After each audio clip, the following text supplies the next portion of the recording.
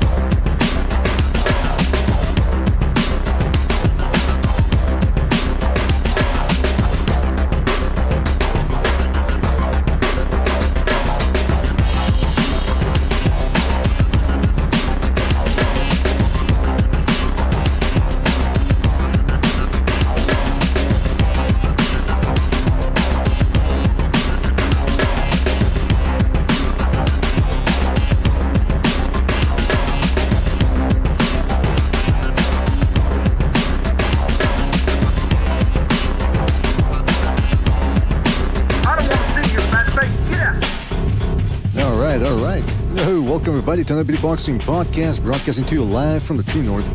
This is your good friend, Mr. BDA, and I'm glad that everybody could be on board for this one. Fellas, in this episode, we've got a fantastic one for you because we had a tremendous card last night. A lot of surprises, a lot of up and downs, a lot of unexpected outcomes, some very expected, others somewhat unexpected, but all highly entertaining at the end of the day. So we're going to be talking about all of that plus more. We're going to be opening up the phone lines near the end of the hour, so stay tuned for that.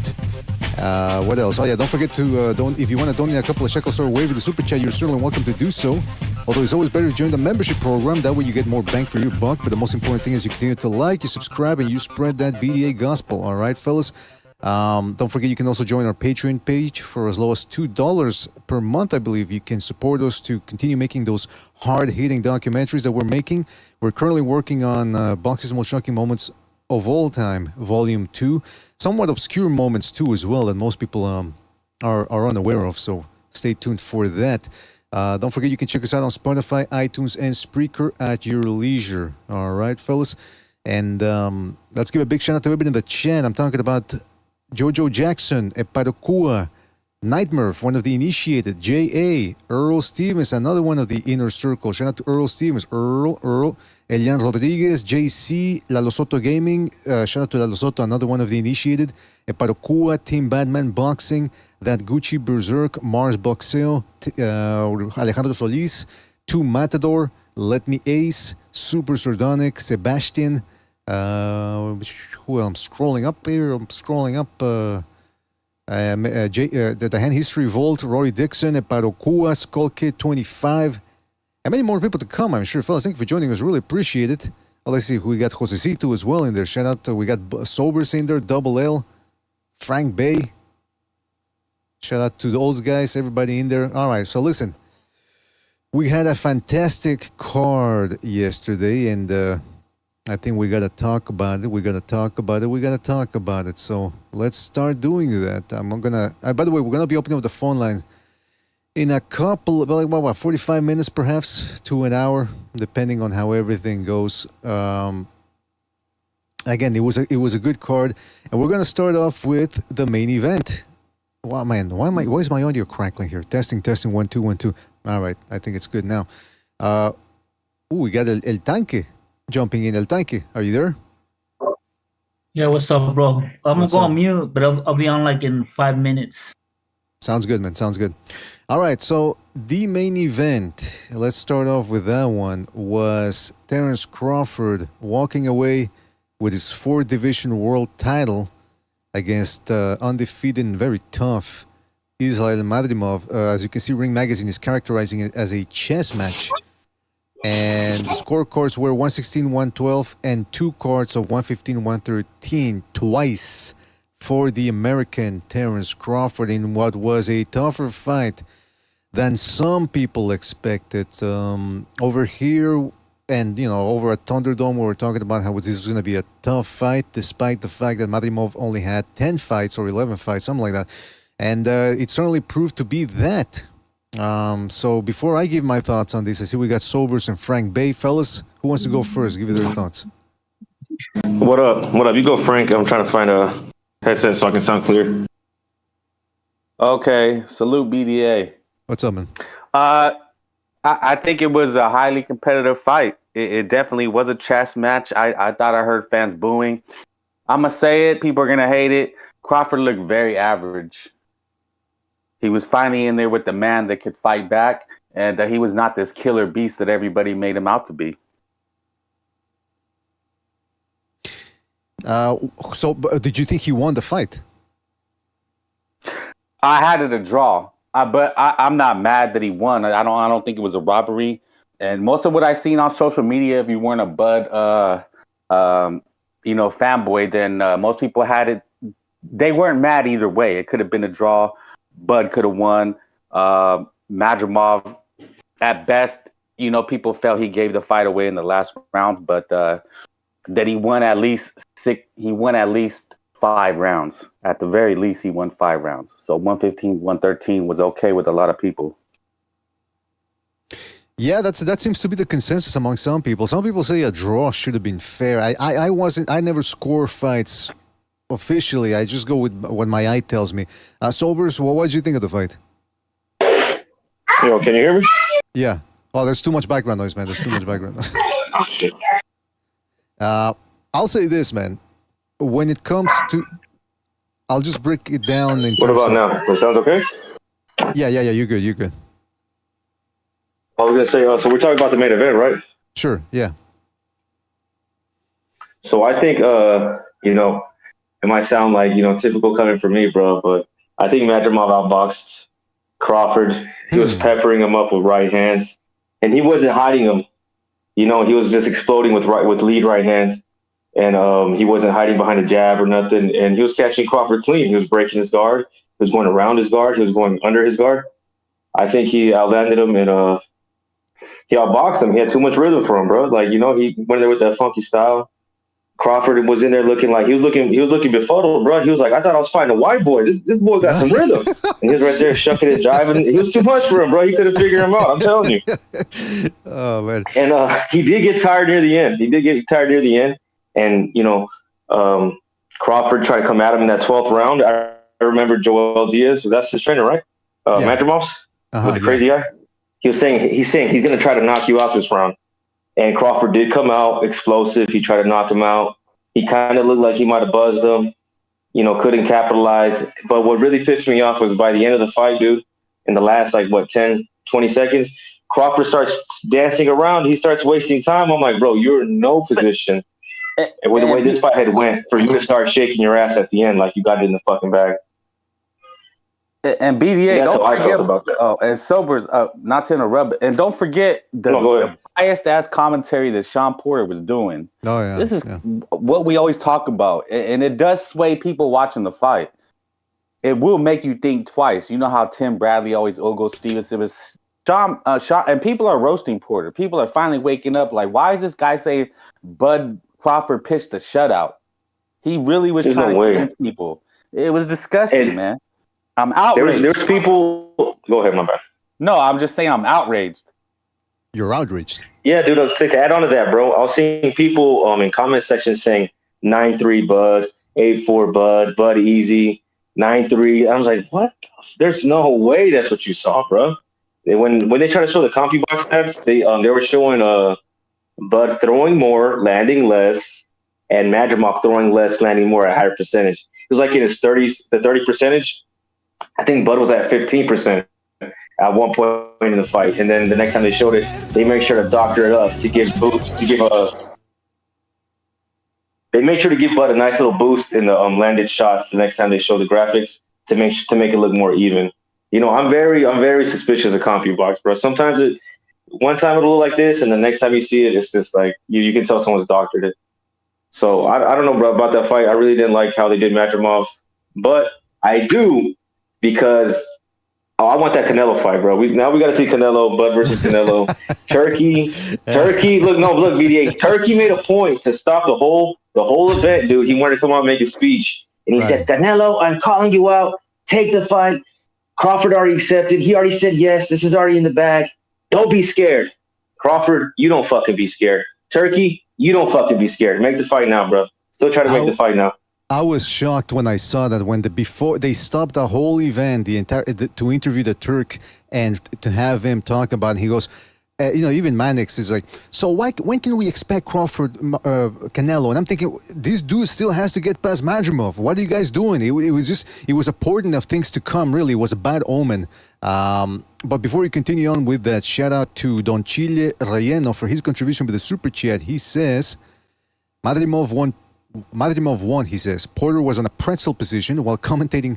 He forgot what round Madrimov landed 3 consecutive straight rights and not a single word. Yeah, there was a point. I'm going to touch on that later on, but there was a point where Madrimov landed 3 straight right hands, and people still have the goal to tell me that I'm wrong when I say Crawford's weakest point is his defense. I mean, I got to tell you. Shout out to JC for his contribution with the super chat. He says, Bud had Porter on all fours last night as the night before.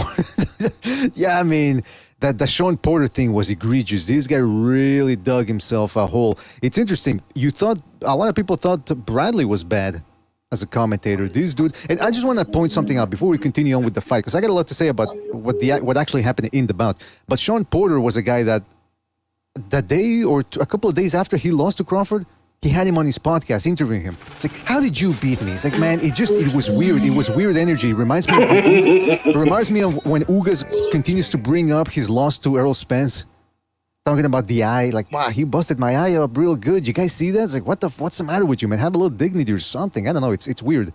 It's one thing to be a good loser. It's another thing to be a gracious loser. It's another thing to just be a loser. That's what I think. To be a cuck, you know? To be a cuck. Yeah, I mean, hey, well, I'm not going to get into it. But anyway, I want to say this about the fight. It had a nice ebb and flow. I heard some people say that they were disappointed with the main event of such a great card. I thought for what was at stake, considering you had a guy in Crawford who's a top 3 pound-for-pound guy, a guy that's been very overhyped. Not severely, I was going to say that, but he has been overhyped. I mean, he's got a lot of hype behind him, especially after the Spence thing. So I thought that's what made it entertaining to me, that it was a high-stakes affair, even though the action wasn't Corrales-Castillo-like. It was still quite tense in there. You just never knew. You had to say, listen, both guys are bona fide punchers. So I was a little bit on the edge of my seat thinking, okay, who's going to hurt the other guy first? So it was a good fight. The first couple of rounds, Madrimov wasn't doing much. I thought Crawford took 2 out of the first 3 rounds. But Madrimov was catching him with a lot of clean shots in the middle rounds, and then Crawford made an adjustment. He started countering him to the body, because what Madrimov would do is he would throw the right hand and then weave and try to go out by the side. And so Crawford started meeting him with some shots as he tried to get out by the side. And that made Madrimov have to rethink his strategy a little bit. And then he started mixing it up with a lead left hook. So there were adjustments coming from both sides. It was actually quite thrilling to watch that going on. One thing that we were talking about before, and I mentioned this on Thunderdome stream too, we were talking about that, was that what happens when Crawford, the guy who's been out the ring for a year, the guy who's close to being 37 in about a month, what happens if he tries to turn on the afterburners the same way he's done in his past fights, and all of a sudden it doesn't work out? All of a sudden he realizes, like most old fighters or older fighters, I don't have the same gas in the tank that I thought I did when I was in my 30s. And that's what happened, early 30s, and that's what happened. You could tell he was tired, and like Sober said, he started running in the last 20 seconds of the fight. He actually had to take a deep breath in there. This is a point that I've made before, that I've never seen Crawford tired in a fight Even because most of his fights end by knockout, the last 11. But even then, some fights have gone the distance or long rounds, like against Porter, for example, and he never looked winded. This one, he looked winded, and Madrimov was making him work, throwing him different steps with the feints, landing that right hand, and then mixing it up with the left hook. It was a tough fight for Crawford, and I don't know if some people are saying that Madrimov won. I got the feeling that Crawford did enough to edge it, but it was a very, very close fight. And fellas, this is the thing we got to touch on right off the bat here. Crawford, for a long time, I've tried to say it different ways, but people still get angry for some reason, that for a guy who's in the top 3 pound for pound, his defense is very leaky. And I think yesterday made me explain it, gave me something that I can use to explain it in a different way. Crawford's defense are his feet and his counter punches, his offense. Meaning, with his offense, he makes guys reluctant to throw shots. That's what happened with Madrimov. Madrimov wasn't getting on the inside. He could have gotten in the inside. He's done it before against other fighters to land body shots. He wasn't doing it against Crawford. Why? Because Crawford's offense is his defense. And like I said, his legs are his defense too. What he doesn't have is good head movement. His guard is his last line of defense. If you get through against him, then he'll put his earmuffs up. But other than that, he doesn't move the head. Otherwise, how else do you explain him getting hit 3 times in a row with the right hand? He never stopped the right hand. Well, actually, he did stop it for a little while in the later rounds, and then Madrimov started landing it again. Guys, how come a guy like Terence Crawford can't take away a right hand? PDA. Yes. How come we never got a replay of the Bud knockdown? That wasn't a knockdown. That wasn't a knockdown. That was a trip, man. But yeah, your question. But I get you. It's they should have replayed it just to show that. Well, I don't know. Actually, didn't they replay it? I thought they did. No, they didn't give us one. Okay, well, I'll take your word for it, man. But yeah, that was my thing that I wanted to say about Crawford is his defense is his offense. That's why he gets hit more than other dudes. And you know what? Listen, Inoue too was getting hit a lot against Tapales. But then again, he's at his 4th, 5th weight class, and what Inoue does is he stops his opponents afterwards. He had one bad round against Neri, he stopped him. He stopped what's his name, Tapales. Crawford stepped in there against a guy. And by the way, can we finally put this thing to rest of Crawford being the smaller guy? Like he's somebody posted on Sobers' Discord the official commission weigh-ins of Fight Night. When Crawford was at lightweight, he was weighing 156, 152, something like that. And that's why, I don't know if you guys remember, there was an HBO 24 hours, they used to do these little segments, HBO 24 hours, where they showed you the 24 hours leading to the fight. Crawford versus, I forget which lightweight it was. He looked emaciated in that fight. They had to lift him out of the bathtub when he was trying to shed the last couple of pounds. He looked like an Auschwitz victim. So yeah, this dude has always been a natural welterweight. He's a natural junior middleweight at this point, and he looked just as big as maybe Madrimov looked a little bit bigger than him, upper body wise. But Crawford looked very comfortable at that weight. He had big traps, a thick torso. Believe me, there was no size disadvantage going in there. He's always been a big dude. So I'm shocked that he could make 140 and 147 for all these years. I see we got Jimmy jumping in here. Jimmy. Yes, sir. What up, man? What's up? What were your thoughts on the main event last night?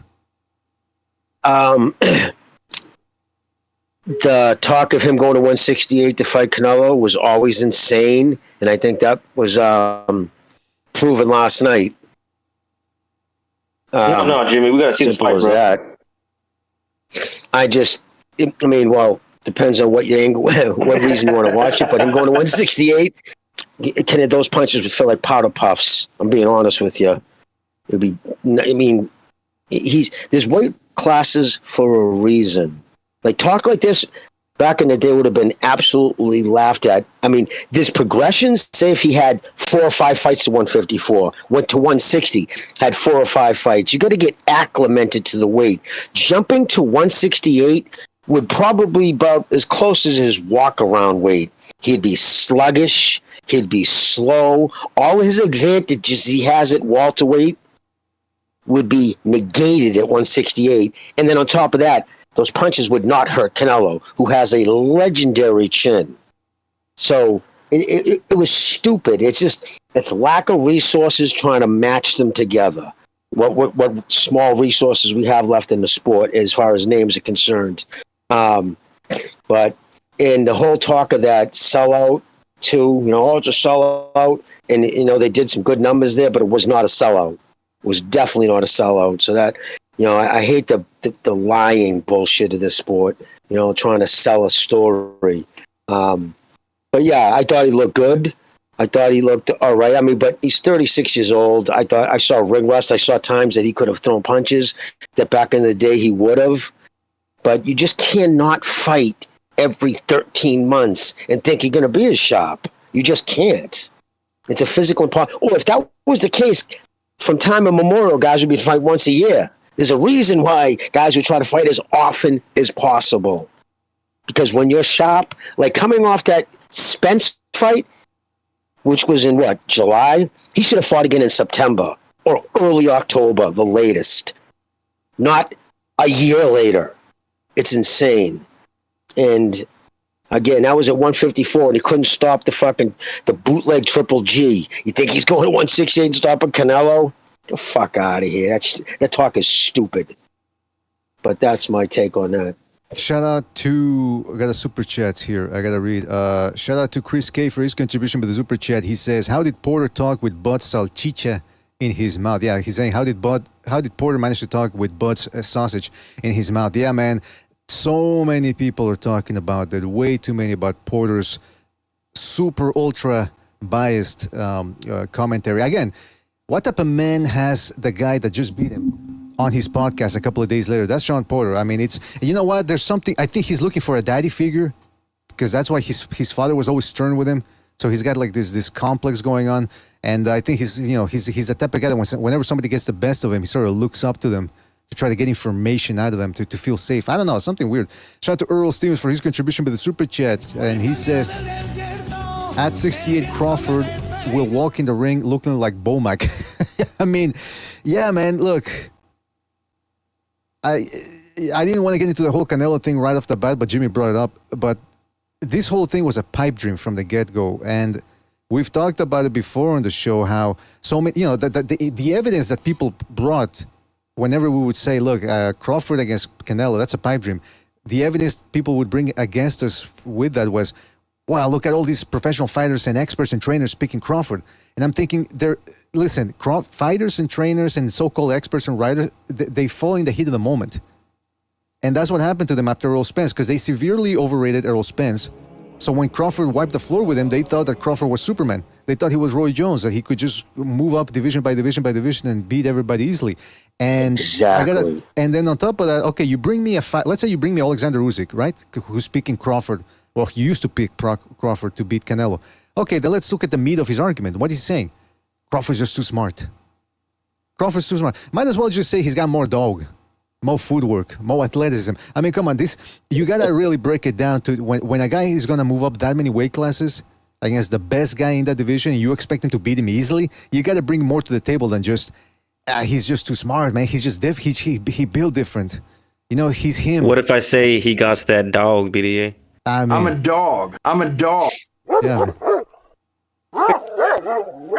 I'm moving different. I'm moving different. That's what people like to say, man. This shit ain't nothing to me, man. I mean, I gotta tell you. So yeah, it was. And listen. Here's. If you guys don't believe us, look at Crawford's. Listen to Crawford as when they asked him about Canelo, right after the fight. You didn't want to talk at all about Canelo Alvarez coming into this fight because you were focused on Israel Madrimov. Now that fight is over, this fight is over. Is Canelo Alvarez the fight you want next? Well, you know what I say. If the money's right, we got to fight. If the money's right, why wouldn't the money be right? They're going to pay you a lot. All of a sudden, you have to be offered enough money to take the fight. You know what I mean? That was my favorite part of the night, BDA. That whole little interview, when he asked him how much the Canelo fight meant to him and what it means to his career, he was kind of like, not that much, He was backpedaling real hard, bro. I loved it. But at the same time, everybody jumped off that train. I think everybody jumped off the Bud train. That's what it's looking like as far as this Canelo fight goes. And like I was saying, bro, Turkey's looking like a casual more and more, bro.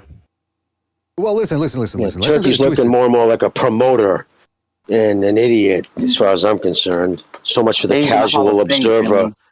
He's a Hall of Famer, Jimmy. We can't disrespect him. Oh yeah, he's a champion now, Jimmy. You didn't see him the WC game of belt last night. Jesus Christ! It's just, let's not get it twisted. Let's not get it twisted. Yep. Crawford is a very good fighter, but we're just focusing on the fact that people were saying he beats Canelo. And, some of us were trying to really be the voice of reason here, saying, come on, man, let's hold your horses here. You're overrating the Errol Spence win. Errol Spence was never that guy. And, they just didn't want to hear it, man. That's what's crazy, BDA, is not that we're saying is these experts, these pundits, all these fighters were saying he, like you say, he's different. They're thinking he's Mayweather and he's going to go beat Canelo.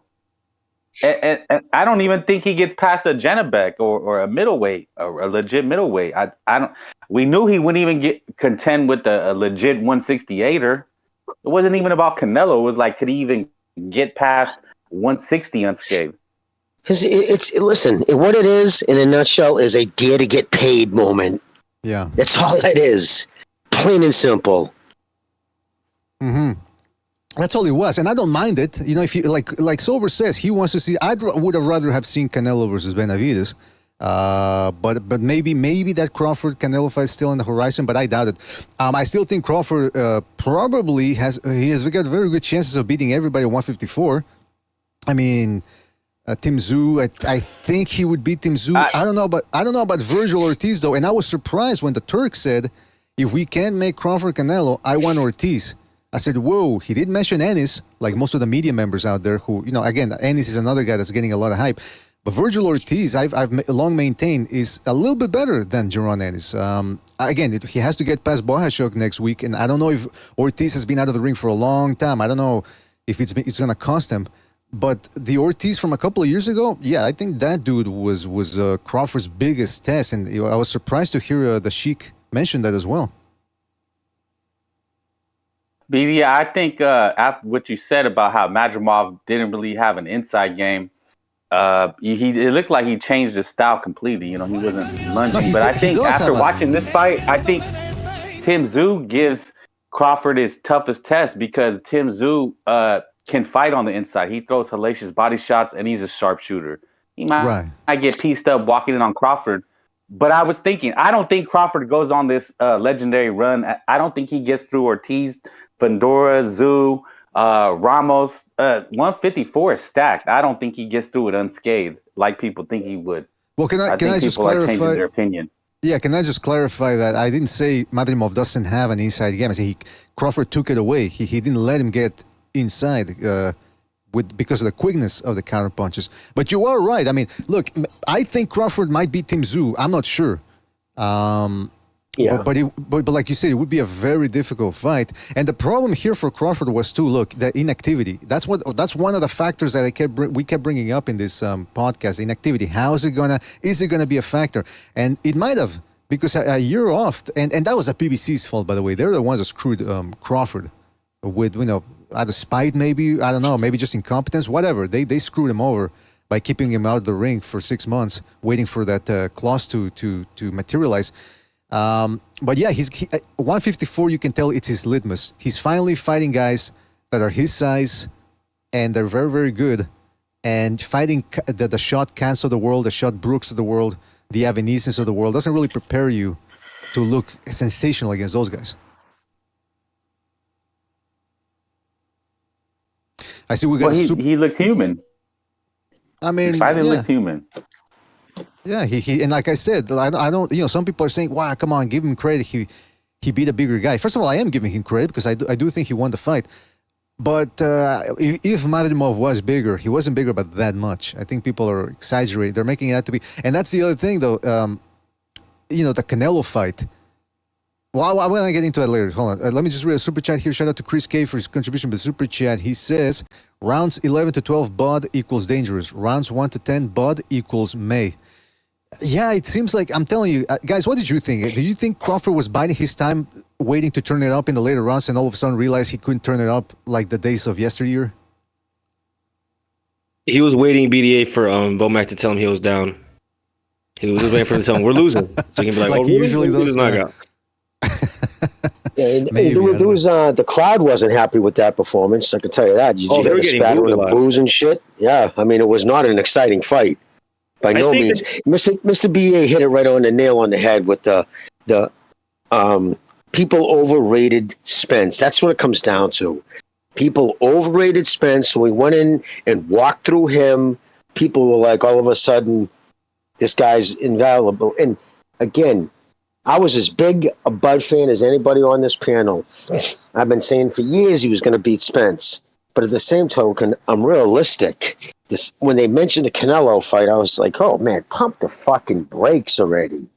Canelo, what are you guys, half retarded? He's not going to go up to 168 and beat Canelo. He's just not. His punches would have no effect on Canelo. None. Well, that's the other thing I wanted to bring up is that I was looking at some of the comments around Twitter and social media and other websites and all that, and some people were saying, some Canelo fans were gloating and saying, you thought he would beat, you thought Crawford would beat Canelo, and some people were saying, yeah, but you gotta consider that Madrimov is a different fighter from Canelo, which is, yeah, it's fair enough. They are different fighters. However, some people were saying Madrimov is more athletic than Canelo. He's more herky-jerky. And I'm thinking, well, hold on a second. The book on Canelo by some of his detractors is that, he's got no head movement, which is insane because there's literally videos out there, compilations, vignettes, montages of him moving the head. That's what he's famous for, the head movement. So his defense is elite. Number two, he's stronger than Madrimov, so he's not going to have to do as much jittery in and out movement as Madrimov. He has the advantage because of his defense, his iron chin, tungsten chin, dare I say, and solid defense and size. He's going to have the advantage of moving in on the inside against Crawford, whereas Madrimov was reluctant to land body shots. Canelo will not have, I suspect, he won't have that same predicament or trepidation. He will hit him on the arms. And you saw what happened against Charlo. Charlo was moving around well. He was doing what he was supposed to. He was trying to run Canelo into something big.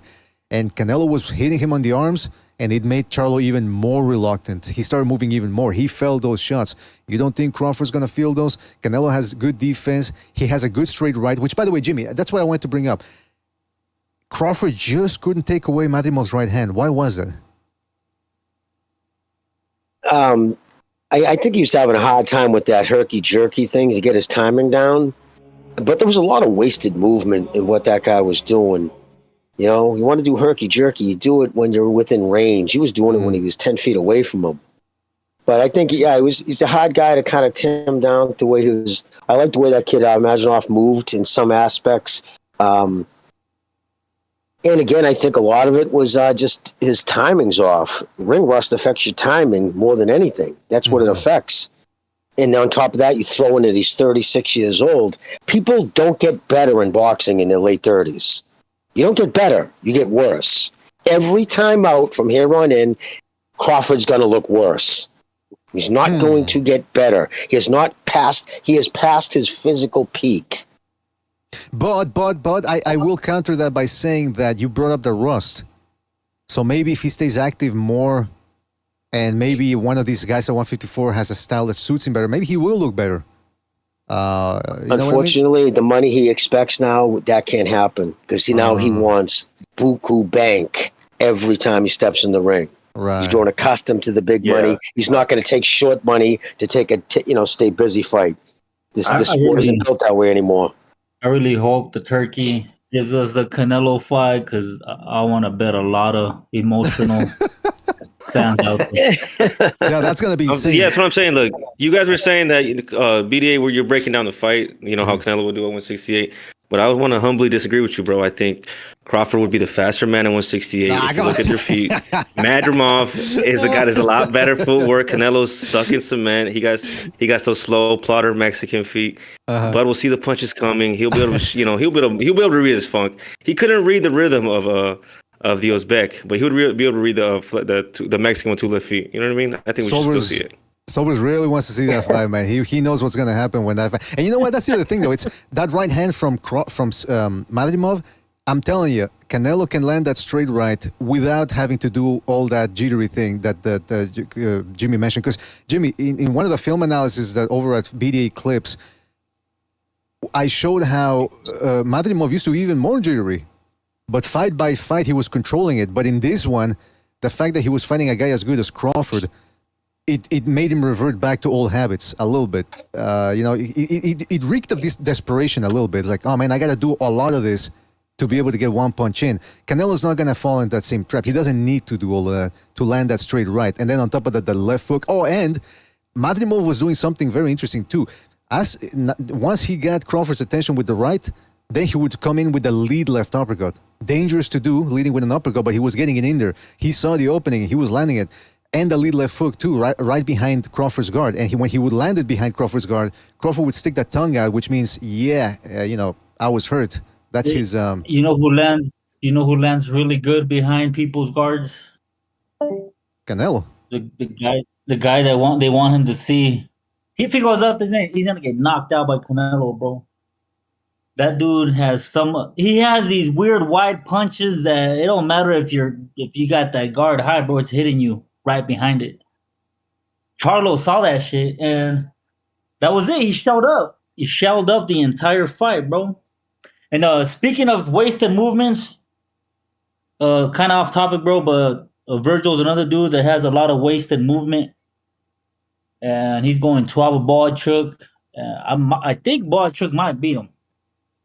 Well, we'll see, man. We'll see. That we're going to talk about that later on. Man, y'all hating. Y'all hating? Yeah. Yeah, but listen. Crawford, y'all hating on Crawford, but that's the other thing. I can't stress this enough. The Crawford fought a guy that was about his size this time. Again, when he was at lightweight, he was weighing in 150-something on fight night. I mean, this dude is a big guy. There was no size discrepancy here that I saw. Maybe somebody can pinpoint it to me, but I certainly didn't see it. Let's go to the super. Don't forget to hit the like, fellas. Hit the like, hit the like, hit the like, hit the like. Really helps us out. Shout out to Raider Reaper for his contribution by the super chat. He says, barely beat Double G. No chance versus King Nello. Double G, that's what they're calling him. He's 1 G short of being as good as Triple G. Shout out to Raider Reaper for his contribution with the super chat. And shout out to London Music and Grime, who says off topic, but I think Crawford looks very sharp for somebody nearing 37 years old and a year of inactivity. That being said, it was a close fight. Yeah, I agree with London. I think we said that in the beginning too, that despite the fact that he's nearing that age, he's a little bit like Bernard Hopkins, who at 36, 37 was still very, very... He still had a lot of physical talent, but you could see that when he tried to turn it on later in the fight, Madrimov was tired. He had Madrimov tired. He tired him out, but he just couldn't pull the trigger in that last round. And in fact, in the last 20 seconds, he's the one that was on the defensive because Madrimov dug deep and said, okay, I'm tired. I'm still... That's the other thing, guys. Crawford, he took some big shots. Surprised he took him from a big puncher like Madrimov. I think at this weight, he's certainly stronger too now that he doesn't have to cut to make 147. That's Crawford, that is. And he took those big shots. But did you see his chin up in the air when he's exchanging? That's something that I've been trying to tell people for a long time. And people just tell me, BDA, you're crazy. You're a hater. I mean, come on. Stay away from Canelo, man. That's all I'm saying. It's not worth it. No, you run into the fire, BDA. He's a fireman. We are firemen. So we run into the fire. I'm going to kick you off the panel, man. Canelo is a redhead, so literally he is the fire. That's right. Yeah, that's a good point. Now, I wanted to bring this up here because, and again, I'm not accusing Crawford of any ill intent or being a mastermind of shadow play and dirty tricks, but the glove issue came up again. In his last 3 fights, 2 out of his last 3 fights, he's having malfunctions with the gloves. Again, I don't know what that means. I'm not saying Crawford's behind it. I'm not saying anyone in his team is behind it, but it's highly suspect. Let me just break down the situation here via some tweets. Apparently, Mike Coppinger, right before the fight, tweeted out that... Jimmy, could you please mute, man? There's a lot of background noise there. Apparently, Coppinger said that Crawford's team had an issue with the gloves that Madrimov was going to wear. I think they wanted Madrimov to switch gloves. The commission said no, he can wear whatever he wants. So Crawford decided to wear grand gloves as well. Apparently, as he was warming up, the gloves burst at the seams. Okay, so now here's a tweet from Lance Pogmeyer, who goes a little bit more in depth, and he says, now these I don't know why they chose this picture, because this is clearly from the Evanesian fight, so ignore that. But this is what Lance Pogmeyer said. He said, From the California State Athletic Commission, Crawford initially objected to Madrimov's grind gloves. After an informal proceeding, we approved the grind gloves, and Crawford decided to wear grinds. We did a glove selection, and then Crawford chose, and the gloves split within 2 minutes. So we had to do another pair. Here's another tweet from Progmeyer continuing on with that. And apparently this is a picture. They're saying that he says, here's the glove of Terence Crawford that split. Looks a lot like the same grainy texture from the Everlast gloves that he wore, or his own gloves that he wore for the Evanesian fight that also split. Very, very similar texture. Grainy, so it looks old. I mean, I don't know what to make of these guys. Well, what do you think? It looks like someone tried to mess with the sides and pull something out or slip something in, and maybe try to reseal it, and it just didn't work. I think best boxing gloves in history, or when they were kangaroo hide, because it stays moist the longest. They don't dry out. These cowhide gloves dry out. If they're made and they're 2 years old, sitting around, they dry rot. They break easier.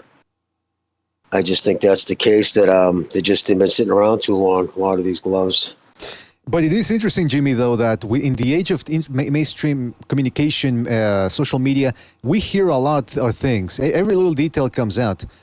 When's the last time you heard a guy in his last 2 fights, or in 2 of his last 3 fights, his gloves burst? Can you recall that, Jimmy? Not at that level. Jimmy? No, I can't. I don't remember. No, I don't remember last time somebody's gloves burst like this. He seems to have a lot of this situation going on. Right, because you made a good point about the gloves and all that, and if that was happening to other people, your point would stand, but it's only happening to Crawford in his last 3 fights. That we know of, that they're showing us. It could be happening to more guys. They just haven't talked about it. You know what I mean? Should we go into like how do I say it? Should we gather up the soldiers and do what Wilder did when Fury had the same issue with his gloves? Well, you know what? Should we get up in arms and call it cheating? Glovegate? We've already seen what happens when the shoe's on the other foot. They extrapolate from. You can't extrapolate too much from this. I mean, I'm not going to say Crawford was cheating because I don't know. All I'm saying is the gloves. That doesn't mean Crawford did it. Could have been somebody from his team, or it couldn't have been somebody from his team. It could have been, maybe it's coincidence, right? Although I don't believe in coincidences. But it's still very, very strange that in his last 2 of his last 3 fights, same problem with the gloves. Yeah, at this level of fight, that's the other thing, right? And because Madrimov was clearly a B-side, so he doesn't have much say. I mean, Crawford's trying to play. We've seen this before, where they make guys, they play the whole mind game with rewrapping wraps, making them do it 3-4 times, changing the gloves. So for this to happen to Crawford again, it's not a coincidence. That's my take. Some of his fans will say that it's because Crawford's hands are too big. I mean, is that what it is? His hands are so fast, it kind of splits the gloves. That's my theory. I heard somebody say that if you look at when Crawford, people were saying that his gloves were loaded against Spence, a lot of the Spence people. But if you look at Spence's face just from simple jabs, I mean, his face looks similar to how Cotto looked against Margarito. Come on. But Margarito didn't have loaded. But Margarito didn't, again. It's fair. Look at. Margarito didn't have loaded gloves. That's a whole myth that people keep repeating without actually looking into it. But,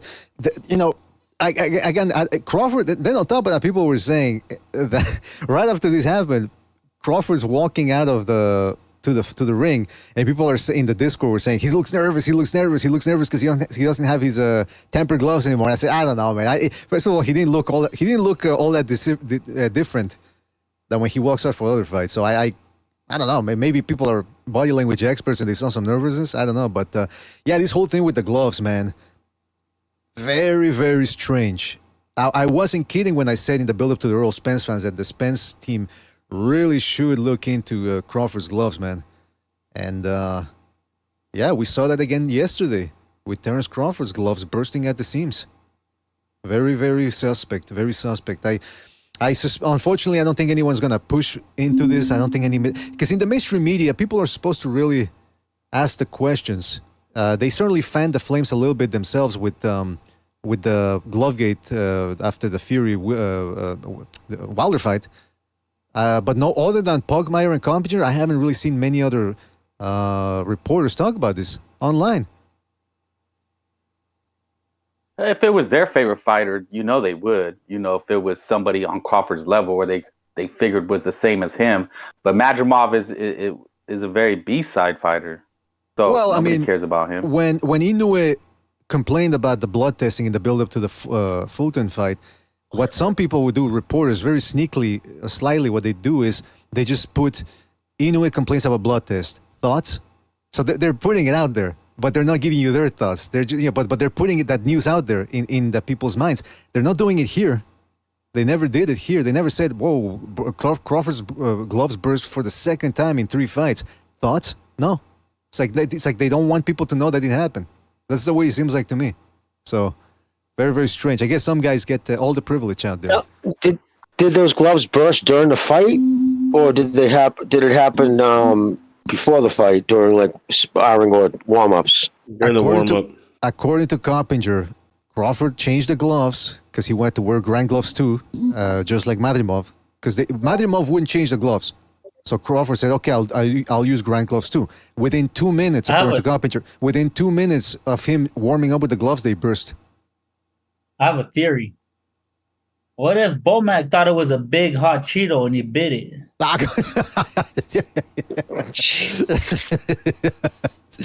Oh, man. Yeah, Bomac walking around with a cane. That dude is... he's looking bad health-wise. He needs a cane. He was walking around with a cane, and he wasn't a stylistic thing like Big Daddy Kane. No, he's obese now, man. I mean, somebody should really do an intervention, get him to lose weight, man. By the way, I sympathize with Crawford's gloves bursting because my shoes burst all the time. I have humongous feet, and people think that I'm breaking them. People think that I'm bursting them to make it seem like I have big feet. No, I just have very big feet. I'm well endowed with the feet and with other things as well. But anyway, listen, fellas, don't forget to hit the like. It really helps us out. We're gonna be opening up the phone line soon. Cankles, you got Cankles BDA. No, I don't. No, I don't have Cankles. Did anybody see that clip of that Olympic jumper? The high jumper. Oh, the guy who jumps on social media. Yeah, he jumps like he moves to the side as he's jumping up or something. No, the guy he just it's on Twitter because you were talking about being big feet and this and that, but the guy lost the high jumping. He tried to jump over the pole and he lost because of. You'll see, it's hilarious. Okay, I'll watch it. That shit's mad gay. I don't know if I want to play know, it, BDA. You'll give the man you try to land on the pole or what? Yeah, Frank goes, you see it, you'll know what I'm talking about. It's very gay. Play it, BDA, play it. It's like, no, man, what are you talking about? No, sorry, no, not going to happen. Not on this show. It's a Sunday show on top of that. The last 2 shows have been very filthy, and I blame you guys for it, so we're going to keep it nice and Christian today. You're the instigator. You're the main instigator. Oh, okay, yeah. Anything else you want to say about the Crawford Madrimov thing before we move on to some of the other fights? Well, at least the Canelo talk. By him fighting, Canelo's dead. It's dead in the water. Sorry, sobers. I want to see him head get knocked off in the 3rd row too. But I think everybody has jumped off that train, and it just goes to show that you can't hype these guys too much. We can't get infatuated with the O or keeping these guys on their perch. The silence is all from sobers. He's been stumped. I was gonna say, no, don't try to take away. Bro, we got to see what the real pound for pound is, okay? Bud might giving up. Canelo might say it's stupid. The turkey, the man with the money says this guy's the guy. So if he funds it, they both said it. If the money's right, let's make the fight. So we gonna see. Hey, speaking of turkey's like a robot in the ring, bro. Yeah, did you guys see he gave himself an award? The balls on this guy. Yeah, they presented him an award too. Yeah, the balls on this Boxing's most valuable player or something. How about the guys in the ring that were getting the cars and they acted like they didn't even know where they were at? That was crazy. Yeah, I feel like he brought those guys. Those guys with him from Saudi Arabia, dude.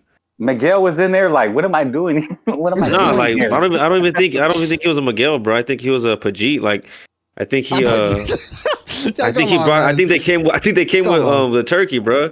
And like, and they cut up they cut up the award at backstage. He didn't get shit. You know. You're gonna say Arab plus car does not equal good. There you go. Yeah, well, yeah, and Pajit is that's a derogatory statement about Indians. This guy's a Saudi, so he's I don't want to use a derogatory statement about Saudis. All right. There you go. See, if you use a derogatory term, because you know what that is. If you use a derogatory term about a guy, but it doesn't fit, then it's not derogatory anymore because it doesn't refer to his race. So Sobers is right. He found a loophole for that one. Here you go. Actually, that's a good point. But Jimmy, you mentioned the fact that it wasn't sold out. I think that also they slashed the prices at the last minute, so that's why it did seem more. That's why it filled up more than it would have had they kept the same prices. And then on top of that, did you catch that on the zone in the beginning?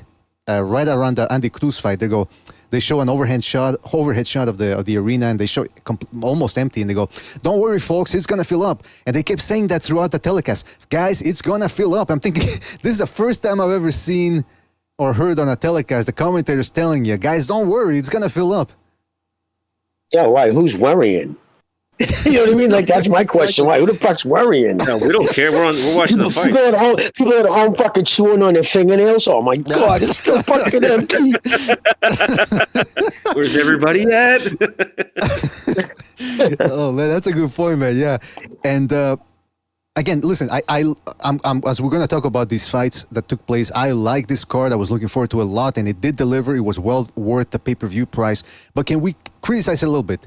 First of all, Jimmy, Eminem. That shit was trash. Made me want to fucking throw up in my mouth.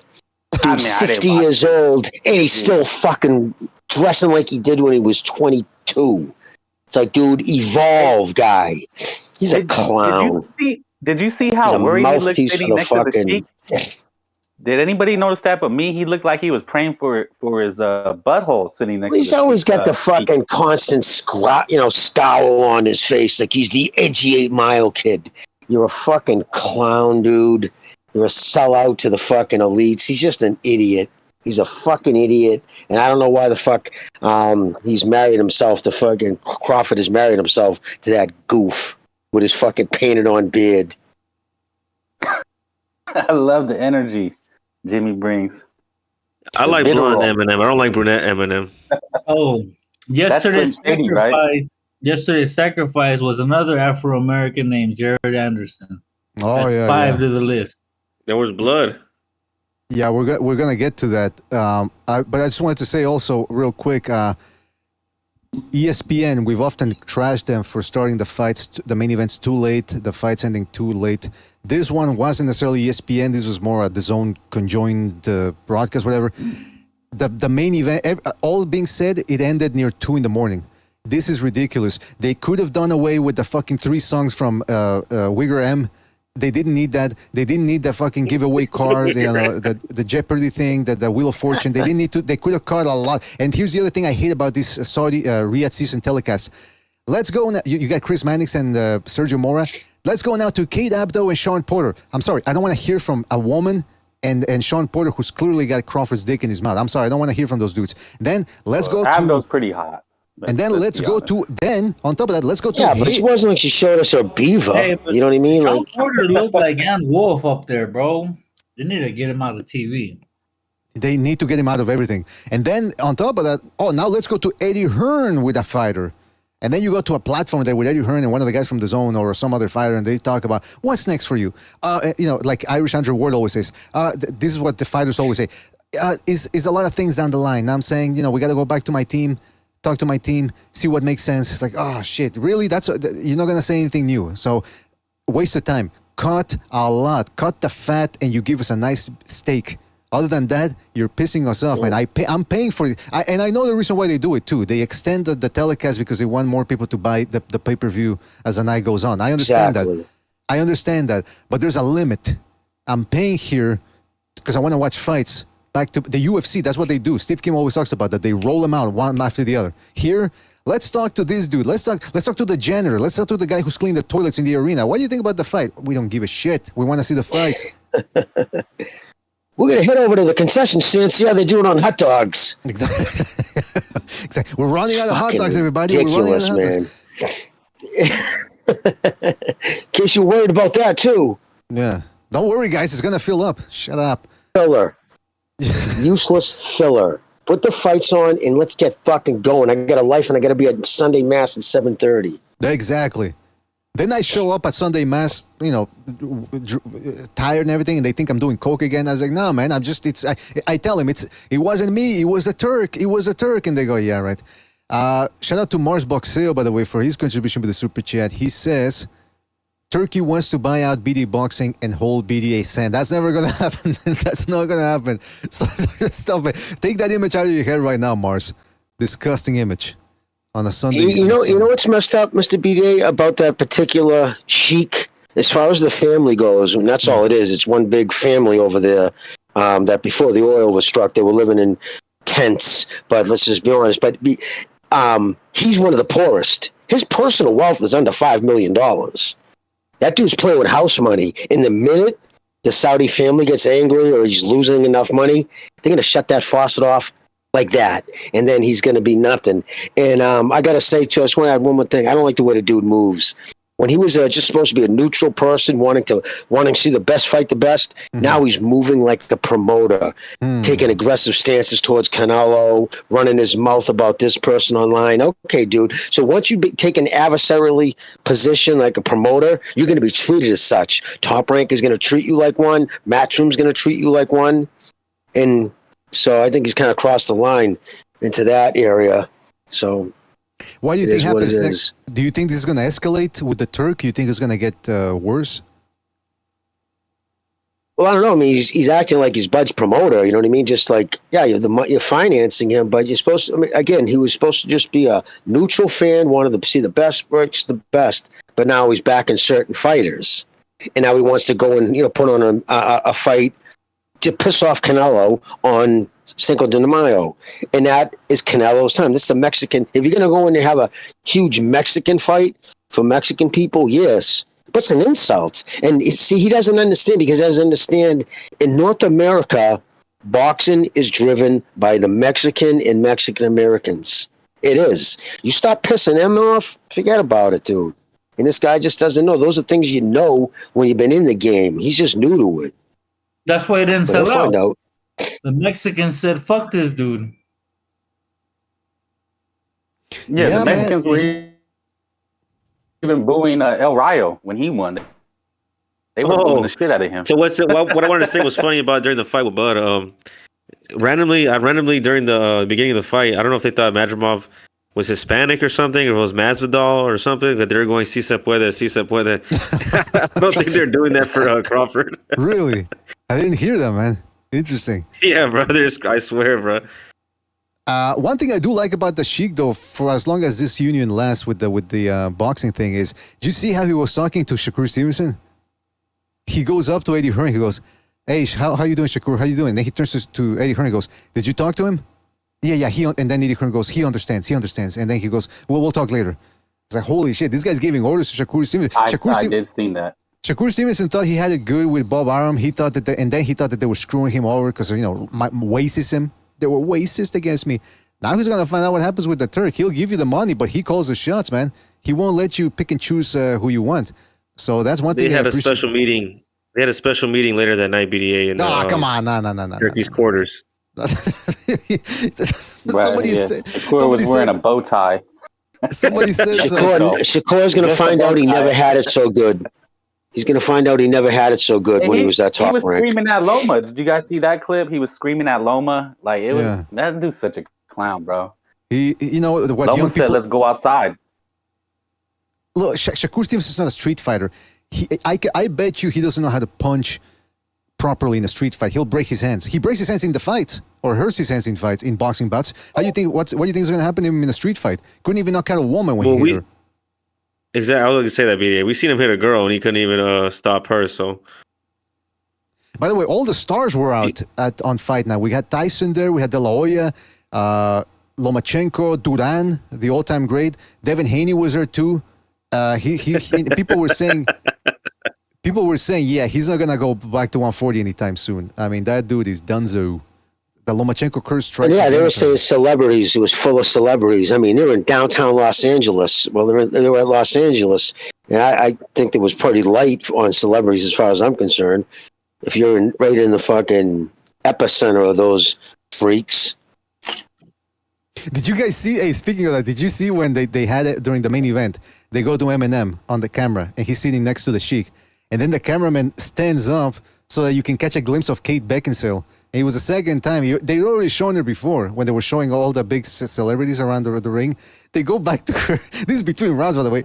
And the cameraman just stays there and nobody says anything. The commentators just stay silent and they just have a shot for 30 seconds of Kate Beckinsale looking nervous and uncomfortable with the camera that goes, what was that about? Face full of collagen. Nah, she still looks good, though. She still looks good, yeah, man. she does, but she's got a lot of fucking shots in her face. Yeah, that's true. Yeah, it's like Terrence Crawford. It's no longer what we had 5 years ago. That's for sure. What else? Okay, so let's talk about some of the other fights, fellas. The one that I was looking forward to, I wasn't looking forward to Isa Cruz Rayo that much as I was Bakole Jared Anderson. I wanted to see if Anderson was the real deal, and I already suspected he wasn't. And it was a very difficult fight on paper coming up. And guys, well, what happened? He got beat the fuck up. Yeah, but break it down. Bakole beat him up, and Bakole beat him up with arm punches. He didn't look like he was standing right in front of him. He was just winging arm punches. But when he found his range and he started landing that with that right uppercut, that's when he really started to hurt Anderson. And then, yeah, once he landed the uppercut and he realized he could land it almost at will, that's when the fight started, really going down. And man, the whole fight was bad for actually. This was a whole beatdown. Never mind, dude. Jared Anderson showed he was kind of tough by hanging in there, dude. But he was face down, ass up, thrown out the ring. And shit, so. Come on. Well, I don't like the fact that the ref jumped in when he did. I think he was a premature stoppage, even though he stopped 3 times. Because did you see Jared Anderson's response? Started screaming. He was pissed that he stopped the fight. That's the problem when you jump in to save a fighter when he shouldn't have. Let him go out there. He wants to go in his shield. Let him go out in his fucking shield. Because that's what end up happening. Great point. Great point, Jimmy. I'm right there with you, man. You're preaching to the choir because I've said it before. Look, these guys, if you ask them, really ask them, their most honest answer, yeah, they'd rather go out. They'd rather get laid out. Give me the chance to land one big punch before the other guy takes me out. That's the way these guys think. They're not normal. They're professional boxers. But yeah, there was no way Anderson was winning this fight. Somebody else want to say something about the fight, though? I don't even know if you would say he was exposed. I think I never believed him from the beginning. Exactly. Just never believed in him. Yeah, I think he was exposed against the Prince or the Charles King. Martin. Yeah, against Charles Martin exposed him. Because that Mahar fight, the last one he had was awful. The one before this fight was with the. That dude showed up for a paycheck. That dude had no interest on even fight. And Anderson never turned it up. He never went for the kill. We've heard what he said. He wants to be out the sport by, I don't know, 30, 28. No, 27, bro. He said 27. There's a reason why he wanted to get out at 27, because in his soul, he knew who he was, and he knew he didn't have the fucking chin or the balls to hang at the elite of the heavyweight division. He was going to try to fucking hit and run, make what he couldn't get out, because he knew. And there's a reason why he was such a prick on Twitter, attacking people and being so aggressive, because his confidence was shook. He didn't move like a confident man at all, and it came through last night. And he got beat up by a 38, 39-year-old man. Yeah, shout out Bakole, man. Probably just a tad faster than Joe Joyce. I mean, I could see those punches coming. All arm punches, too. Yeah, I would say Jared Anderson, he made the same mistakes that he's had his whole career. The way they matched them up, it was always against smaller dudes.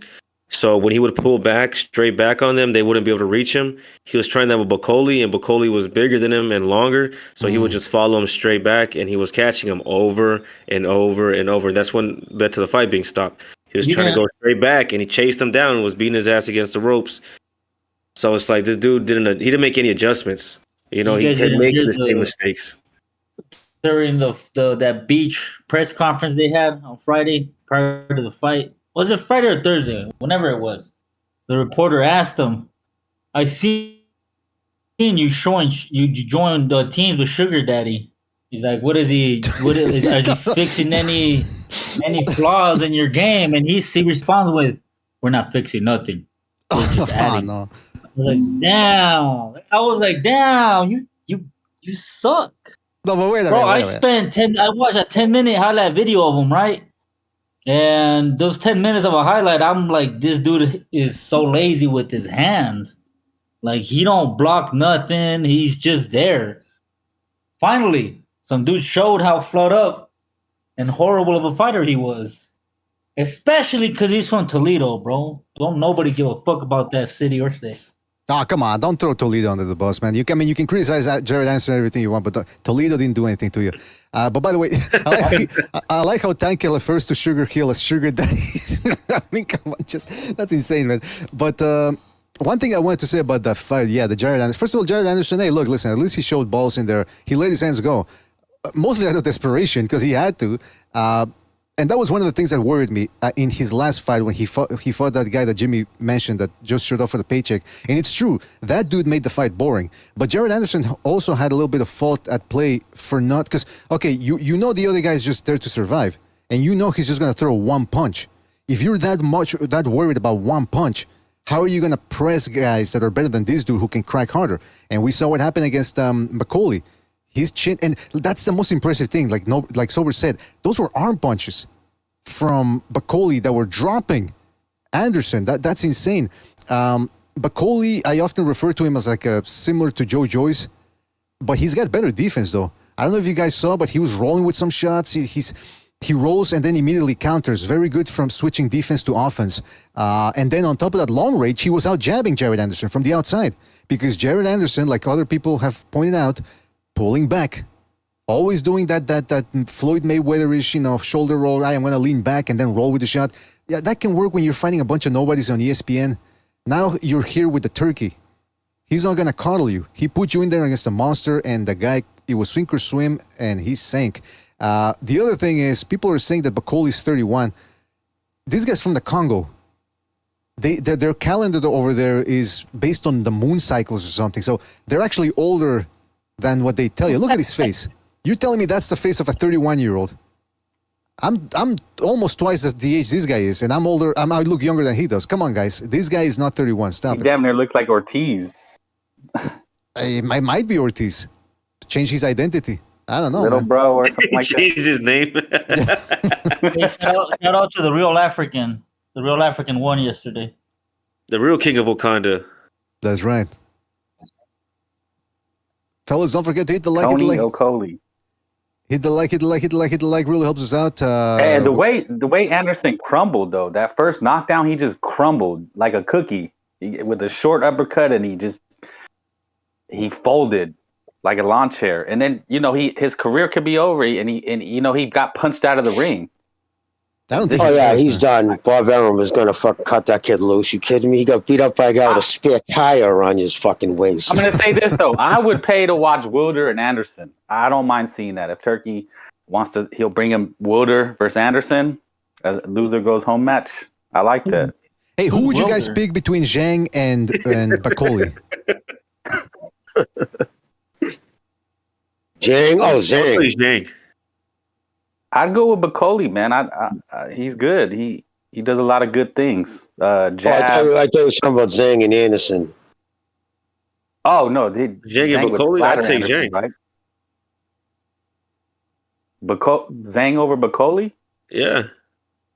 I think Zhang. He just has no gas tank. Bakole was also very hittable. You know what I mean? Because Anderson didn't do great in there, but I was saying. Bakole knocked him out with arm punches. He didn't throw his ass into any of those shots. He didn't use his feet. He was just standing in front of him, and he whooped his ass. That's not going to work with Zhang, bro. And that's the thing, though.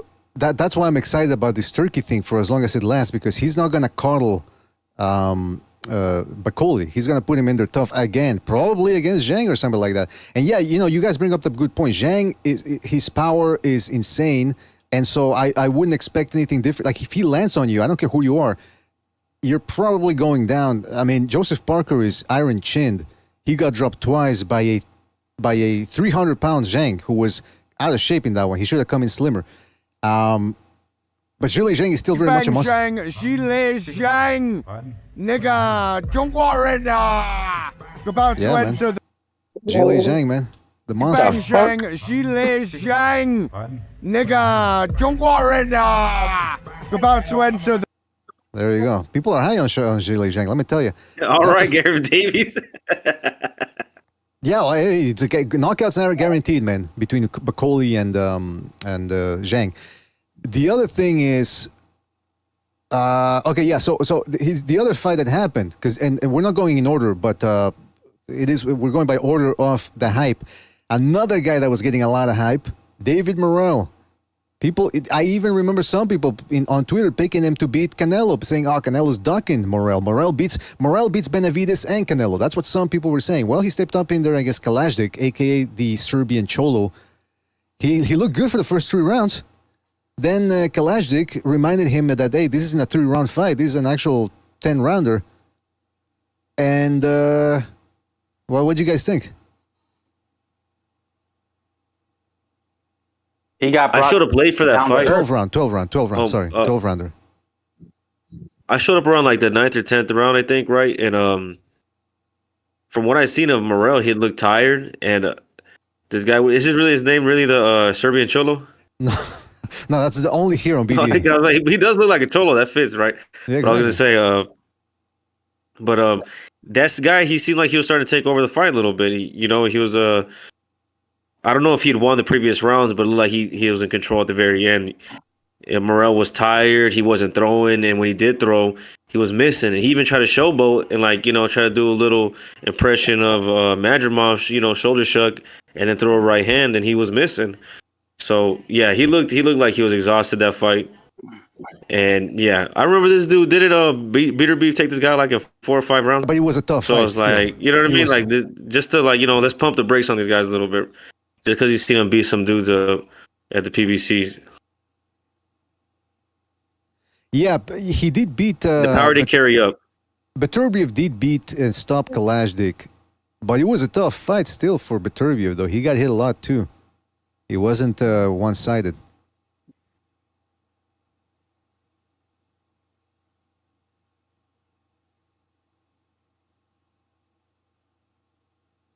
But yeah, I didn't get to catch that fight, the most of it. But from what I've seen, yeah, I can already see it's like Morell's ego looked deflated by the 12th round, Yeah, he was trying to shook and jive and blow kisses in the first 4 rounds. He was really trying to put on a show.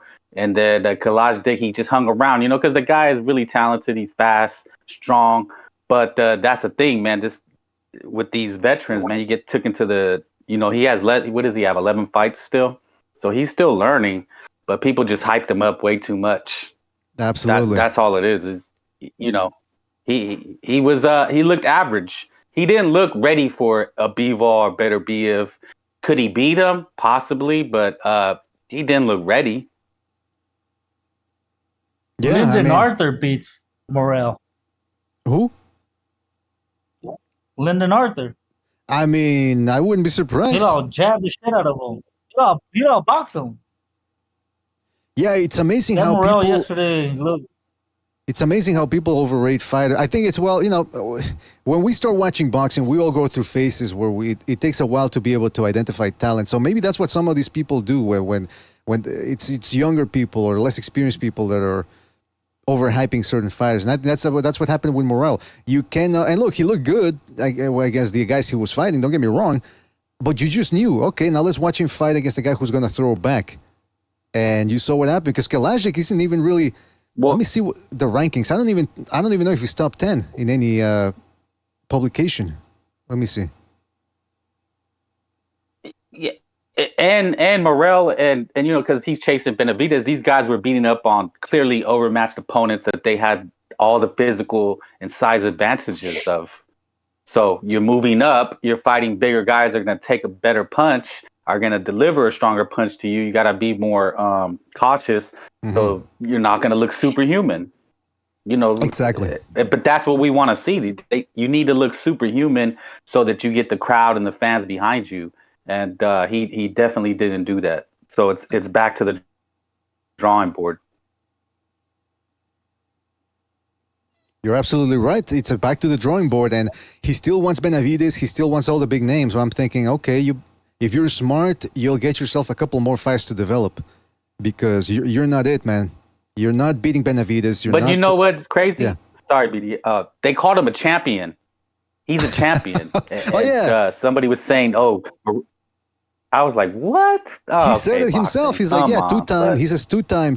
They give him a belt. And I'm thinking, wow, it's like everyone has a belt now. That's why I don't pay attention to these belts, man. Everyone has one now, apparently. I get lost nowadays. Even they gave the Sheikah belt, for Christ's sakes. The better one. He got a fucking belt now. So here's what. Okay, so just if anybody cares about the titles, here's where it stands right now. Morell is the regular WBA champ. Bivol is a super champ because he's super. Beterbiev is the IBF. Beterbiev is also WBO. Bivol also has the IBO. For some reason, this website counts it as that. And then in the WBC, again, you got two champions. What do you think about that, guys? Two champions holding the same belt. Beterbiev and Benavidez is the interim champ. What a joke, man.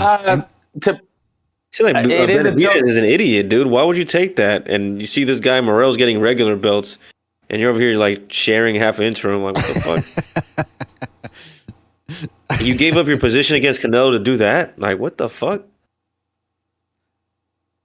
Maybe Samson can't afford the real belts, and all they can get him is, the Timu versions of them. He can't afford a real belt. He doesn't have the funds. Timu belt. Yeah, he doesn't have the funds. No, it's ridiculous. That's why I shudder when people bring up undisputed in the 4-belt era. Oh, he's undisputed. Who cares about? You got 6 guys walking around calling themselves champions per division. So when you say, "Oh, I beat 2 champions," what does that really mean? It's the most illogical thing I've ever heard, and I'm aghast at the fact that people even go along with it. Some of you guys need to wake up out there. So yeah, Morell, definitely the brakes were pumped on that one. That's what I liked about this card, man. It's the Sheik is saying, you know what, fuck it.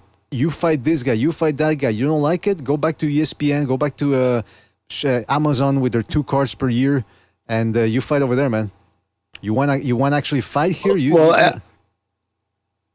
I was going to say, the fact that Bob let Innocent fight on that DAZN card tells you everything about the way Top Rank viewed that kid. Exactly. If he was the man, he would not have been on that card.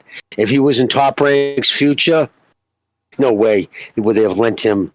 They would have said, "No, you can fight on a Top Rank card. You're not fighting on that fucking DAZN card." Well, they did the same thing with Andy Ruiz, who also fought on this card. They let him go because they knew this guy ain't it. He's got too many. He's got talent. He's got terrible work ethic. But yeah, terrible work ethic. And the same thing with Jared Anderson. They saw that he had some talent as a heavyweight, but mentally he just wasn't there. And then technically too, he started getting exposed. So Top Rank knows what they're doing. Except with Bam. For some reason, they let Bam Rodriguez go. I'd like to know why they did that. I don't know if they'll ever let us know. They never signed him. And I heard there was somebody lost their job over that. That's what I heard. I can't confirm that. But no, seriously, I heard Evan Korn supposedly told. Evan Korn is a publicist for Top Rank from Vegas, a friend of Steve and mine. And supposedly that he supposedly told somebody that the person who does that sort of shit lost his job over that, was let go. They actually never signed him, which was a stupid mistake. They should have signed him, but they didn't. We can't cast aspersions because maybe that guy got fired because he was stealing office supplies. Oh, we don't know. But it was a weird thing that they didn't. Could have, grab them fucking, that fucking whiteout is expensive, man. I mean, hey, a couple of staplers, why not, man? But it's weird that they didn't sign Bam Rodriguez. But the point is that Ruiz is another guy that they didn't sign, or that they let go a while back. And look what happened against Gerald Big Baby Miller. And I know Ruiz was out of the ring for 2 years. Yeah, you got to put that into consideration. But we've been telling people for a while here, stop putting hopes on Andy Ruiz. He will disappoint you, and he certainly did last night. Who did you guys have winning that fight, by the way? Miller. I could have had it a draw. Look, Baby Miller didn't do anything for the first 4 rounds. Like, I hate when people argue for a guy that gave away rounds. Like, I hate that term. He gave away rounds. Like, You gave away rounds. How do you give rounds away to a guy named Big Baby? Like, shit's weird. No, Big Baby That's the gave away scoring the criteria. first 4 rounds. And Okay, I get you. Baby Miller didn't even look disappointed too. He's like, yeah, it's almost as he knew he didn't do enough either. He was just pushing Ruiz back, but he wasn't really throwing anything substantial either. So it was a horrible fight. They should have put Jader Anderson versus Bakole after that fight. I don't know. I don't know why they thought that this one deserved to be ahead of that one. Maybe because of the names. They have better name recognition, but it looked like a bigger fight just because Ruiz is always going to have that name because he toppled AJ. Mm-hmm. But you should know his history, right? You should have knew this was going to be a sloppy fight. I thought it would be more of a slugfest, but they just gassed out. It was pretty pathetic. If anything, I think it's kind of shown how much of an outlier that Ruiz victory over AJ really was. Mm-hmm. Because he's looked like a bag of smashed assholes ever since. Wow, what? A bag of smashed assholes. I don't think that's a new one. I can't even visualize that, and I got a good imagination. But Jimmy, what about that? I was watching the fight yesterday, that one. Horrible fight. I actually got up and started doing other stuff because it was so horrible. But what do you think about that? Let me name you a couple of heavyweights and their physiques. Ruiz and Miller, fat asses. Zhang, a fat ass. Joyce, not body beautiful either. Joseph Parker too, not necessarily the best body beautiful guy out there either. A lot of these guys are Tyson Fury. Bakole, yeah, Fury, a fat bag of lard. What do you think? Am I making too much about these guys being flabby, or no? Is it just you're not. No, you're not. That's it. Listen, you think Muhammad Ali, George Foreman. I mean, any of those guys in the 70s ever look like that? They would have been laughed out of the ring because they used to fight 15 rounds. They used to have to really fight. It's the reason why they don't throw any punches. You look at the punch count of heavyweights in the 70s and 80s, it's almost halved with these big fucking goofs. It's like, man, what are they fucking... It's like, you see them, it's like the circuses in town. I long for the days when heavyweights are fucking 210, 220 pounds. These big slobs fucking need oxygen tanks by the 5th round because it's terrible. Terrible optics. The heavyweight used to be the money, it was the glamour division. What's so glamorous about a guy sitting there with rolls on his gut when he's sitting on the fucking bench, sitting on his stool? It's a joke. Sitting on his balls. Yeah, and it's interesting though because as long as they perform, okay, it's not that bad, but it is concerning that a lot of these guys are big, and because they're big, they just let themselves go and go, I don't have to make weight. I'll just, when you're fat, Jimmy, you know this, right? You better than anybody because you've started nutrition and all that. When you're fat, it's because you're overeating calories. It's an excess of calories. So why are these guys overeating? What's the benefit in doing that? I think it's just the heavier, the more power they're going to have, but that isn't the case at all. That it just clogs everything. It just makes you slower, more sluggish. You need to lean out. You know what I mean? I mean, believe it or not, Deontay Wilder, if he actually had the skills, I mean, he has the perfect physique. I mean, I would have given him a little bigger and the legs are popping, but that's a heavyweight. You know what I mean? Lean, wide shoulders, long arms. Like he's built like Tommy Hitman Hearns in a heavyweight package. If that kid had the skills, he could have been an all-time great with just that physique. It goes to the trainers too. Did you guys ever see that movie with Samuel Jackson? He's training that fighter against the Irish guy, the heavyweight fight. Is Samuel Jackson? Yeah, he was in a boxing movie, and the guy was just $1 Million Baby. No. Samuel Jackson was in a boxing movie. It was a comedy. With the Great White Hope, Damon Wayans. Yeah, I think so. With the white guy. No, Great White Hope, bro. I remember that movie's funny. Everyone just stopped. Yeah, and the fat boxer. Huh? Go ahead. The Sober's got it right. Go ahead. Yeah, and he's just training. I guess when he's doing sit-ups, he's smoking and drinking after each sit-up. But yeah, these trainers. I mean, who's the trainer? They have no say. They're just letting the guy come in all fat and eating whatever he wants. That's crazy. Well, a trainer isn't a nutritionist. I mean, you're only dealing with your fighter for an hour and a half a day in the gym. You need a nutritionist outside the ring. And again, most of these trainers aren't with these guys their whole lives. Those days of the trainer that you start with and you finish your career with, almost non-existent. I mean, Bomac and Crawford are an anomaly nowadays, and they just don't have the pull over the fighters that they used to. Because nowadays, they'll just tell them to fuck off and go get a new trainer. Exactly. I mean, Bomac needs a trainer. And he's a trainer. Bomac needs Bomac. head coach. Yeah, somebody says... did you hear Bomac when they said, are you glad the fight was in Los Angeles? He was like, yeah, man, I got to carry my gun without worry about fucking customs. Yeah, so well, he was that, cool. That dude, why does he have to carry a gun, though? I don't understand that. Well, England, I mean, come on. Yeah, I mean, I don't know, man. It's not like he's going to be walking around What in was the he streets. thinking? Yeah, I don't know, man. But, hey, by the way, fellas, let me read a super chat here. And then the phone lines are open in case anybody wants to call in. We still got to talk about the Pitbull versus Rayo fight. But shout out to JC. Shout out to JC for his contribution with the super chat. He says, let's give props to Joel Diaz. Yeah, Joel Diaz, one of the underrated, unheralded trainers. He has a lot of good business. Somebody told me, I don't know if it's true or not, but that Robert Garcia steals his fighters. I don't know if that's true or not, but Joel, was that? Oh, sorry, BD.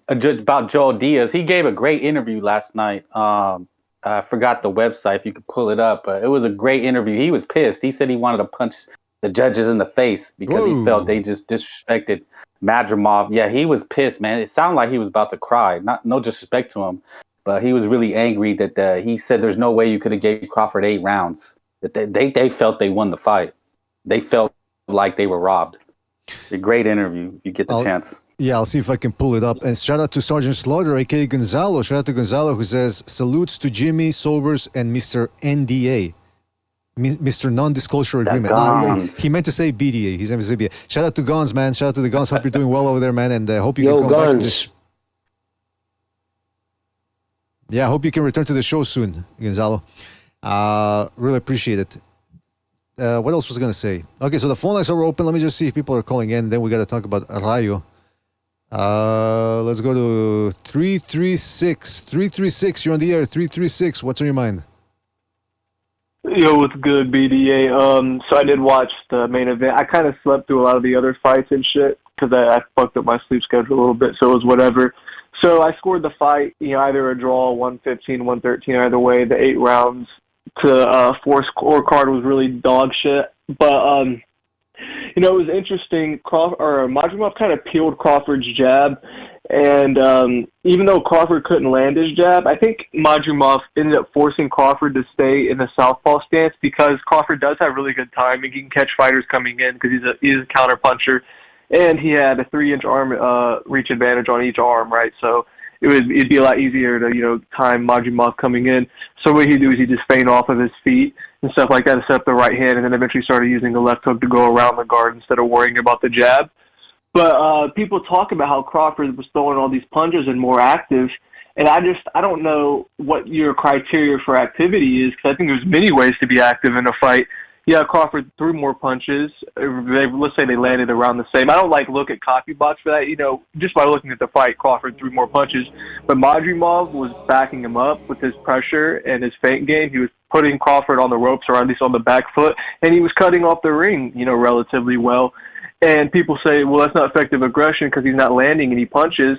But effective aggression isn't entirely scored by what punches land. It's by other aspects like cutting off the ring, pushing the other fighter back.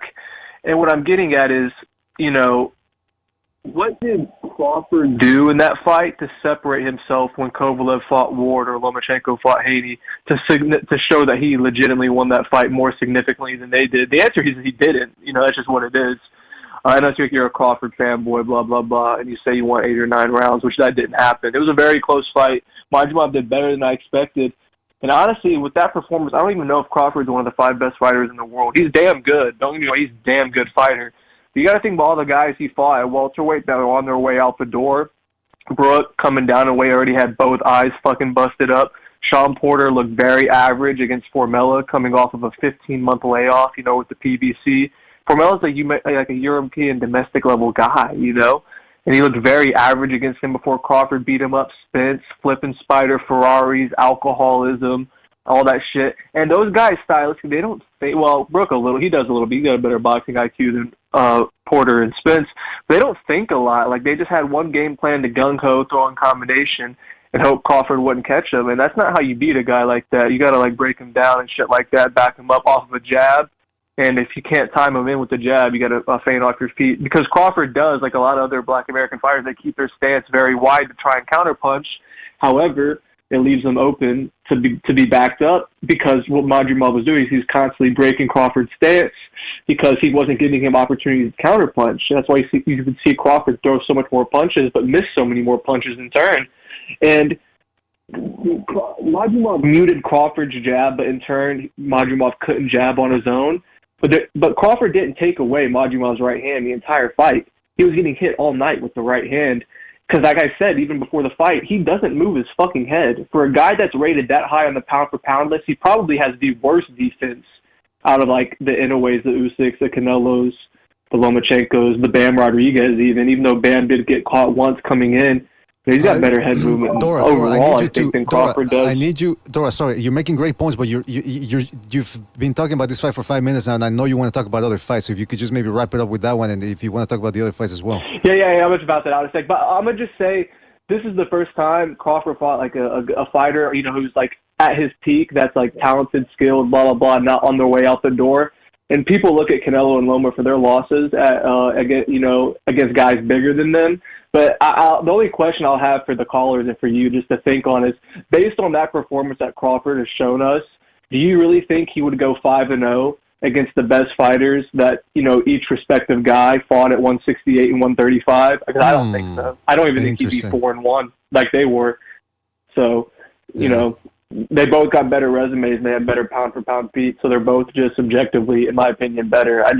That's just my opinion. And I just had to leave it at that. Crawford under-delivered for what he was meant to be. And he's not even, that would be for another call, but in terms of his run at welterweight, I'm not going to keep it too long, because that would take another 5 or 10 minutes to, compare him to the other all-time great welterweights. But I don't even think he is even fucking competitive with some of these guys. So I'm going to leave that for another call later and shit, because I know you got other guys to talk to. But, the 4-belt era bullshit, like you say, is ridiculous. I mean, what De La Hoya did in 9 or 10 fights at welterweight, far eclipses what Crawford was able to do. Not even fucking close. The resumes aren't even the same universe at that weight class. So that's all I got to say. Tiny BDA, and I'm out. All right, take it easy, Dora. Thank you for calling in. Great call. Yep. Great call. Yeah. I mean, he touched on a lot of things and added a lot of things that we forgot to add too about that. Yeah, I thought Crawford won. BDA, Yeah, that's weird. But I thought Crawford won, but it's certainly, people thought he was going to wipe the floor with the guy because they saw that he only had 10 fights and they thought, it's going to be easy. Let's go to another phone call here. Don't forget to click the like, fellas. Hit the like, really helps us out. Let's go to another phone call here. Let's go to 805. 805, you're on the air. 805, what's on your mind? Hey, gentlemen, how are you doing? I wanted to kind of add a little bit, because you guys were talking about boxers gain weight in between fights and why they have such a hard time coming in shape. There's a lot of variables to this, and one of the biggest variables has to do with your skeletal frame. So if you measure your wrist, you're going to get a measurement in inches, and the larger your wrist, it's going to reveal something about your metabolism. So if you have a large frame, you're going to have a very difficult time, on average, maintaining a stable weight. So what happens to a lot of guys who don't know this information, when they get into training camp and they're trying to cut weight, they're able to drop the water weight, they probably drop fat, drop muscle mass, but when they come out of that, the body has a memory, and it wants to bring you back up to your natural set weight. That's why you'll see guys gain 20, 25 pounds within a month after a boxing match. So guys that tend to have smaller skeletal frames have a much easier time maintaining their weight in between fights. And this is something that is not really understood well amongst the general population. So if you look at somebody like Roberto Duran, when he was in training camp, his trainers starved him. I mean, his diet, if you go back and study it, was horrific. And that's one of the reasons why Roberto Duran was perceived as being undisciplined. It wasn't that he was undisciplined. he was going through periods of starvation, and so when he came out of that, his body forced him to consume lots of calories, whether it was food, whether it was alcohol, and that yo-yoing was very hard on him. Now, I don't know what Roberto Duran's skeletal frame was, but that's a big difference between somebody who can stay at a certain weight their whole boxing career or somebody who is forced to move up through the divisions. So it's not generally the trainer's fault or the diet. Say that again? Is this Dr. You Dr. 805?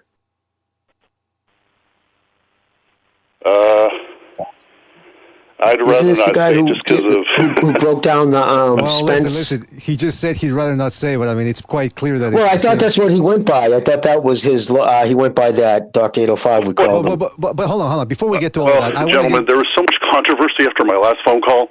Yeah, I was a little shocked. It was just a small It was just a small controversy, doctor. Don't worry about it. But hold on, I want to go back to what you're saying here about the skeletal. So yeah, because Duran, it's just to back up what you're saying. Duran would say that after fights he would ask for steak and ice cream. So what you're saying makes sense. Correct. That his body was starved for just any type of calorie, just to replenish. And unfortunately, some of that was bad food. Also, back in those days, people didn't really understand that carbohydrates, wasn't really the best way to go about it. But what are you trying to get at in regards to that with Terence Crawford? So when you look at, now what we're talking about is people underneath the bell curve. Now let's move outside the bell curve. Those are what you call your outliers. There are some people who can be a large skeletal frame, but maintain a low body fat percentage. Now these are what we call like your genetic freaks. You see a lot of these people in professional bodybuilding, but just across all sports and athletics, you find people like this. So you somebody who has a large skeletal frame, if they have a genetically low muscle mass, a low body fat percentage, they're going to have a huge advantage because Crawford's natural weight is very high. See, he's been manipulating the weight classes in a way that people understand. Let me give you an example. Please. It's not widely understood about muscle genetics. And when I talk about muscle genetics, let's talk about a couple things. So how your body responds to a calorie deficit is going to vary from person to person. Now, this is very, very important what I'm about to tell you.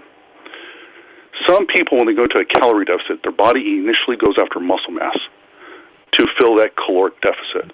It's an energy reserve. There are some people who are blessed that their body does not eat away their muscle mass in a calorie deficit. It has to do with myostatin levels, it has to do with follistatin levels. There's genetic reasons for this. What happens then is their body starts attacking body fat at a high percentage. I've taken care of people like this, so this is why I know this. But I find these people that they don't fall under the bell curve. These are outliers. So then you take Terence Crawford, his natural weight is much higher. He's a big person. When you start looking at his skeletal frame, his height, his shoulder span, you can tell, how was he able to get into this lower weight class? Well, other people who are in the weight class are going to struggle, and as a person gets older, it gets even harder to do this. There's a lot of guys that I work with that in their 20s, they can get real loose with their diet, and they get accustomed to being able to make small changes to their regimen, and they can drop a lot of body fat. But as they get into their 30s and 40s, everything starts shifting. You'll find a lot of guys become mortal as they get older, and they cannot accept it because, we talk about privilege today. Well, they rode the privilege of their genetics for many, many years, drinking alcohol, eating, crap food, and still looked pretty damn good. Or when they go in the gym, get these incredible results after, 4 or 5 weeks lifting weights. So when you look at boxers, it's not really, it's more complicated. And unfortunately, it's really a game of genetics. That's what it comes down to. When people say, oh, this person's more talented, well, reaction time, strength, speed, that's all genetics. Of course you can train. And it gets more complicated than that. It's just, I think when people look at a boxer's performance from fight to fight, if if you have the right mindset and you have good trainers, the goal is to be constant throughout, so that way you have these wide fluctuations in weight and eating style. That way you can stay healthy all year round. Well, does that make sense? Was I a little... Well, as it pertains to Terence Crawford, it's we were talking about the weight fluctuation. Apparently, it came to light. Somebody was posting the official commission reports from the day of the fight weigh-ins, from when he used to be a lightweight. So he would weigh in at under the 135-pound limit, and then on fight night he would weigh about 152 to 156, I believe. Right. Mind you, that this was a Terence Crawford who started his career at 140, and then went back, actually descended over to 135. I cannot imagine what he weighs in at now with the large, because like you said, he's got a large, not a large frame, he's got a wide frame on top of which he can pack some Well, muscle. here's a little trick, and this is going to kind of answer what you just pointed out there. Mm-hmm. If somebody has those blessed muscle genetics to where their body doesn't break down muscle mass in a calorie deficit, what happens is they drain that water weight. Well, he still has that balloon there of muscle, so he can reinflate that muscle tissue very, very rapidly. So let's just say, for example, hypothetically, as an example, let's say one guy has 4 pounds of muscle in his bicep and tricep combined, let's just say, and another guy has 3 pounds. Well, the rehydration capacity for the guy with 4 pounds is going to be way more than the guy with 3 pounds, because he can store more glycogen and therefore he can store more water. When I see somebody like Terence Crawford, my eyeball assessment is that he's able to retain his muscle mass, and part of it has to do with his genetics. He's African American, so African Americans tend to have more of those optimal muscle genetics that we're talking about. So therefore, he can rehydrate super, super quick, and it doesn't affect him. Whereas other guys, when they don't know how to hydrate, what happens is it will actually make you lethargic and sluggish. So you'll see people actually come out of a rehydration when they weigh in, and their performance drops. I mean, it gets complicated, but I just want to kind of give some additional factors as to why this happens. People may not understand the... You mentioned bodybuilding, Doc, right? And I know in the bodybuilding world, we used to call that like somebody with round muscle bellies. And like I think when you talk skeleton, right, is it a breakdown? Because we've talked about it here on the show before. Is the ectomorph, mesomorph, and endomorph in the 3 skeletals, and the mesomorph is ideally the best suited right down the middle for bodybuilding. Narrow joints, round muscle bellies, but most people aren't just one particular of the spectrum. But is that what you're talking about when you're talking about skeleton frames? Are you talking about those 3 particular styles? Right. So let's take 3 people. Let's just take 3 girls.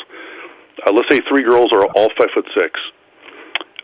If one girl has a wrist circumference of, let's say, 5 inches or 5 1/4, which, I mean, these are patients of mine. That's why I can give these numbers I know. Then another girl has a wrist circumference of 5 3/4, and then let's say you have a girl who has a wrist circumference of 6 1/2 inches. The ideal body weight between the small frame and the large frame is going to be like a swing of 20 pounds. Now, you won't know this, and this is why people get so messed up about food and weight, because they don't understand this. So you can have 3 girls who are all friends, they're all the same height, and, one girl's like, well, my friend here, she weighs 120 pounds. I weigh 140. I'm a fat pig. I got to starve myself to get to 120, but she doesn't understand that you want to look at body fat percentage and then how many pounds of skeletal muscle mass you have and how many pounds of body fat mass you have. That's going to give you your true picture of your overall health. And it just has to do with, the larger skeletal frame is going to be stronger on average. Larger skeletal frame is going to have, thicker tendons, thicker ligaments. The frame can hold more weight. And it also is connected to your metabolism, like your genetic set point.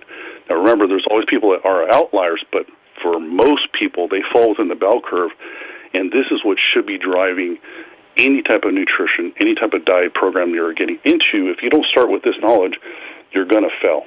You're going to make a huge mistake. Well, that's interesting, though, because, yeah, we've been talking about how Crawford has managed to... He didn't look smaller than Madrimov. People keep talking about how, it's going to be hard to fight a bigger guy or fight bigger guys. I don't think he's necessarily... I think he looked he looked like a junior, natural junior middleweight in there. The other thing to talk about here is, I believe he's still with Snack. And I don't know if you missed this whole controversy with Ryan Garcia, Devin Haney, which Ryan Garcia apparently did have that Austrian in his system, but a lot of questions arose about Victor Conte, the head of the Snack company, which offers supplements and special training techniques to various athletes, mostly boxers, because other people from other sports don't really want to associate with him.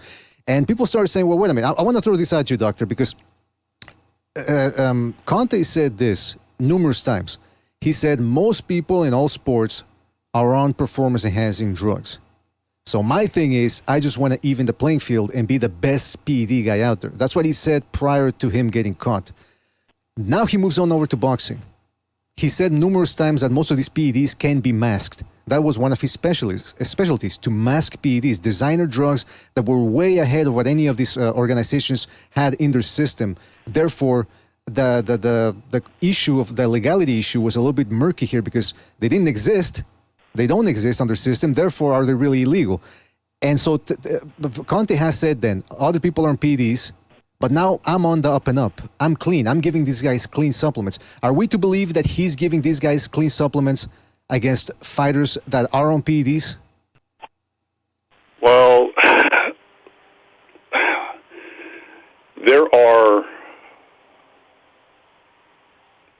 SARMs out there that are not classified as anabolic steroids, but activate the receptor site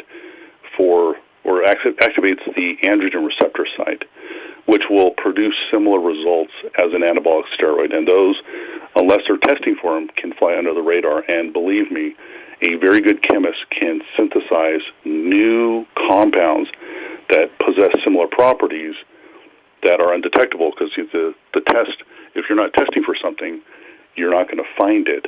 And that's basically what anabolic steroids are. They took your testosterone and they took your dihydrotestosterone and they built out pretty much all the anabolic steroids that we've used for the past 70 years. So if you look at the chemical structure of, let's say, decadurabolin or even like Anadrol or Anavar, Anavar is built on the dihydrotestosterone hormone skeletal structure, the chemical skeletal structure. They've just modified it a little bit. And one of the main reasons why people will take anabolic steroids, there's multiple reasons, but one of the main ones is what it does is it preserves your muscle tissue. So these bodybuilders can put themselves into big calorie deficits, and it doesn't eat their muscle tissue because they know this. Like if you go back and listen to like Mike Mentzer, one of the legends in bodybuilding, a lot of his diet recommendations were insane. But he didn't fully understand what he was talking about because he didn't have the tools to read the body composition like we have today, like a DEXA scan or an in-body scan. So when he would say, like, go into a 1,000-calorie deficit, when you're on a lot of steroids, what it does is it locks up your muscle tissue so your body can't use that for fuel, and then your body's forced to go into your fat reserves and melt that away. But without steroids to protect you, it's not going to happen. So, I mean, if you really want to get this down to a level playing field, if someone has better genetics than another person, it's an uneven playing field right there. It's not fair. If you really want to even this out. Interesting. Well, I gotta say, Mike Metzer, man, you are definitely a hardcore bodybuilding fan. To say Mike Metzer, the Metzer brothers back in the 70s, that was impressive, Doc. Were you into bodybuilding when you were younger? I've done it my whole life. I was saying, and Mike Metzer, man, he was a legend. Dorian Yates became who he was following his workout plan. Yeah, could you imagine? Correct. So if you look at Dr. 805 is shredded. When he comes into the office, he tells you to take your medicine. You take your medicine, man. You don't fool around with that guy. What are you going to say, Doc? If you look at to your boxing audience right now, if you look at two boxers, and let's say one boxer gets into the ring, they're both equal weight, but one has a large skeletal frame and the other one has a small, that's not fair. It is not fair because it's equivalent to a man punching a woman. A man has a much larger skeletal frame. Women have a much smaller skeletal frame in comparison, and this is going to, result in a lot more damage. But, nobody wants to talk about this. They don't want to talk about this. If you really want to level the playing field, like for myself, I have an 8-inch wrist circumference, which, that's a large skeletal frame. So let me give you an example. I'm 5'10", and I just started a client recently. The guy's 6'5", okay? 6'5", played Division I football. His wrist circumference was 8 inches. So that's how important understanding this information is, so you understand how your metabolism is going to respond. Because if you don't, it's going to create a lot of problems in the approaches to dropping body fat and preserving muscle mass. So, yeah. I just hope this information helps your listeners a little bit understand what you're seeing with Terrence Crawford. The guy was blessed genetically. We know this because he wouldn't be at the level he is if he didn't genetics. But as you get older, guess what happens? It goes away. And in boxing, so you're saying he's the Flex Wheeler of boxing? Say that again? I said, so he's the Flex Wheeler of boxing? Because no, I was saying, so Crawford being gifted. So I was saying, I was making the comparison, the Flex Wheeler of boxing, because Flex Wheeler is probably one of the most gifted bodybuilders as far as genetics goes. And I agree with you. Bodybuilding is the most unfair sport, and I tell people all the time, it's all about the gift of genetics. Correct. Yeah. No. That's a very good comparison. And if you look at some people and you see them move up multiple weight divisions over their career, it's because of what I'm talking about here. Mm-hmm. It's they were able to kind of hack their genetics when they were younger, playing with their skeletal frame and their genetic set point for weight. But as they got older, they just couldn't make the weight anymore. They couldn't cut it, and they moved up. Just think of any boxer that that's gone up 3-4 weight divisions, and that's why that happens. Yeah, that's a good point. That's why a guy like Navarrete, very narrow shoulders, a lot of fat. That dude, 4 weights, he couldn't really quite cut it. But going back to the Devin Haney thing, he's got a wide shoulders, and he used to weigh, when he was fighting at 135, it came out that he used to weigh about 165 on fight night. That is an incredible amount of weight gain. What do you think about his body type? Is it similar to Crawford? Does he have the similar gifts genetically? Well, Crawford has better genetics than Devin Haney. And Devin Haney, obviously, as you can see, he's already paying the price at earlier point in his career that he can't cut the weight anymore. He just can't do it. So, as a result, he's going to go up in weight, and you can see his performance drops. Look at Crawford. Why did Crawford's performance drop against Madrimov? Because the playing field's getting a little more level, and so he doesn't look special. And I know, listen, that's why I didn't want to identify myself as Dr. 805, because there were so many man fans that got so upset after my last call. My goodness, guys. I swear, I was just giving a clinical observation or a personal observation, and a lot of these fans of Errol Spence became so emotional. My goodness, I swear. So I know people are going to get... That shit went viral. In their feelings about Terrence Crawford, because I know there's a lot of men who love him, but, Terrence Crawford, look at the difference. If you look at someone like Pacquiao went up how many weight divisions? 8. How many weight divisions did Pacquiao go up? I think about 8, Jimmy said. 8. Yeah, 8. Yeah, what did he... look at what he did to Margarito. It looked like a little boy fighting a man. He destroyed Margarito. And put aside the performance-enhancing drugs, to see somebody go up that many weight divisions and perform at that level, well, let's compare Crawford moving up 1 weight division. Look at the drop-off in performance. Yeah, that's a good point, huh?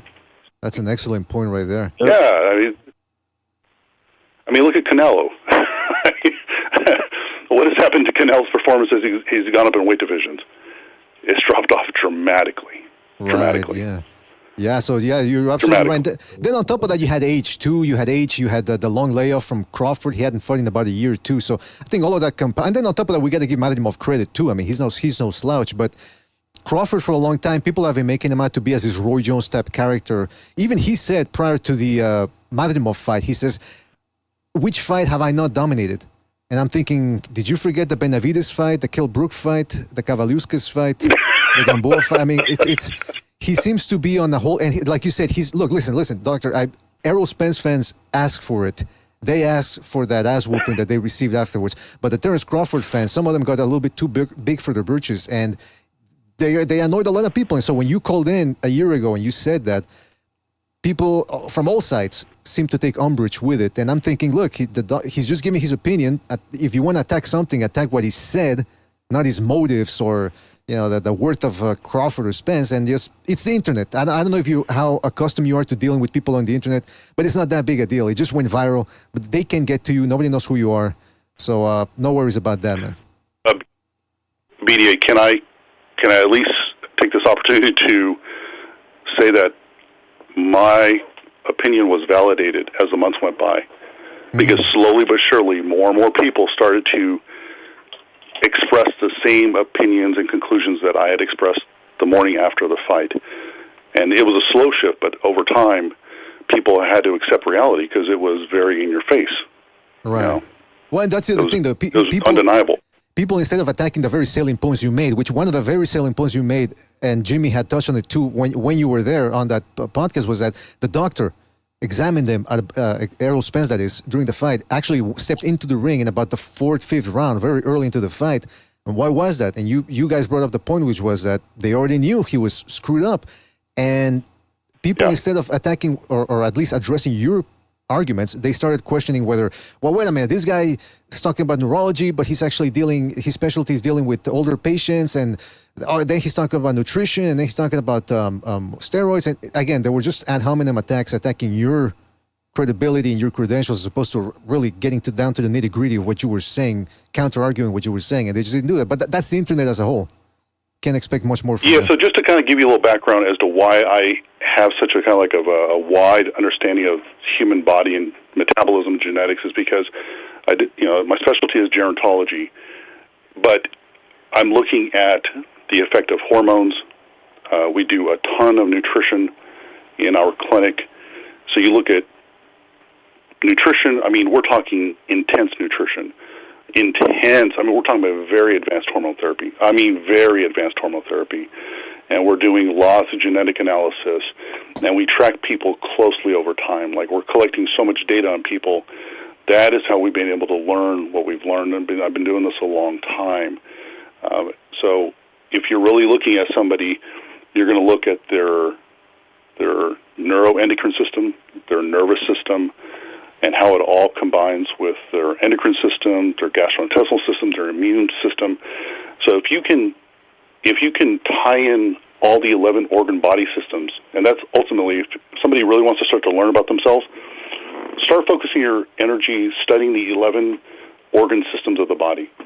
And then you start looking at how they overlay each other and interconnect, and then you're going to understand how dynamic the body is. And then you overlay that genetics, and then it gets real complicated, but fascinating. I think it's the most amazing thing to understand about the human body. Is like, can I ask you one question real quick? I think people don't realize, especially a lot of Spence fans don't realize, they just wrote it off, the effects, negative effects of a lot of alcohol and cocaine, what it does to the body.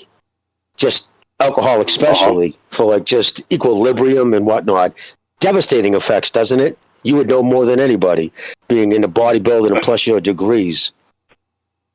I mean, there's literally no debate. I mean, if you're putting alcohol in your body on a regular basis, doing cocaine, you're going to damage your body irreparably. It's going to change it. I mean, because I deal with, like, I just have a new client that he's 1 year sober, and he is off alcohol and cocaine, and he's suffering severe mood swings, very emotionally unstable. He was in a huge calorie deficit for most of the year trying to cut weight, which exacerbated his mental health because when you're in a calorie deficit, people think like, oh, this is just connected to your body fat percentage, when that's so inaccurate. You know, when you're cutting calories, let's say you need to eat 3,500 calories today, and you consume 2,500. Well, you know, that gap of energy is going to affect every system. And unfortunately, the system where it really hits hard is your nervous system. so your brain chemistry, so your body can't produce the amount of neurotransmitters that you need. This is why calorie deficits are so dangerous, because if you look at a calorie deficit, I mean, what is a calorie deficit? Well, a calorie deficit on a spectrum, you have zero food intake, which is going to lead to death within weeks. That's 100% calorie deficit. Well, when you're playing with a calorie deficit, you're playing with death. That's what you're doing. People just don't really understand this. So if you're in a 200-calorie deficit, a 500-calorie deficit, a 1,000-calorie deficit, a 2,000-calorie deficit, you're going to start to migrate across a spectrum as the body starts to break down. And genetics is going to kind of dictate where your body breaks. That's why some people, when they go into calorie deficits trying to cut weight, because they don't really know what they're doing, they start having poor sleep, anxiety, depression. Some people's immune systems will break. It's incredible to see how people respond to calorie deficits. So getting back to that person, we've had to bring his calories up rapidly to start to try and stabilize his mental health, which has been incredible to see him turn around within 3 to 4 weeks of bringing his calories up. But when you are looking at boxers, and this kind of, let's circle back to like Crawford and some of the other boxers, when you're depleting your body of nutrients, trying to stay at an unnatural weight well below your ideal body weight, you're causing brain damage. You don't get that. People don't understand this. Like, I'm sure guys are rolling their eyes listening to me say this to them, but you don't. You are inflicting damage on your body. Jeez, and with the brain, if you add alcohol and cocaine to it and a bunch of punches to the head, it's not going to be a good outcome. Hey, you know what? Now that you mentioned that, because I remember reading about Mount Everest and how when people go above the dead zone, which is where the oxygen level is very, very low, there's studies that show that people that are up there, is like some of the professionals and some of the people that guide for a living, that guide people to go up to Mount Everest, that they actually have long-term brain damage. A lot of these boxers train at altitude too. Obviously not as high as above the dead zone and all that, but they're training at Big Bear and all that. Does that long-term add to that brain damage or overall body damage? Of course it does. But how much? It's just a matter of how quickly you're going to damage your body. How fast is this going to happen? Because there's a lot of people who read about intermittent fasting, and please, if I can take this opportunity, if you are reading this garbage about the benefits of intermittent fasting, you don't know enough people. I have picked up the carcasses of people who've tried this and what it's done to them. Whoa. When we get back to intermittent fasting, people look at that. It's literally what I started the conversation about. If you have the genetics to where your body doesn't break down your muscle tissue and it just goes after your fat tissue, people are like, wow, look at me, I look amazing, I lost all this body fat. Well, that's not the case for most people. And the people that is most detrimental to are females, because females have lower body amounts of muscle mass on their body frame. They have lower hormone levels. And when females do it, you talk about destroying their hormone system. It is incredible. It happens to men too. But, intermittent fasting, throughout history, BDA, the biggest problem humans contended with was what? Lack of food. Right. Starvation. Lack of food. It was malnutrition.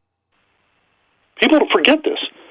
Like, getting food, getting enough calories was a life and death matter every single day. And today we're intentionally restricting our food intake, and we think, hey, I can just eat one time a day, and I'm going to have a six-pack and a mega hard-on, and I'm going to be freaking killing it. I'm going to bro science business. I'm going to, have my own podcast. I'm going to be killing it. I'm going to be like Dan Bilzerian. That's not how it works.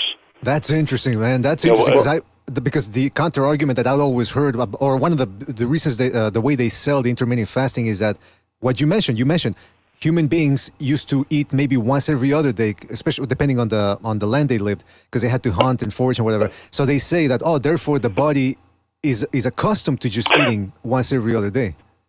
You can literally any piece of data if you omit the pieces that conflict with your outcome. So if that's the case, then why do we look at pictures of people 200 years ago, and why do they look like mummies? Why did they look horrible, losing their teeth, tons of wrinkles by the time they were 30? Right. Because it was connected to not getting enough food. What about the immune system? A lot of people die of pneumonia. Granted, they didn't have antibiotics, but the immune systems were weaker. Why did so many children die? Well, look at the child mortality rate was astronomical. But people don't want to hear about this because they want to sell, athletic green powders and listen to the bros who are driving a truck or, at their job. Like, oh, bro, I can look like Flex Wheeler or I can look like, all these elite athletes putting in 5 hours of work a week, which is insane. But, that's the beauty of advertising. They can sell because there's a sucker born every minute. Well, it's an interesting. I can attest to this, guys. My wife has been doing that fasting, and she's been a bitch on wheels. Now, I'm just being straight up honest, and she listens to the show. She's at work right now, but yeah, she has affected her sleep, and she's become nasty lately, like she's never have. So, and I attribute it to her diet, which she didn't want to hear because she's lost a lot of weight. So, Jimmy, I'm going to give you some information right now that you can play this next clip back to her so she starts to hear some information that she'll probably never hear anywhere else. When the body starts to go into a calorie deficit, the body starts trying to preserve and conserve. Why? Because it wants to keep you alive. So what the body's going to start doing is decreasing or throttling down throttling certain organ systems in the body. Now, Jimmy, there's 11 organ body systems. Which organ system is not needed for life? Only one out of the 11. Which one is that? Brain. Your reproductive system. Oh, okay. Your body doesn't need There you go. It doesn't need a reproductive system to live. You can go without hormones. You can go without the ability to have children. Your fertility can be dispensed with. So the first thing that the body does is start shutting down hormones. Now, why do we have issues with female athletes? Because they start having menstrual irregularities, depression, anxiety. Why? Because their caloric expenditure is so high, their caloric intake's low because they don't know how to eat. It destroys their hormone levels. I mean, I have blood work to show this. You know what happens is, go ahead. No, go ahead. Okay, so the next thing that happens is to compensate, your body starts to produce more stress hormones, whether it's cortisol, whether it's noradrenaline. And what does elevated levels of noradrenaline do? What does elevated levels of cortisol do? Does it make you an easier going person, more calm and stable? Or does it make you edgy and have a quick hair trigger temper? Well, that's what it gives you. I mean, what do you think the term hangry is? Oh, I get angry when I'm hungry. People, you have so much life experience, but you don't know how to put the pieces together because you need someone to kind of help teach you this. So Jimmy's wife, her body is sending a signal, we're starving, but she doesn't understand what she's feeling because she's so focused on, this is going to be the panacea to give me the body I want. And then, unfortunately, you deal with the fallout. But, if you go much slower and you do it in a more measured way, you'll get those results. But, Jimmy, how many people want to be patient and be consistent over a long period of time? Not many. And you know what? That brings up another good point, too, or another question, which is, if you're irritated by all those changes that are occurring to your body as you're fasting, there's the mind-body connection, too, that's not widely studied. And if you're stressed out because of not eating, that's also going to put some toll on your health. So might be some sort of feedback loop thing going on here too, where both things are feeding off each other negatively. Doctor, I don't want to take too much of your. I don't want to take too much of your time. I don't know how pressed you are for time or not, but one thing that happened last year after you called in regards to Spence Crawford, we had talked to a professional boxer by the name of Clarence Bones Adams, former super bantamweight champion a while back. Couple of years before you called in, he was mightily interested in what you were saying because he said this on the show that he was afraid a little bit about whether he had CTE or not, or whether he was trying to develop certain, because he's retired now. He's been retired for about close to 20 years, I think. Is any of this type of stuff reversible? Is there anything that can be done to sort of mitigate the effects? Absolutely. So let me give some examples to show you the body's regenerative capacity. What has happened to children who were in a situation where they were being starved or malnourished? When they get access to calories, what happens to their bodies? The body just explodes. They start growing. they start filling out. Now, do they regain their full capacity potential? No, but the body has the ability to regenerate. So there are things you can do to regenerate the body on a day-to-day basis, and then over time, over years, because I've done this with clients, you bring them back in a way that is pretty astounding. We're not just talking about physical appearance, but we're talking about cognitive performance, memory test, mood stability, learning. We put them through learning experiments to see kind of how they're retaining information, their word recall. You'd be surprised what the brain can do. It's just that most people, they don't spend their whole life studying this and learning this and working with people to learn. Because if you study a book, I'm sorry, but a book is going to be very narrow in scope. When you work with thousands of people, you're getting exposure to thousands of genetic profiles, and then it's showing you, like, okay, these are all the different expressions of the human body and how it responds to different stimuli and stressors. So, yes, you can, but once again, you need help. I mean, just look at what they've done with soldiers with traumatic brain injuries when they put them on hormone therapy and change their nutrition. And you can regenerate some of this. Now, all of it, I don't know that, but you can definitely improve your current position. You can always get better. Okay, so if I may ask for Clarence Adams, if he were to want to seek some of this treatment or consult somebody to see what are the options available for him, what would he have to Google, or what type of treatment would he have to seek out? What's the starting point for him? So, first thing he's going to want to do, he's going to want to get on a good bioidentical hormone program. So that's getting testosterone that's chemically identical to what your body makes. You want to go with bioidentical because your body recognizes that it's going to respond extremely well. You need to regulate the levels. You got to control your estrogen levels.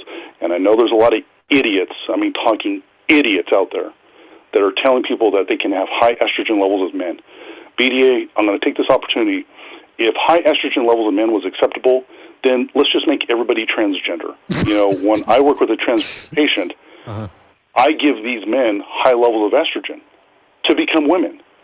So how is that different than when a guy is doing testosterone therapy, not controlling his aromatization, and his estrogen is 167? It's the same thing. Like, I have a few clients this past month that decided to listen to their TikTok doctor and stop controlling their estrogen conversion. And one guy, 167 estradiol level. He was a wreck. He says, "Hey man," he's like, "Dude, I'm crying watching movies. I'm so emotional." He's like, "I'm nervous all the time." I said, "Yeah, because you feminized your brain." I said, "Did you learn something from the experiment?" He's like, "Dude, I'll never do that again. That's horrible." I have another guy. His estradiol went up to 94.5, and he became suicidal. Whoa. Well, once we brought it back down, all of a sudden, boom, his brain stabilized, and he was like, "Oh my God, what the hell did I do to myself?" So be very careful when you listen to people on the internet. So this guy who is looking for help, get a good hormone therapy. You got to balance your estrogen levels. You got to look at your dihydrotestosterone levels. You got to make sure you're eating enough food. You got to really know what you're doing, because there's a lot of clinicians out there who play around in hormones, but they're doing it for money. You need to know somebody who has an understanding of metabolic function. So if you put all this together, it's hard to find a very good person who's going to teach you, like what I'm doing right now. This is what I do with my clients. I'm constantly teaching them about their bodies, the different systems, why your lab numbers are shifting, why those numbers are moving, how that correlates to how you feel and how you're performing. And, getting back to intermittent fasting, Jimmy, if intermittent fasting was this amazing diet, why is it there's zero professional bodybuilders intermittent fasting? Why? That's exactly what I said to her. And that was the stance I took. I said, if that was the case, bodybuilders who for decades have been trying to find the ideal way to add mass and take off fat, why do they eat more frequently? They do the opposite. You know what I mean? Try to eat every couple of hours because your body's a machine and it needs fuel. But again, like you said, people listen to TikTok doctors and jackasses who have, drives me crazy. If you look at geriatric people, old people, they have been on a quasi intermittent fasting program for hundreds of years. Why do old people see a sharp decline in food intake? Why do you think that is?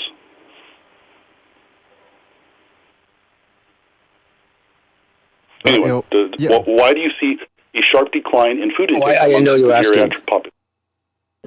Why? Because they've lost muscle mass, they've lost hormone levels, and it's the way the body is trying to conserve energy. So it starts releasing anorexigenic hormones, so you're not hungry. So if you look at the triad there, the pyramid, low muscle mass, low hormones, and then your low food intake. Why would you artificially put your body into the same as a geriatric patient?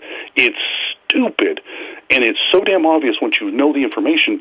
But if you listen to all these Instagram and TikTok influencers and podcast morons, what happens is you're listening to often, let's be honest here, a lot of these podcast people were guys who failed in athletics, who failed in modeling, who had good genetics, but not good enough to be at the top of their game.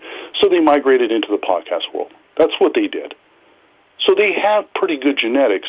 So when they try these little fad diets, they get these great results, and they start preaching like, oh, hey, this is the diet for everybody.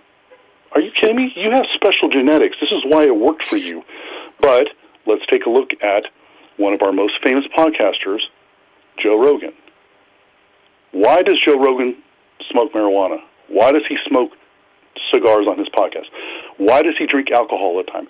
Why does he drink buckets of coffee? Do you know why? Because he starves himself. Really? All of those things are masking. Well, why does somebody drink alcohol? You probably don't even know this. Alcohol is just calories. That's one of the main reasons why people start craving alcohol towards the end of the day, because they're in a huge calorie deficit. One of the ways we help people who have a chemical dependency on alcohol is we teach them how to eat. So by the time they get towards the evening time, their body's no longer sending those signals to crave and binge on alcohol.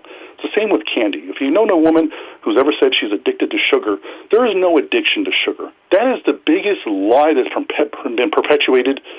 For example, if you've ever known anybody who's addicted to heroin or methamphetamine, you know what addiction looks like, don't you? Yep. Who is robbing homes to get money to buy candy bars? Nobody. Who is robbing banks to get money to buy donuts? Nobody. That's not addiction. We're using the wrong word. So then what happens is people get programmed, they start believing this, and they're like, well, I guess I'm addicted. No, because you get up in the morning, you don't eat breakfast, you go all day, you've been working, you got kids, so by 4 o'clock, your body's screaming for calories, and what does the body want? It wants fast metabolizing energy. So it goes for what? The muscle. Sugar. Oh, the sugar. Cookies. Well, it's interesting, though, because you mentioned it, because I've listened to my Joe Rogan podcast. I was under the impression that, well, first of all, we have to paraphrase, or we have to say before we start about any of this on Joe Rogan, is that guy is on PEDs. He's admitted himself. He's on human growth hormone, I believe. Maybe some sort of TRT. Yep. So he's already starting off at a point that the majority of Americans, he's abnormal compared to the majority of the people out there. But I also remember him saying right, but when you look at someone's lifestyle, BDA, right, their lifestyle is going to tell you about their energy balance, their nutrition. Why do people drink caffeine on a regular basis? Because their sleep's off and their energy's off. So it's a stimulant. Why are they drinking alcohol?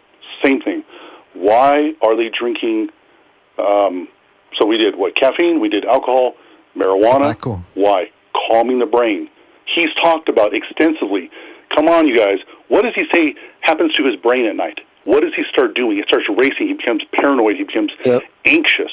Right. Because he's in a huge calorie deficit. I was under the huge calorie deficit. I was under the impression that he ate a lot. I remember him saying supposedly he eats bacon and eggs. He's on a carnivore diet. Look, here, for example, let me help you guys with this. 1 gram of protein is 4 calories. Okay? 4 calories.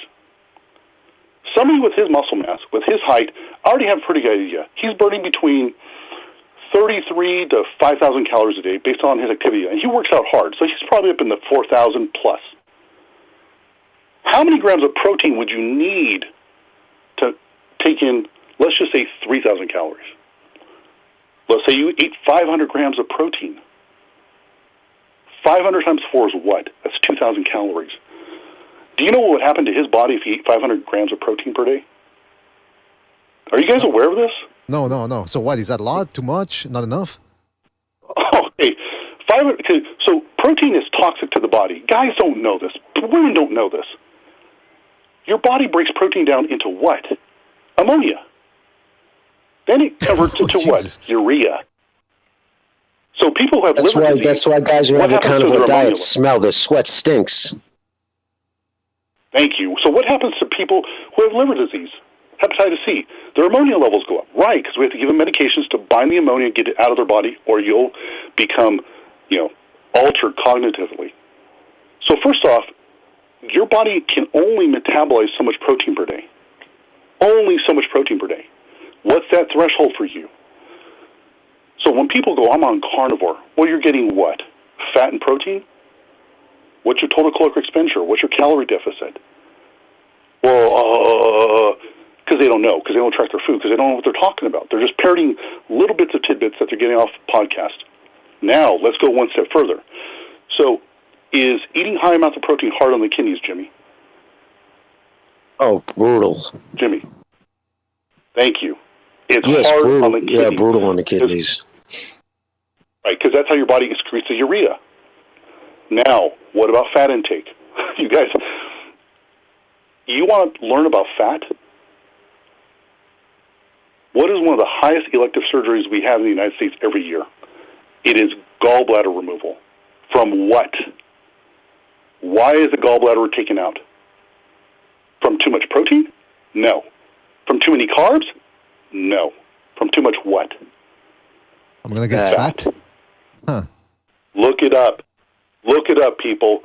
These surgeons love it. Go ahead. Do your keto diet. We're going to yank your gallbladder. Oh. Go ahead. Go ahead. Just keep eating, people.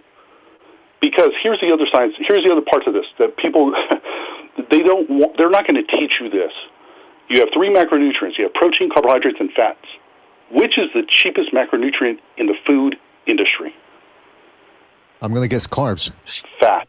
Oh, it's fat. Fat. I thought it was carb. I thought with the bread and the grains and all that. Huh. Interesting. But no. But which? How much is a bottle of olive oil? Yeah, but okay. Cheap olive oil. Are we talking about good fat or we're talking about saturated fats? No. We're talking about the food industry. The food industry we live in. All the restaurants, all the fast food places. Which is the cheapest form of energy to give your customers? It's fat. So when you're selling people food, because this is business now. So if you, like when you go get gas for your vehicle, you already know about energy. How much is a gallon of gasoline, right? How many gallons does my vehicle hold? How far am I driving? How fast am I driving? You know energy balance, but nobody knows how to do it for their bodies. So when you look at, okay, for example, BDA, when you go to a nice restaurant, what is the most expensive item on the menu? It's always your protein. Mm-hmm. Absolutely. Look at your steak. How about your salmon? Expensive. Why? Because protein's expensive. What is cheap? Your appetizers. What are your appetizers? It's carbs with tons of fat. Tons of fat. But you mentioned tons of fat. You mentioned the ketogenic diet, and you said that leads to gallbladder damage and liver damage. Yes. From what I understand about the ketogenic diet is that it's supposed to be mostly fat, and we're not talking bad fat here, we're talking natural fat, some protein, and very limited amount of carbs. So the damage still comes from the natural fats, is what you're saying? It doesn't matter if it's healthy fat or unhealthy fat. Now, unhealthy fat's going to get you there faster, but large amounts of healthy fat will accomplish the same thing. And why is that? Because what are you doing with, I'll tell you why. What are you doing with the ketogenic diet? You're trying to manipulate the body into what? What does the word ketogenic come from? Where does it come from? I will tell you. Insulin-dependent diabetics. So if you've ever worked in the hospital, I worked in the emergency room for years. We'd get a client coming in, a patient comes in, they're short of breath, they're shaky, usually they're super skinny, sucked up, their breath is fruity. Why? Because their pancreas has lost the ability to produce insulin. So now the body says, we can't utilize carbohydrates because we don't have insulin. Without insulin, you can't utilize carbohydrates. So the body is turned into a what? Ketogenic machine to produce ketones to try and stay alive. Oh. But what happens? What happens? It eats up the muscle mass. Are you seeing people, all the pieces come back together? It eats up your muscle. So then you start degrading because guess what? If the ketogenic diet was amazing, why do we give people insulin? There's no point. From what I That's understood, the optimal.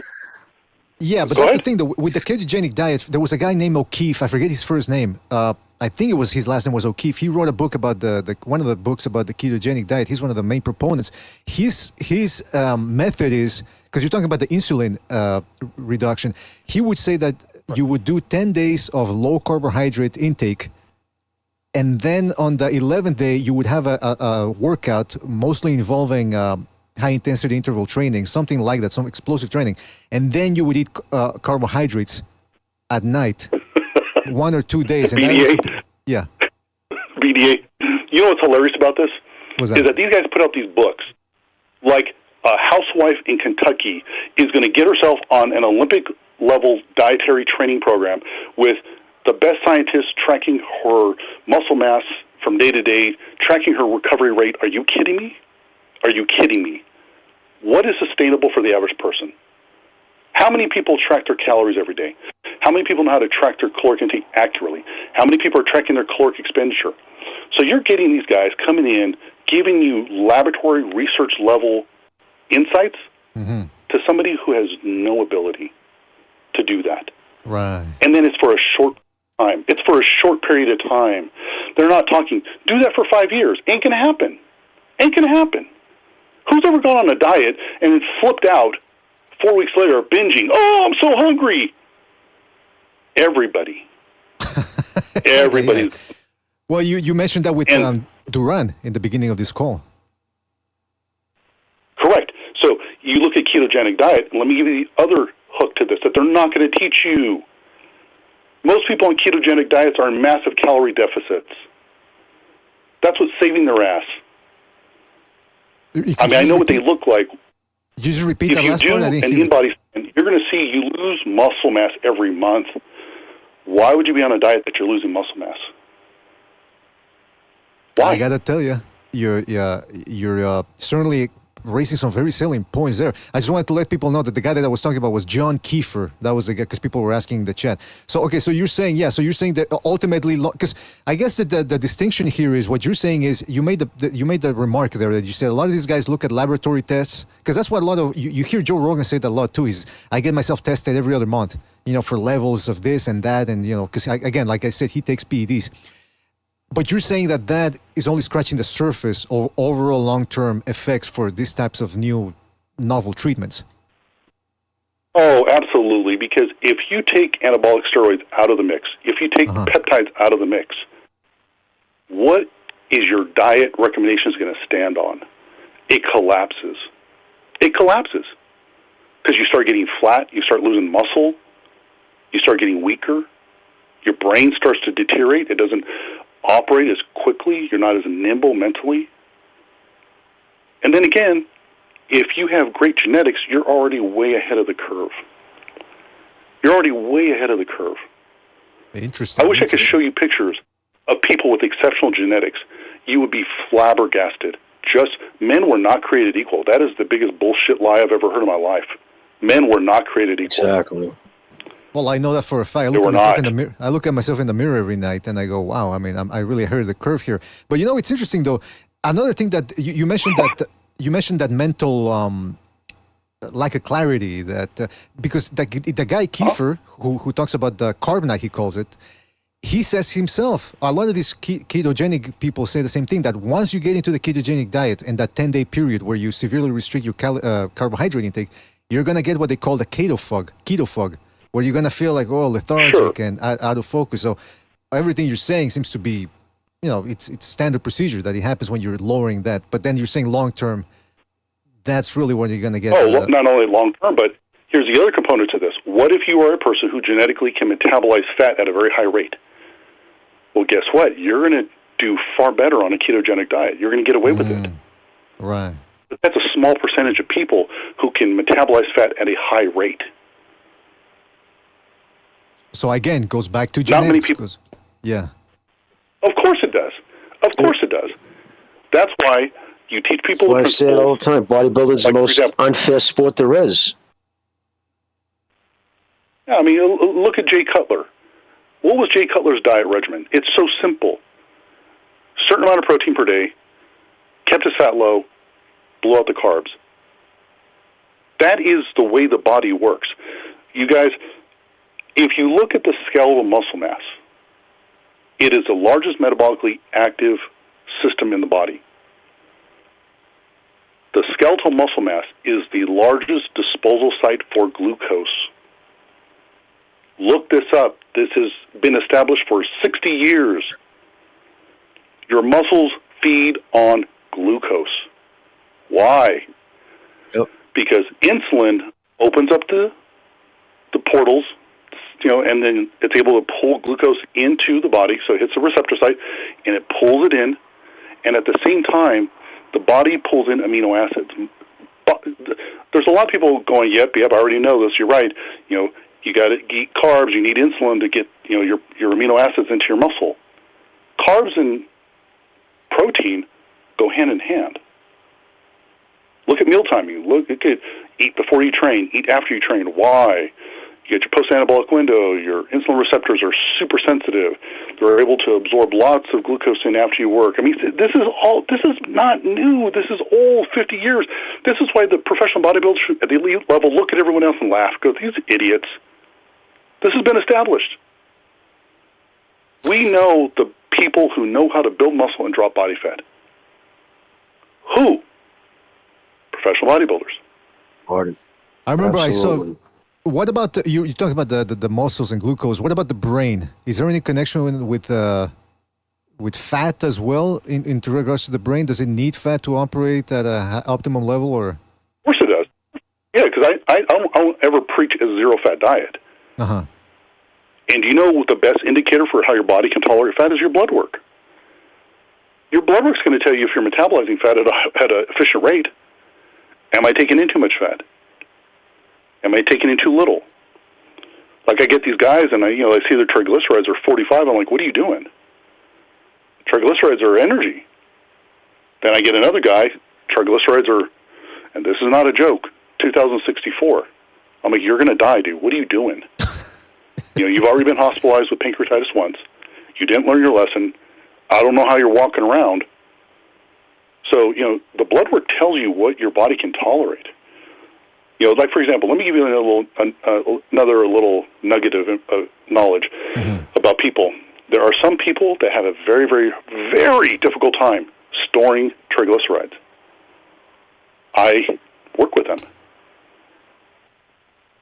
One of the greatest blessings, oh my God, I can't store triglycerides. So if you can't store triglycerides, your fat cells are not going to do what? They're not going to get bigger. But these guys who walk around naturally lean have horrible LDL levels, horrible apolipoprotein B levels. And this is one last thing I'll say before I go. Anybody who hears all this bullshit about cholesterol and LDL, I want you to look up the apolipoprotein B level.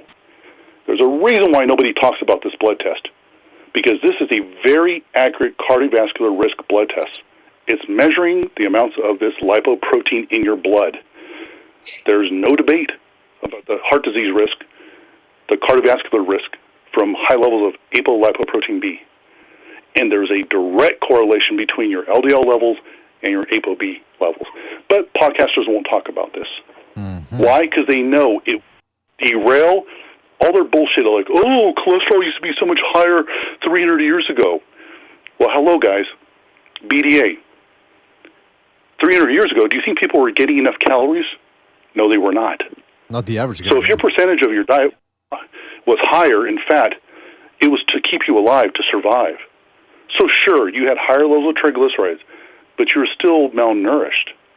This is why you got away with it. Well, it's this is why you got away with it. Go ahead, Jimmy. I was a perfect example of that. Eskimo people. Well, people up they eat all seal fat and blubber, but a lot of them have malnutrition, even though they're getting insane amount of calories, but they're still malnutritioned. because they're missing so many other key opponents in their dietary food. Yeah. Interesting.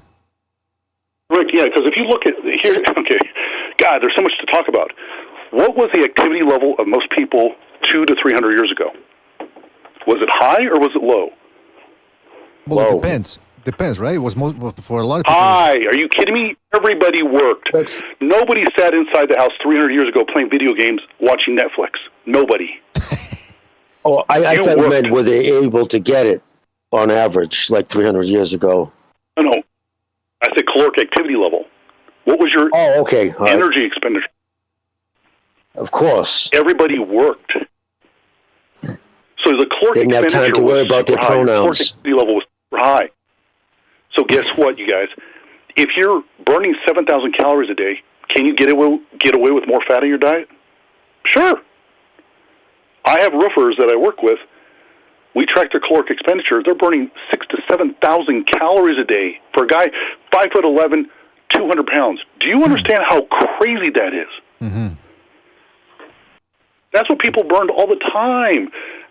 Working on the farm, baling hay, plowing the fields. Do you have any idea what people were burning? So when you hear this nonsense, well, people in the past used to eat like this. Yeah, people in the past also worked their asses off. They weren't sitting Doc, at a customer service desk. When I explain to people a lot, I always ask them when I try to explain the theory or what you're talking about. I say to people, when in your lifetime have you ever been the most starving? And I always say, ever go swimming, spend a lot of time in the pool swimming? You always hear people like they're just starving because it works the most muscle when you swim. Right. That's why you're always so hungry after you've been swimming all day. Mm-hmm. Yeah, so you got to look at the context of all this information. But if you think back to everything you've heard on all these podcasts, they don't give you the full context. They give you little slivers. Little slivers. Women, oh my God, women used to work hard. Washing clothes by hand? What is all that? That's all anaerobic activity. Pushing clothes against rocks, washing boards. Women would have to pump the water out of the well. They'd have to carry buckets, carry babies. That's all anaerobic training. You're burning glucose. Today, people don't do shit. But you know, it's interesting. They're sedentary. They sit on their butt.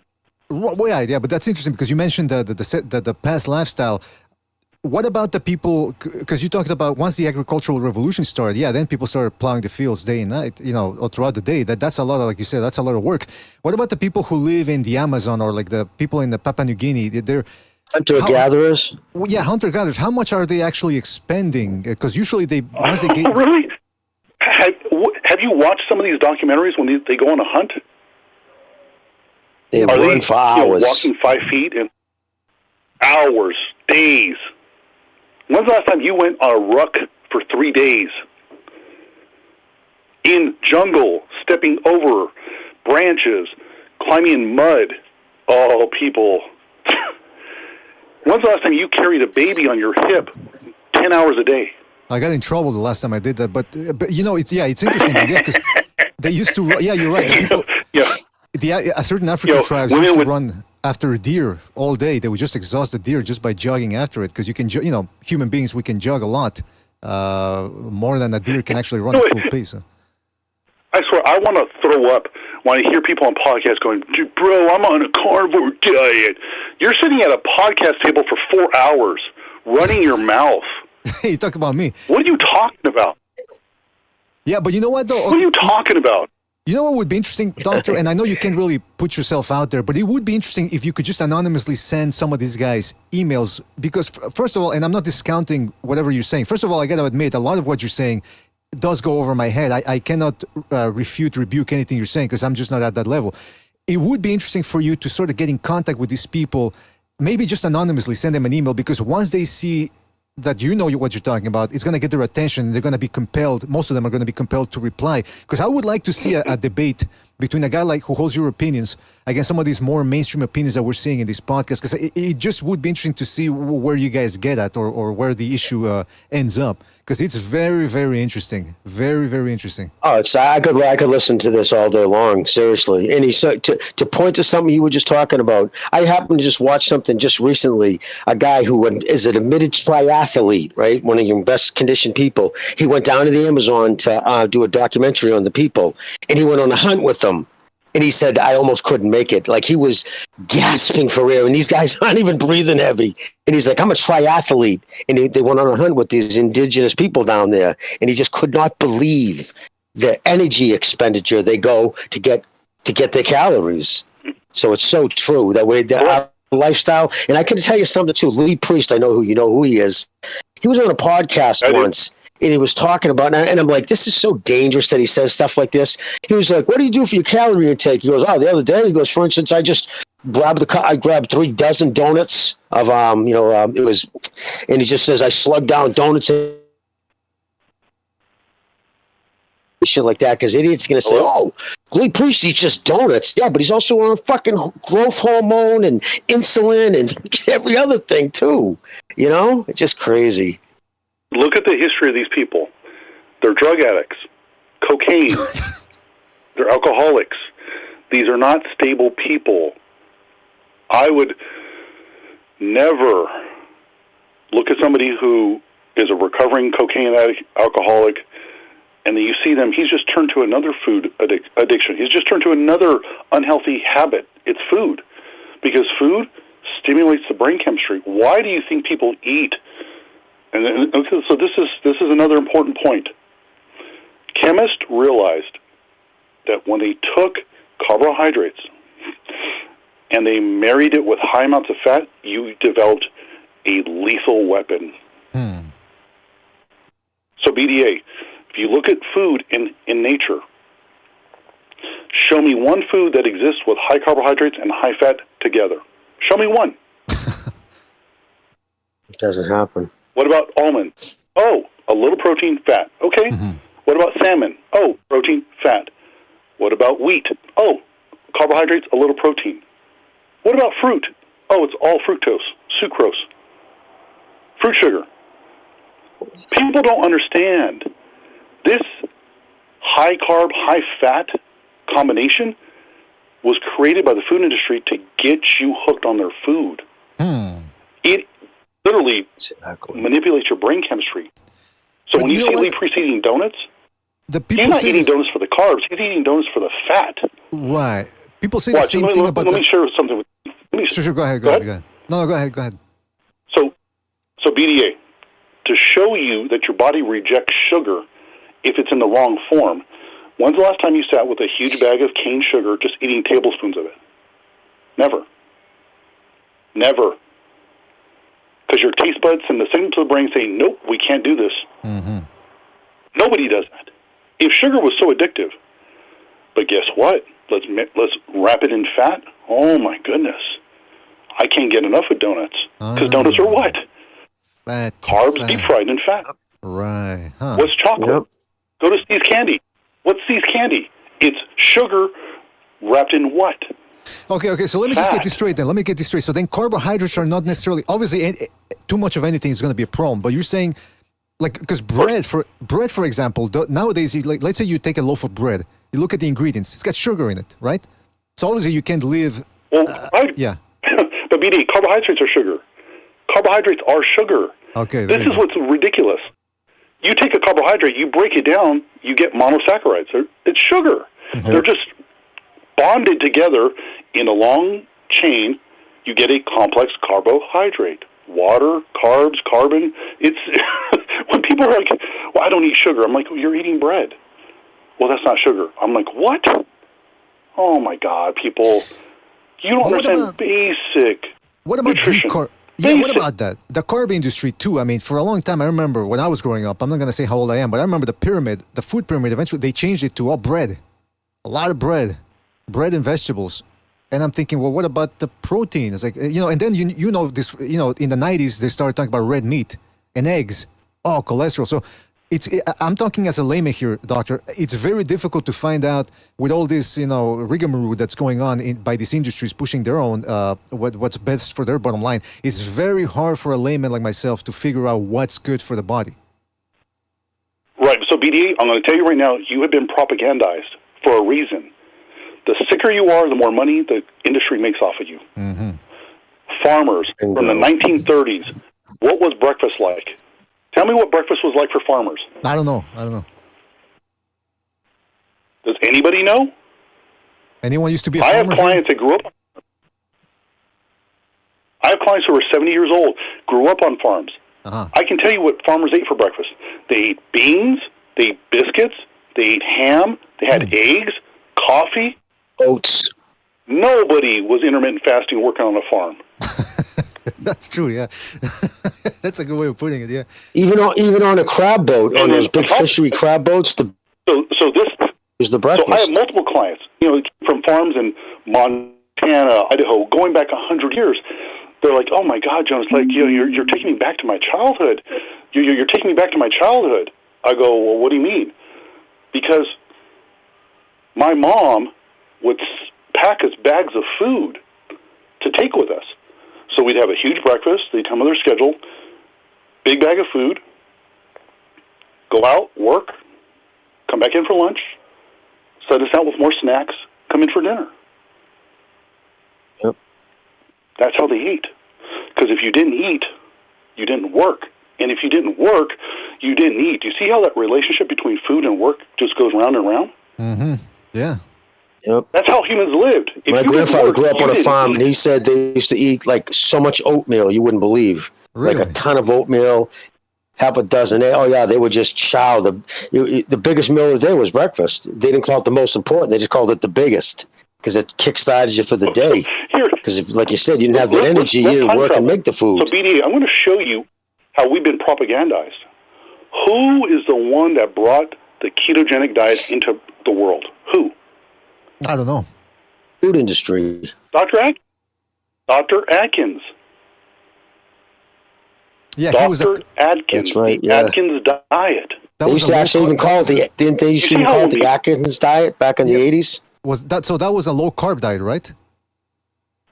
Yep. That's right, back in the 60s. Right. Look him up.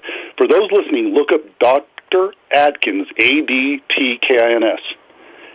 He came out with the Atkins diet, which was keto, protein, fat, low carb, to get people ready for weight loss surgery.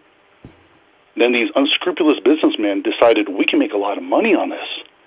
They started selling Atkins protein bars, Atkins drinks, Atkins diet books. Late 60s, early 70s when it hit hard. So all these women started doing the Atkins diet. In the 80s, what did we see an explosion of? This is, once again, where you don't know your history, you are going to be very vulnerable. Doomed to repeat An explosion of antidepressants. What are antidepressants? They're SSRIs, selective serotonin reuptake inhibitors. Now, there's other classes, but it's all neurotransmitter-based. Now, BDA, how does your body make serotonin? Where does it make serotonin? In your intestines. What does it use to make serotonin? Carbohydrates.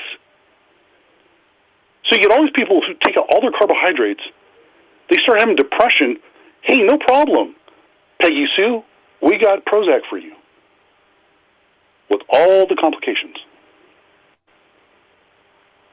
To learn this is very complicated. And I understand for the average person, they're lost. They go psychotic trying to figure this out. It is not easy. Then you compound that with bad information. That's how we get people off antidepressants. That's a great point. Teach them how to eat. You bring up a great point, Doctor, because somebody in the chat mentioned, ask him about Jordan Peterson, who is on the carnivore diet. He's expounded on the wonders of the carnivore diet, but he's on SSRI inhibitors. Oh my God! And he's crying all the time. His mood swings. Jimmy, how many times have you seen Jordan Peterson cry on a podcast? Every exactly. Other one. Yeah, I say that all the time. It's his why diet. He's emotional? It's because he's starved of neurotransmitters because he doesn't. And this Jordan Peterson, it's gluten. That's what destroyed him. But instead of him having the discipline to take gluten out of his diet, he took out all the carbs. Do you understand why people feel better on carnivore? Because they're taking the gluten out of it. If they would just select foods differently and have more discipline, they would get the same effects. But people are lazy. You mentioned that earlier. You mentioned 3 points, basic points here to basic nutrition. So if you could just repeat them, please, because I think maybe people are lost amidst all this information. Where do you get your good gluten and the proportion of all the gluten, protein, and carbohydrates? Okay. So just real quick on gluten, the United States government, the government division, what they did was they looked at wheat. And you can read this. A great book is called The Wheat Belly Diet by Dr. Davis. He gives the whole history of how this happened. The United States government wanted to turn wheat into a major commodity. Well, you had to change the wheat that they had before because it was a very weak product. Agriculturally, wheat was very weak. So they modified it to make it what? Taller, greater yield. But when they did that, genetic modification was done in Mexico City. So they sent all these U.S. scientists down to Mexico City to do this work there. It's in the book. They genetically modified the genus of wheat. So genetically modified food has been going on for thousands of years. Have you ever grown, if you know anybody who's been on a farm, how would they create a hybrid of a fruit? They would take, the branch of one, tie it to the other branch, and let them grow together, and now you've got this hybrid of fruit.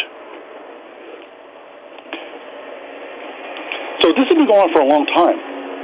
So with gluten, by making it stronger, they changed the protein, the chromosomes in gluten, and it became immunogenic to us. It started activating our immune system. We became allergic to it, sick. Go back, look at the original form of wheat was called Eikorn, E-I-K-O-R-N. So, you take gluten out of your diet, you're going to get the same results. You look at Jordan Peterson, why is he so emotionally unstable? Because he doesn't eat carbs. He doesn't eat carbs. I'm not being mean, but I've seen this in other people. Oh, there you go. There's a pattern there from experience that you've seen. Oh, it's an undeniable pattern. Undeniable pattern. That's interesting. Have you ever had children? How do children act when they're hungry? No, they get cranky, moody, irritable, depressed, frustrated, aggressive. It's all connected. This is complicated, but we could just talk for hours and hours and hours and hours. Do you guys have any other questions? I appreciate you guys, taking the time to listen and let me go on a rant. I apologize. No, listen, this information, everyone. It's fascinating. It is, man, and because also because you were getting into the whole wheat thing and how it was modified. People say the same thing about the vegetables now, that they don't contain the same yield of nutrients as they did before because of genetic modification. Monsanto and all those people getting involved in that, and that's the argument that some people use for the carnivore diet, because they say, well, vegetables are low in nutrients now more than ever, therefore just you get more nutrients from meat than you would get from vegetables. That's the argument that I've heard from the people who are pro carnivore diet. Then you get back into a calorie deficit. What are the effects of a calorie deficit? Do you see, guys, you're not going to win this game. You're going to have to do the best you can in 2024. You have to do the best you can. Because are you going to go grow all your fruit, all your vegetables, all your protein? Well, that would be ideal, but it's difficult. You're going to try and do the best you can. And to your point, Buck, if you just look at original potatoes, ears of corn, they look nothing like what we see today. Through genetic modification, it completely changed it all. It's called nutrient density of the soil is depleted. That's why. So there's a bunch of factors all over the place. Every time you bring something new, there's 5 factors involved that just screw the whole game up. That's why this is complicated. That's why when people can I ask you one question, Doc? I'm just curious, Doc. Can I ask you one question? Who's your favorite all-time bodybuilder? They want to pop a lid on a bottle, and for that to be the answer, I'm like, that's not the answer. I never lie to people. We're very blunt with people. We crush people's fantasies because, if someone came to you, Jimmy, and says, hey, I want to be a professional boxer. Okay, so let's start training. Oh, no, I don't want to get sweaty. Get the hell out of my gym. Get out of here. You're insane. Yeah, I just don't want to get hit a lot. I want to lose fat. I want to get in great shape, but I don't want to work out. We don't even work with them. Goodbye. Goodbye. We're not going to waste our time. Used to always say, and when I was back in the day when I was a trainer and stuff, women would come in and want to work out. You know what they'd always say? Well, I just don't want to look like one of those pro bodybuilders. And I'd say, well, there's no chance of that happening. Like, you just thought they could just touch, just not up being mean, but they would say that. Well, I don't want to look like one of those big, well, yeah, there's a little more involved than just lifting some weights there. So that's not going to happen. Yeah. So, the last thing I'll say to BDA, Jimmy, it gets so complicated that people get angry. So what they do is they try and attack the message because they want it simple, or at least they want to believe it's simple. They want to believe in the fantasy. Because once you start learning and acquiring knowledge, it comes with what? It comes with you're being forced into a position of making decisions and taking accountability. Responsibility. Once you know. Exactly. Right, responsibility. And people don't want that. They want to work Monday through Friday, go ride dirt bikes, drink a bunch of beer, let's go camping every other weekend. But I want to look amazing. And be able to blame somebody else for their failures and inadequacies. Right, and then it's like, oh, it's your diet advice. No, dude, it's not my diet advice. It's you're undisciplined. But you won't want to be honest with yourself. I've had to grow in my career as a person. My mind, David Goggins says, your mind, that's where everything happens. And what we're talking about here, nutrition, connects to mental health, habits, childhood, trauma, personality, genetics. It's so complicated, and most people, they don't want to tolerate it. They don't want to hear it. Like, the fact that you guys are listening to this amazes me. I thought you guys would have hung up like 45 minutes ago, because nobody wants to listen. They just don't.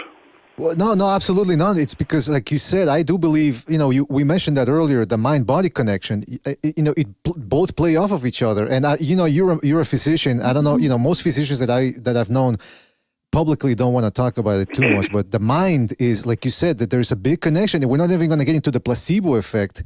But, just the wonders. But then again, there's a question of, well, how far can the mind take you?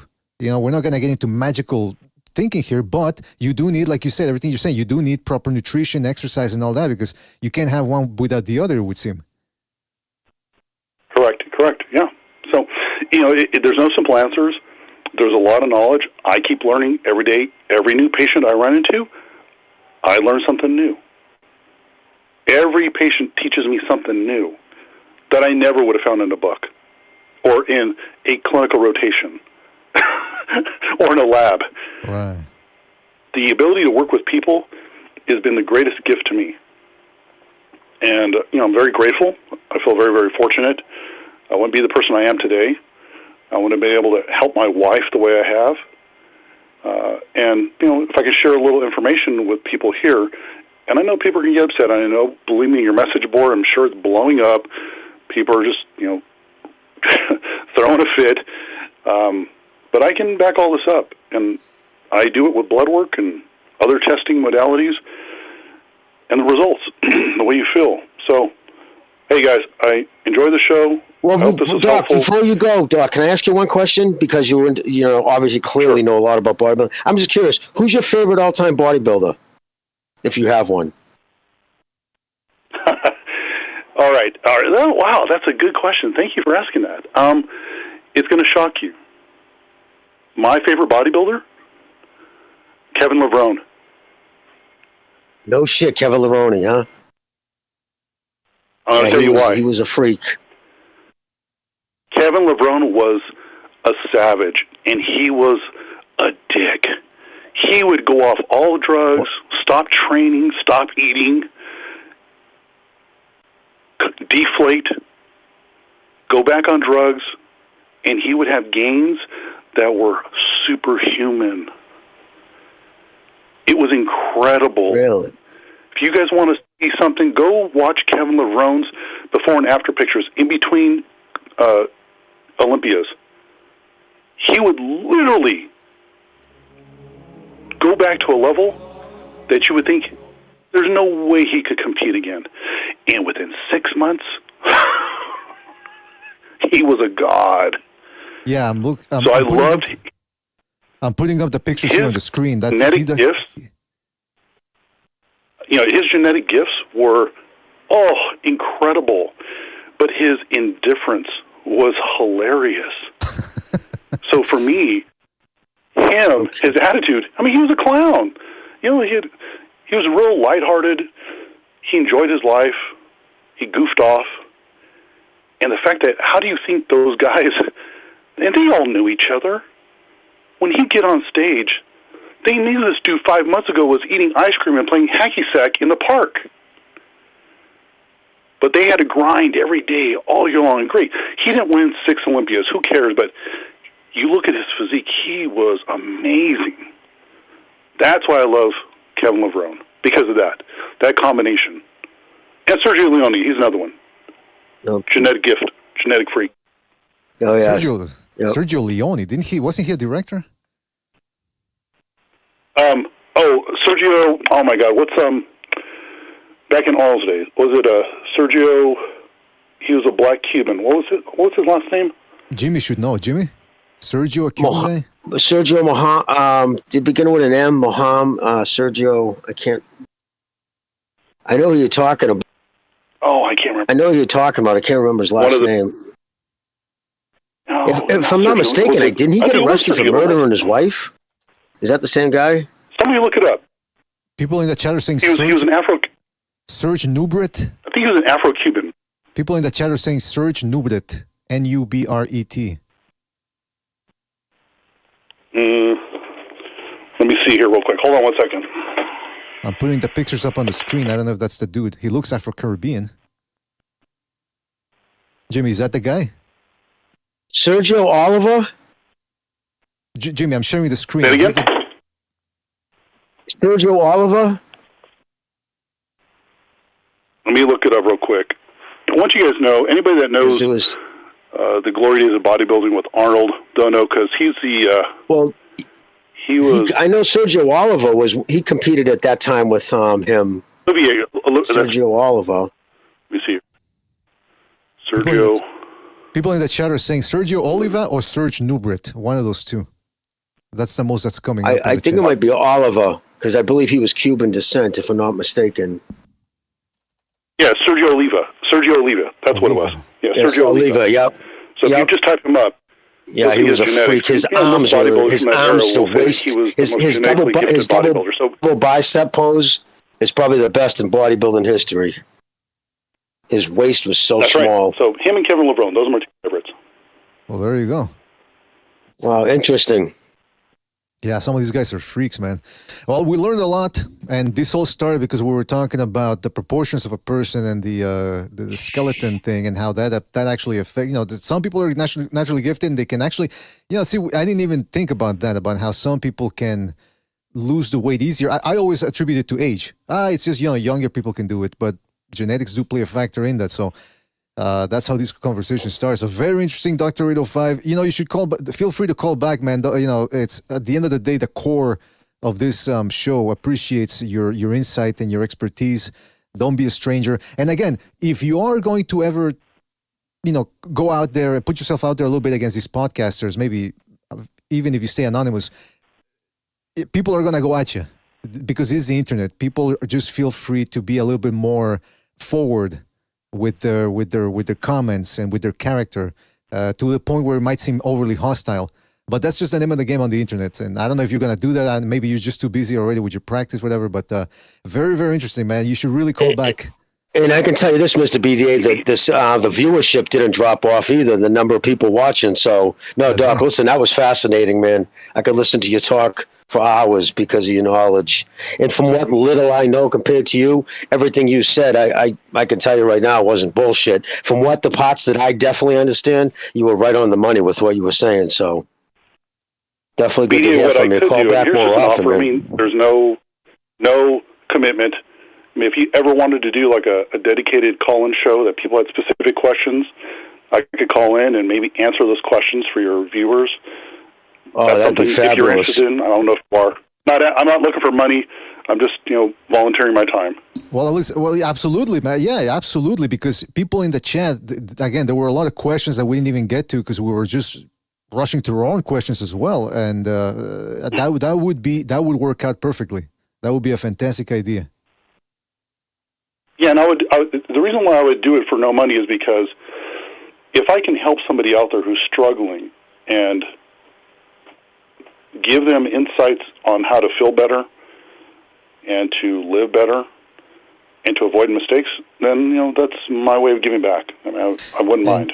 You know what? It would be a good idea to sort of demystify some of the theories that are out there, or maybe have some other people who maybe some people have counter arguments to what you're saying. So that would be interesting too to try to get to the bottom of some of these subjects. Because I'll tell you what, man, I fell into a bit of a trap here with some of these Joe Rogan podcast things about 10 years ago. He always used to talk about kale shakes, and that's what I would make kale shakes. I would a little avocado, celery, kale, coconut oil. And then come to find cruciferous vegetables, if you don't boil them, the smell of sulfur starts seeping through the skin. And I would start noticing, and I didn't know what what it was. And then I realized, he never mentioned the fact. So those little details, imagine that, just that little detail. Now you factor that in to the type of diet that you're talking about, the regimen that you're talking about, ketogenic diet or carnivore diet. Then you add in many more factors that could even be more detrimental. So it's very important to have clarity on these subjects. Very important. So I'm open to that idea of you. So if we did something BDA where I could go in, you guys could screen share my computer. I could show you lab results. I could show you graphs. I could show you pictures. This could be a very dynamic experience for people because I'll show you things that you're never going to find anywhere else. Of course, I'm not going to show any names or date of birth or anything like that, but I will show you data to teach you with actual examples and pictures to show what is happening to the body instead of just, listening to me talk. I mean, it just depends on what you would want because I can make this very, very interesting for somebody if, they're interested. I'm definitely interested in that. Absolutely. And there's a couple of ways that you can get in contact with us if you want to sort of prepare beforehand, or you have some things that you want to establish before you come on the show. You can join the Discord and message me privately there. The link is in the chat here. Or if you want to do it another time, you can always go to our main page and just click the. Just going to our. Is there a way for you to take? Is there a way for you to take my phone call off the air, and then I can just give you my contact information? Yeah. You know what? We can. You could call here, or you can also. There's the email address too. On our main page, there's an email address on our main page. You're breaking up. I'm sorry, I can't. There's an email. We got the email address on the main page as well. Okay, so there's an email address on the BDA's website. Yeah, if you go to BDA, on the BDA main page, there's an email address. Exactly, bro. If you go to YouTube and you BDA Boxing, the main page, there's a place where it says "Welcome to BDA Boxing." You click on more, and there's a whole bunch of links, and there's an email address right there. Okay, so I'm on your web page. Your YouTube page right now. And is it in the? Let's see here. Well, where would that be at? If you can, okay, I'm gonna put it up on the screen. So if you look at your screen now of this YouTube stream right now, I'm gonna show you. So there's BDA Boxing right there. Can you see it? Okay, there's Discord, there's iTunes, TikTok, BDA Gaming. It's at the bottom. It's almost. There is lower. It says channel details, and it says sign in, YouTube. Okay, so there's a YouTube email address. That's your YouTube channel.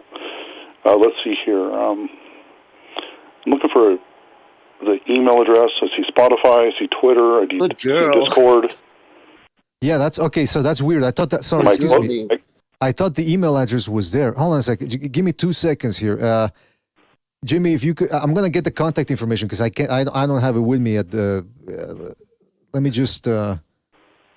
Actually, I think. Hold on. Let me see. I think I have it here. I apologize for that, people, but I just should have had it on hand here.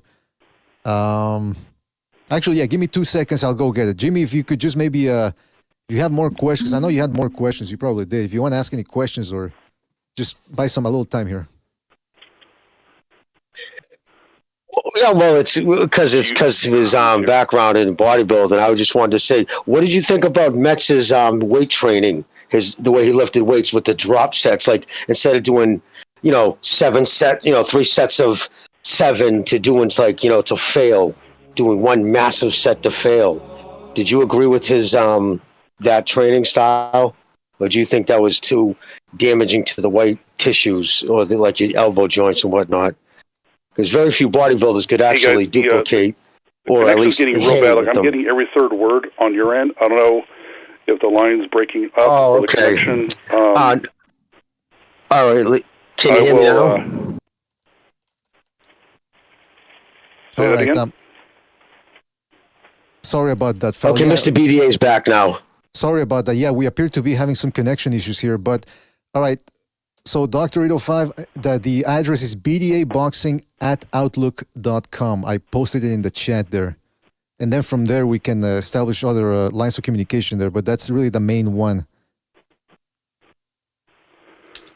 Okay, I will look through this and try and find a way to reach out to you, okay? All right, fantastic. Yeah, so it's boxing debate. No, excuse me. I'm all over the place. Boxing debate. No, excuse me. Yeah, it's boxing debate at Hotmail. Oh my goodness. Okay, listen. Call back next time, all right? We'll establish it next. We'll establish this next time, all right, doctor? Apologies for that. No, you have it up there right now, right? All right, guys. You have it posted now, don't you? I don't even know if that's actually the one though. I'm all over the place with the. Hey guys, thank you so much. If you can hear me still, I will try and reach out to you through one of these contacts in your YouTube page. All right, or just call back the next show. I appreciate it, and we'll figure it out. All right. All right, you take care. Yeah, and Doc, listen, if you can take it easy, Doc. Oh yeah, no, Mr. BDA, that'd be fascinating to have him be able to take questions from the people. That would be great. Because I can tell you right now, I've spent a lot of years in the bodybuilding world, and everything he was saying is true. Everything. And it's hard. A lot of people ask me questions, but again, a lot of it's individual. Like he said, it all comes down. Remember, I've said it so many times, it's become boring. I keep talking about ectomorph, mesomorph, and endomorph. Those three, like an endomorph person at the other end of the spectrum, wide joints, the guys, the gallon necks, they just look at a Dorito and they get fat. They're not going to be the same bodybuilder as a guy who can eat apple pie and ice cream and wake up with abs. It's a genetic game. It's the genetic fucking wheel of fortune. Some guys are born with it, and that's what always made bodybuilding such an unfair sport, because you're not all starting out, at the equal ground.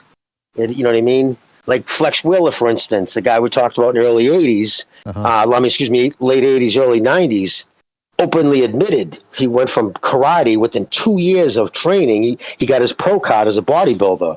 That's unheard of. That doesn't happen. It was just because he was a genetic freak. Like a Sergio Oliveira, that guy he was just talking about.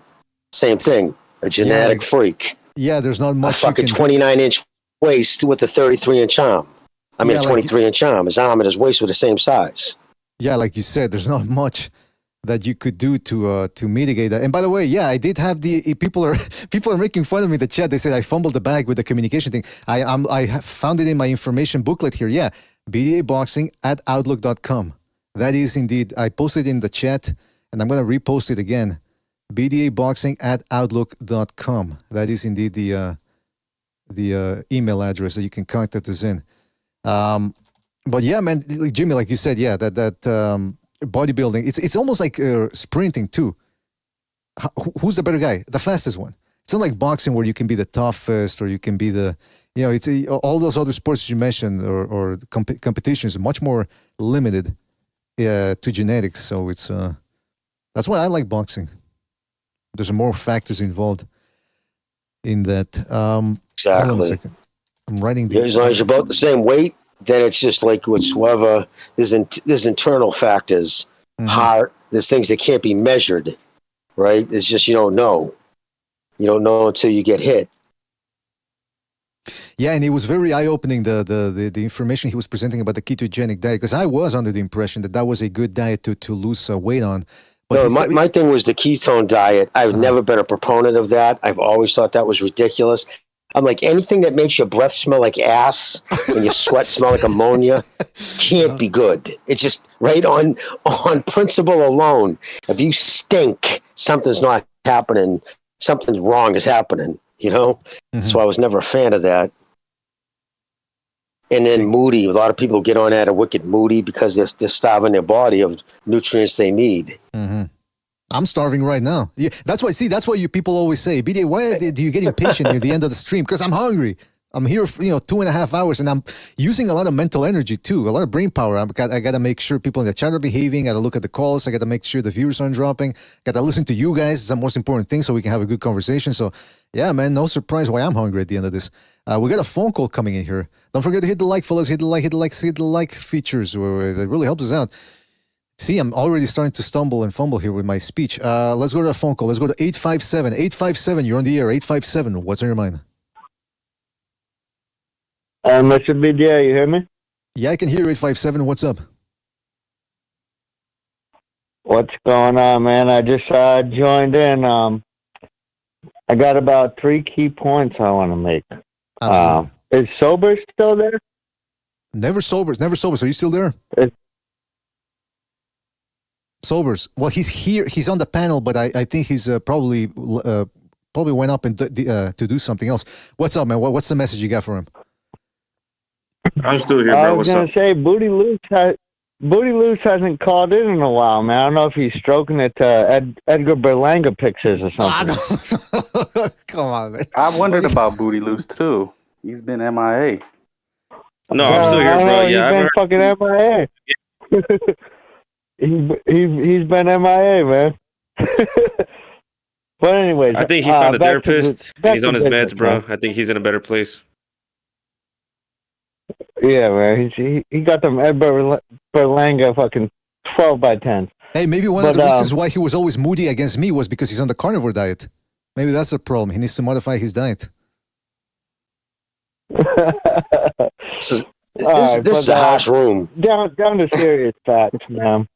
I'm sure you guys have covered it, man. I'm coming in kind of late, but we got to cut the crap with Crawford moving up to 168. Man, his power didn't translate well at 154. It didn't look like he hurt Madrimov.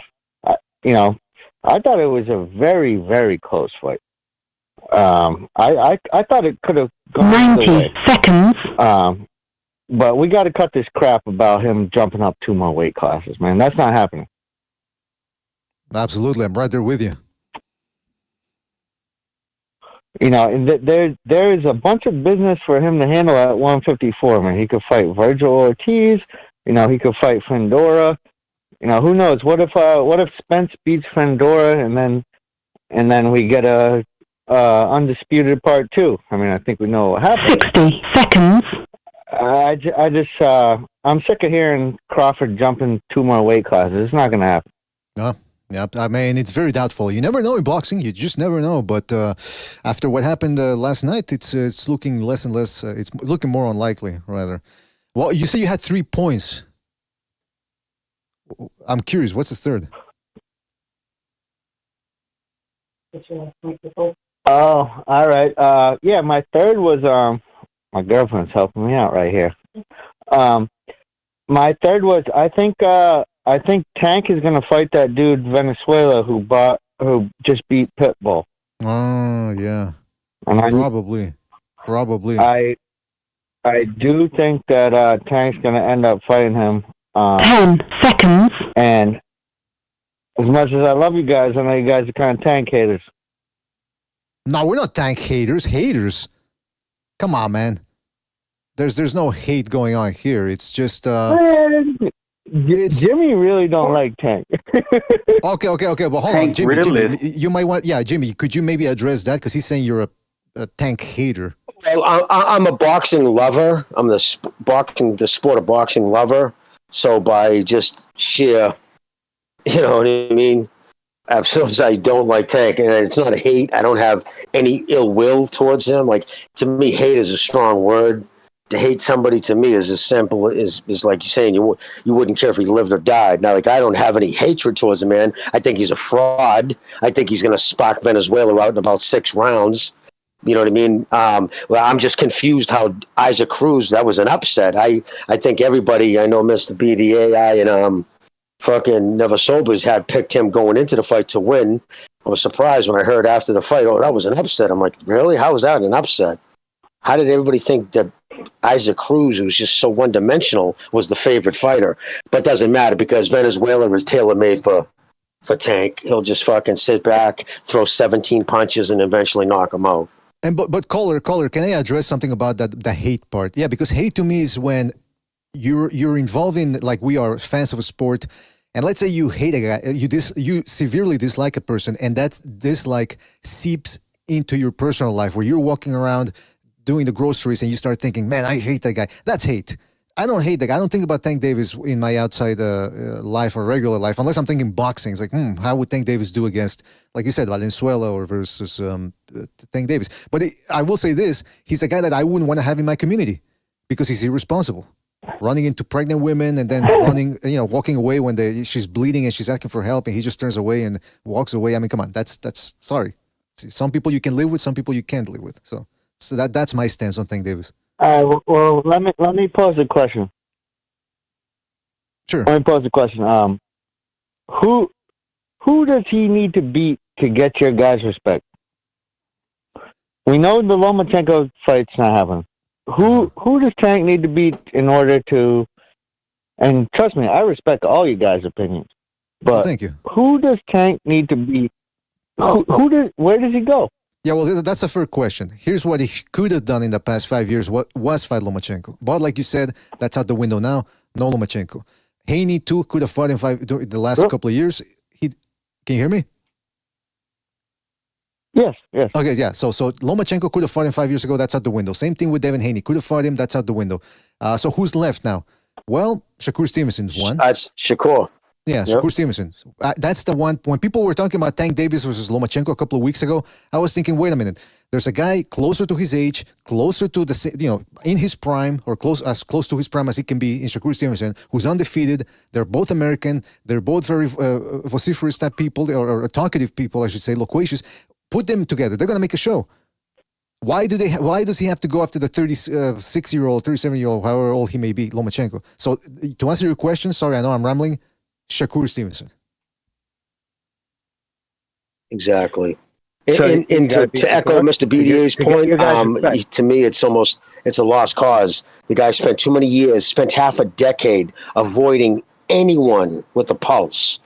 He's feasted on handpicked no-hopers for half a decade. So for him to turn around now at his physical prime and say, oh, give me the fucking guy closer to 40 than 30, nah, dude. It ain't happening. Unless you fight Shakur Stevenson and beat him, go fuck yourself. Not you, but Tank Davis. You know what I'm saying? I think he's in the wild of fucking camp. Carefully crafted and career. When he was coming up with the divisions that deep anyways? Jimmy, he's asking the depth of the division is irrelevant. Well, I think it's irrelevant because whether it was puddle shallow, he still wasn't fighting the best of any division. He still avoided any top 5 guys in every division he's competed in. He's openly admitted himself he's never even asked about fighting any of the top guys. He was handed last top player. The only time in his professional career was when he was the Vegas odds. Was the one going into the fight with favored to lose was against Pedraza. But as a fight night, that even changed because once they saw Pedraza on the scales and how gray and ghostly emaciated he was, Vegas odds changed to Tank as the favorite. So his entire career, from fight 1 to today, he's never come close. Usually he's the Vegas odds on to win, and usually by a wide margin. And there's a reason for that. They don't put him in 50-50 fights. Because it was Mayweather's only legitimate guy in his stable, and he did whatever he had to do to ensure he never lost. Well, he's not with Floyd anymore, so Floyd's not holding him back any longer.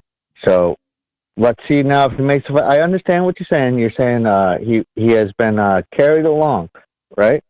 But even going into the Pedraza fight, he was unexperienced. What do you do to Pedraza? He destroyed him. He made that look good. And back then, I was a huge Tank fan. That's when I was a Tank fan. I was excited about the kid. I'm like, holy shit. Power, moves fast, throws power, throws punches and combinations. And then that went away. Does he throw combinations anymore?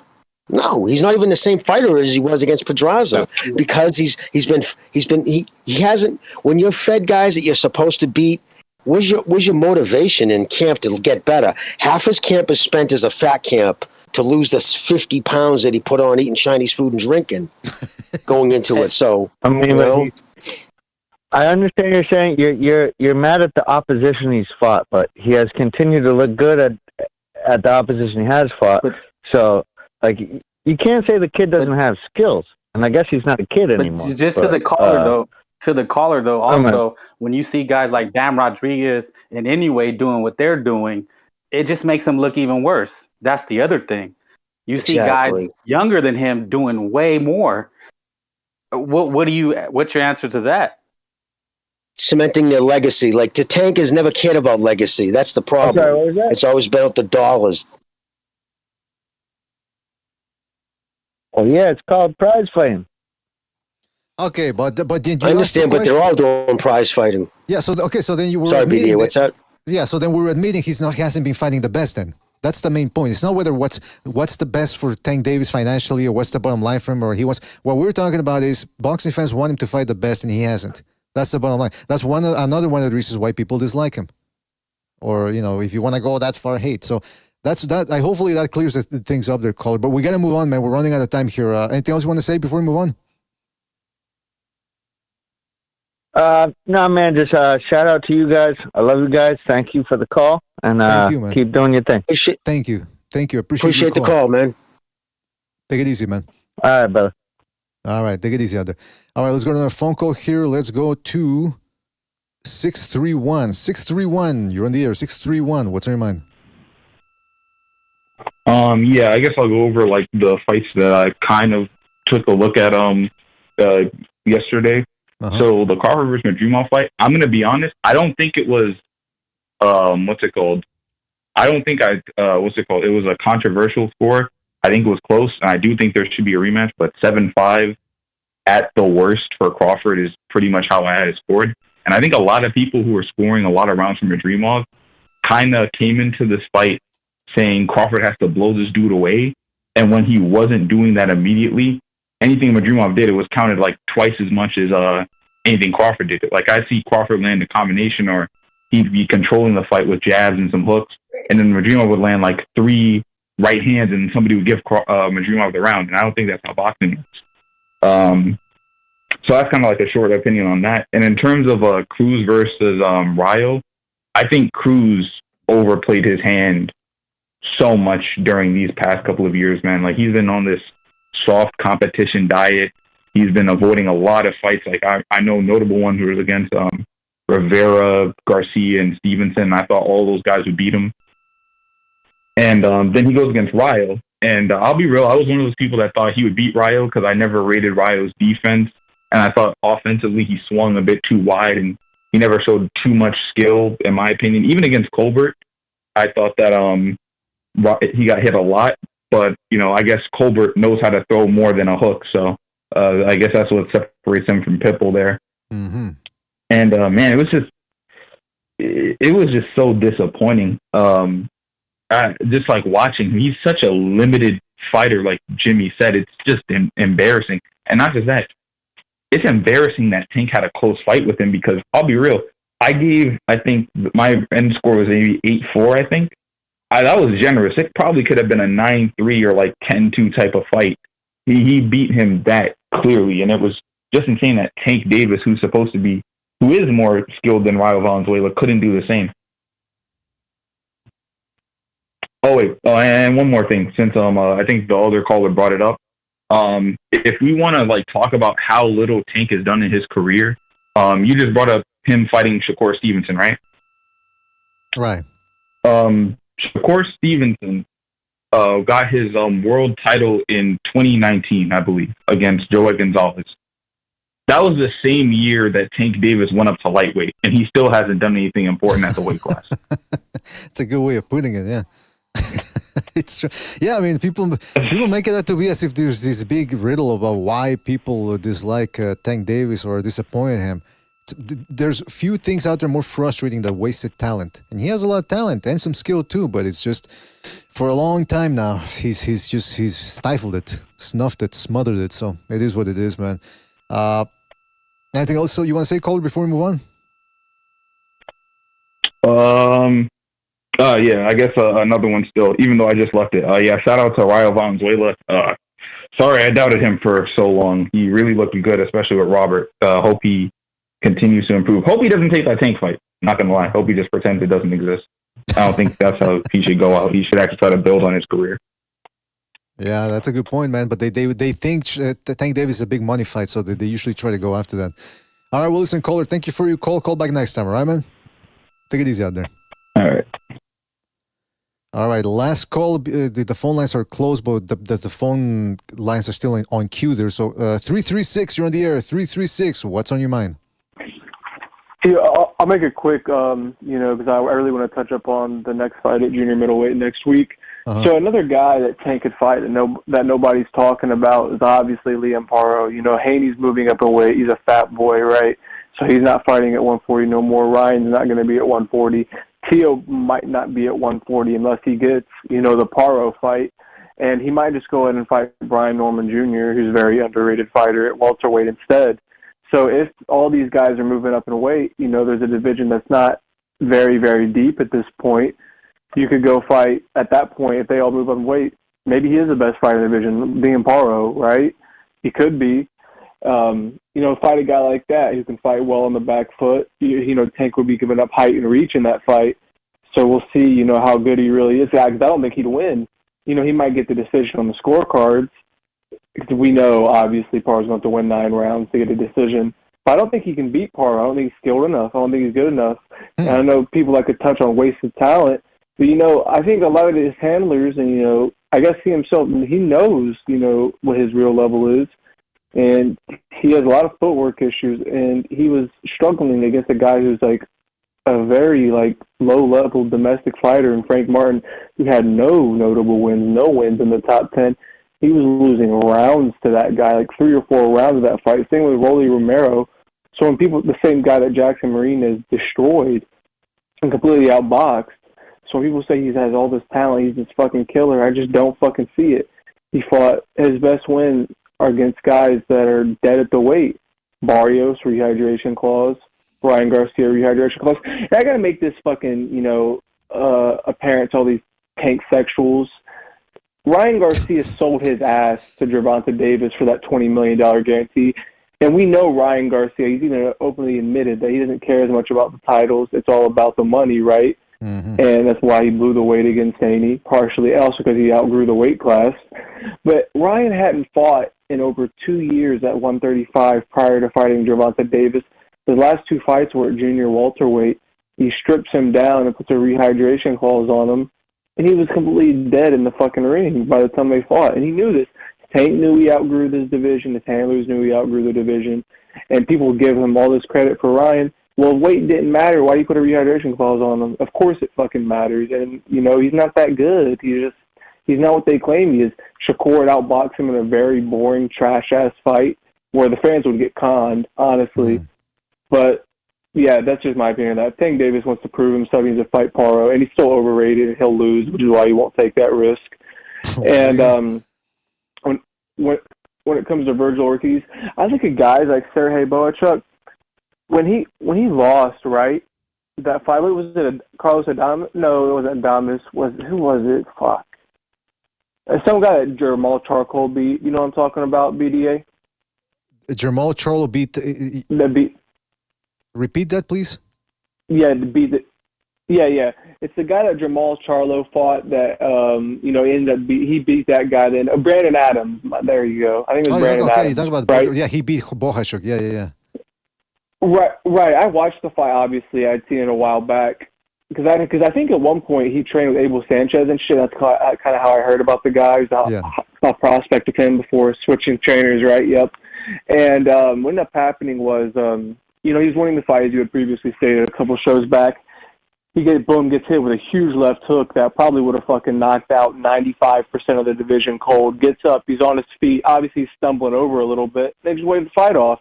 And it was an early stoppage. Let the guy, at least take more punishment or go out. He was completely dominating the fight.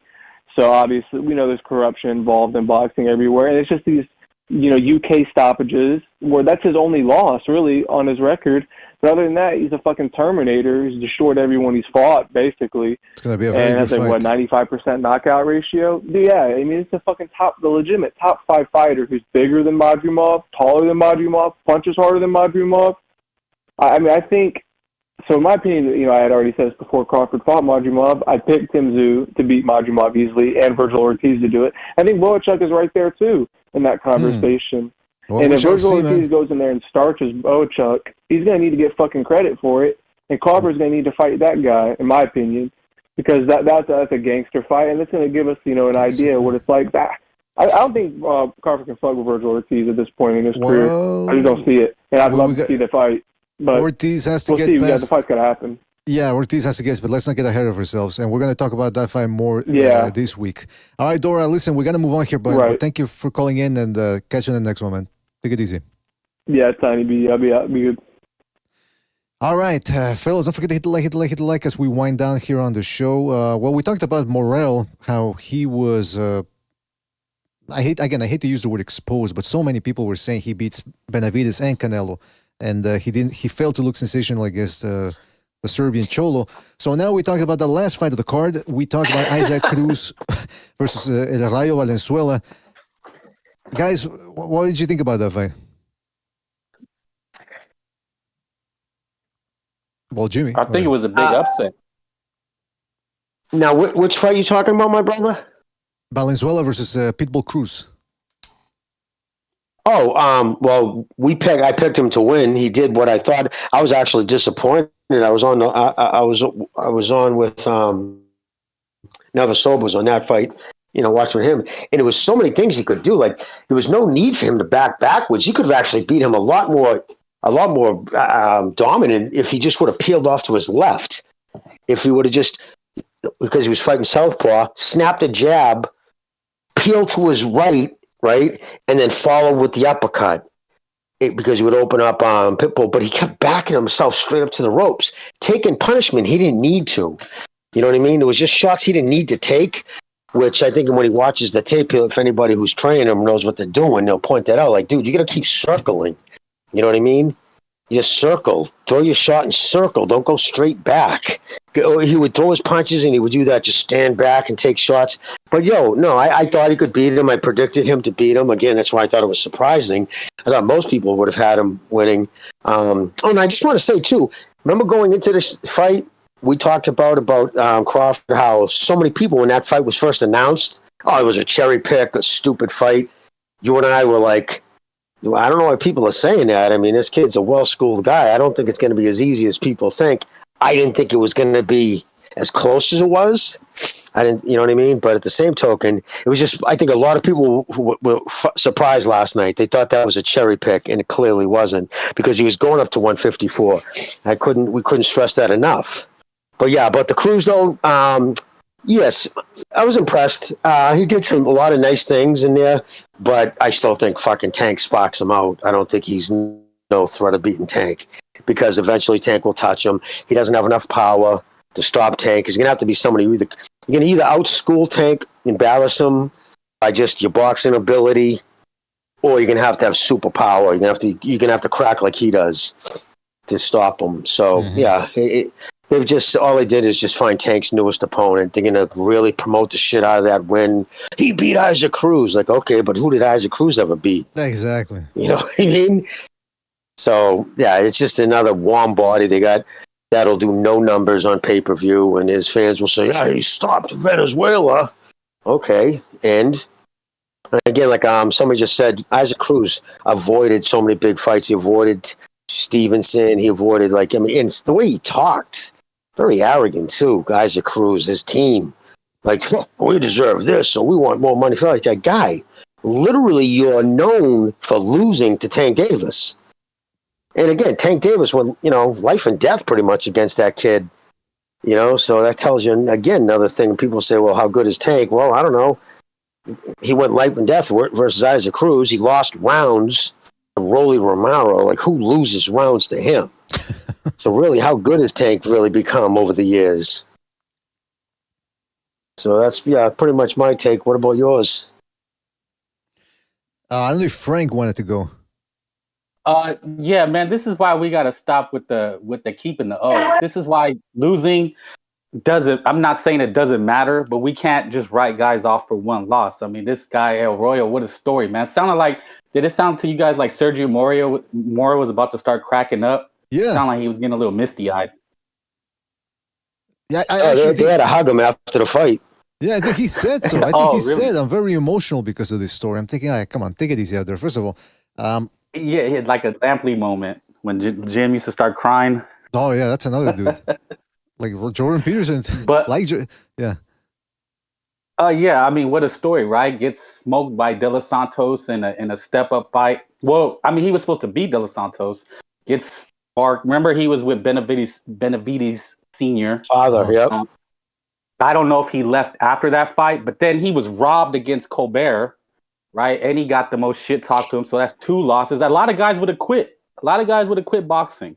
They just said, fuck it, And he comes back, starts as Colbert, which, remember, Colbert was a smaller guy, takes this fight, and everybody's hyping Pitbull. And he basically boxes very basic. My prediction was, and he did get caught several times, he leaves his chin in the air. And that's where Tank would be victorious. But his emotion is to fight back. If you remember the De Los Santos fight, he could have hugged. It was like, hug. I don't like hugging, but it was like, hug, do something. And he wanted to exchange. And this, he really changed his mental mind state being with Robert Garcia and held back on retaliating and just stuck to basic boxing. And I think people seen this from Pitbull that, Giovanni Cabrera kind of exposed that. But I thought Pitbull did good. I don't think he was a slouch. I just think he was against a guy that just outsized him and basically boxed. But good. Congrats, Ryo, man. What a story, man. Let's not write guys off after 1 loss, even 2, hell, 3. You're absolutely right. And, I was watching the fight with Bucho. He brought up a good point with about Cruz. His defense is the guard. So what he'll do is he'll walk you down. Then as soon as you hit him on the guard and you're done, then he comes back. So that's a very predictable rhythm right there. So Ryo knew, as soon as I hit him, all I got to do is pivot around him, weave around him, whatever, make a miss. And because the rhythm was always the same. Very few feints from Isaac Cruz. Isaac Cruz gets away with it because although he might be short, he's actually quite explosive. So he manages to get at guys who are taller than him. He closes the distance quickly. But at some point, it's one thing to close the distance. Now it's about landing. And if you don't vary your attack, you're not going to land. It was the same thing. Hook. Maybe a couple of straight rights here and there. No jabs. Very limited fighter, Isaac Cruz. That's why I've told people, look, that's why Tank Davis ain't all that great. Because Isaac Cruz is not the cat's meow either. The guy has a good guard, good reflexes. He's rather quick. But when it comes down to the fundamentals, his attack is very limited, rudimentary. And that was enough to give Tank Davis all he could handle. So again, that both guys were overrated off of each other, Tank Davis and Isaac Cruz. And then, just, not for nothing, man, but look at Rolly Romero. Like Jimmy said, he was taking rounds off of Tank Davis. Then he gets outboxed, Romero that is, by an ancient Barroso. Needed the referee's help to walk away with a win there. And Isaac Cruz too, like Frank said, we forget that before he lost to Valenzuela, Isaac Cruz actually looked awful against Cabrera. Then we see Cepeda go in there and he took care of business against Cabrera. And I'm not using triangle theory here to say, well, Cepeda beats Cruz because he actually beat Cabrera easier. That's not what I'm saying. But what I'm saying is there's levels to this. There's ways that guys can let go of their offense easier and with more fluidity than other guys. And Isaac Cruz, because of his height, let's face the facts, is limited. Then on top of that, he hasn't really been improving that much with his attack. He's been accustomed to knocking out guys like Gamboa, an old-ass Gamboa. So now he goes in there. He thinks he's going to do the same thing to a guy who can actually move, and it didn't work out. So this another fight that sort of took the steam away from Tank Davis. Can only imagine what's going to happen to Frank Martin if he fights again. We're probably going to see Frank Martin if he sticks with the PBC. We're going to see him in another year from now. He's going to stay idle for a year. He's going to come back. He's going to look awful. Mr. BDA, did Cruz throw even a single jab last night? Like, did he throw even a jab? If he did, the most basic punch in boxing, his face that all other punches come off of, right? Your whole attack should come off is based off your jab, and he doesn't have one. Exactly. And people kept saying, well, he's a fan of Mike Tyson. He's a fan of Mike Tyson. Mike Tyson used to move the head. He wouldn't just put on the earmuffs or the peekaboo. He wouldn't just put it up and just walk forward. He'd move the head, he'd jab. Sergio Mora even pointed out, Mike Tyson used to out-jab taller guys. Pitbull ain't that guy. Well, Pitbull's main defense is his chin. I mean, I noticed it. I mean, call me crazy, but I noticed Rolly catching him clean coming in by just kind of sitting back and shooting. And Royal, they probably seen that. And Royal was just shooting an uppercut. I don't think he had any skill. He was just shooting it. And Pitbull was just getting caught flush. And that's what really made him take steps back, in my opinion. And don't get me wrong, it's not easy to beat a guy like Cruz, because you saw that Rayo had to be on point in that one. Same thing with Tank Davis. It's not going to be easy to beat him. But they're not... I thought he had I thought he had Royal's stanky leg for a minute. Was it the 11th or 12th round? Yeah. That's what I see. Yeah, you're right. Near the end, he seemed to have him in a little bit of trouble there, but it was too little, too late. I want to read a couple of super chats here that I missed. Hold on a second. Yeah, Sergeant Slaughter, that's Gonzalo, says, salutes to Jimmy. He was looking scared. And how did anybody fucking score that fight for Cruz is beyond me. I agree, man. It's a little nonsensical. I guess, I don't know, maybe they like the fact that he was coming forward. That's Cruz has a powerful, loyal fan base. Exactly. Yeah, he did. I mean, you listen to the reception at the weigh-in. He found a large contingent of supporters. Yeah, they were loving him. Yeah, maybe they wanted to see that Tank fight again. I don't know. Real quick. Well, it just goes to show you his fucking resume. Tank's resume is fucking aging like milk. Fucking horrible. Yeah, that's what I said. That's what I said a couple of minutes ago. That Romero. That's what I said, Jimmy. Frank Martin. He's not gonna fight in another year probably with the PBC plan. And by the time he comes back, he's gonna at look least, bad. yeah. Yeah, and so by the time he comes back, does anybody predict Frank Martin will ever be world champion at 135? Well, maybe titleist. No. Maybe a titleist. Yeah, maybe he can get a title. But look at, for instance, like somebody just said, like you said earlier, Never Saw was about like Inoue, what he has accomplished. Look at some of the guys he's beaten. I think 3 guys that he's knocked out have gone on to become world champions again. Actually, 4 of the guys he's knocked out have gone on to become world champions again. Maloney, Donaire, the kid Rodriguez, and there's somebody else too, have became world champions after they fought and lost in Inoue. So those are fights that when your resume stands, on its own, because these guys weren't chumps. But when you beat guys who go on to do nothing, tells you who they were from the beginning. Exactly, yeah. And let me read a couple of super chats here, fellas, real quick, because we gotta go, or I gotta go. Shout out to Gonzalo for his contribution to the super chat. He says, I love Jimmy Salamat the man. Jimmy, did you turn Muslim all of a sudden? Are you now Jimmy Salamat? Absolutely. No, absolutely, dude. I've been 5 times a day. 5 times a day? What? Shout out to Chris Gage. I pray 5 times a day. I'm just having a hard time finding the East. That's the one part I'm messing up. I can't go in the wrong direction, but I'm working on it. Jimmy's on fire. Shout out to Chris Gage for his contribution to the super chat. He says, would Bud be more dangerous moving forward? I think he means putting pressure on. I think so. I think he tried to do what he did to Kavaluskas 5 years ago, which is he tried to box with Madrimov, and then he said, you know what, I'm actually going to try to drain the energy from this inexperienced guy, and it didn't work out. He couldn't turn on the afterburners the way he did 5 years ago.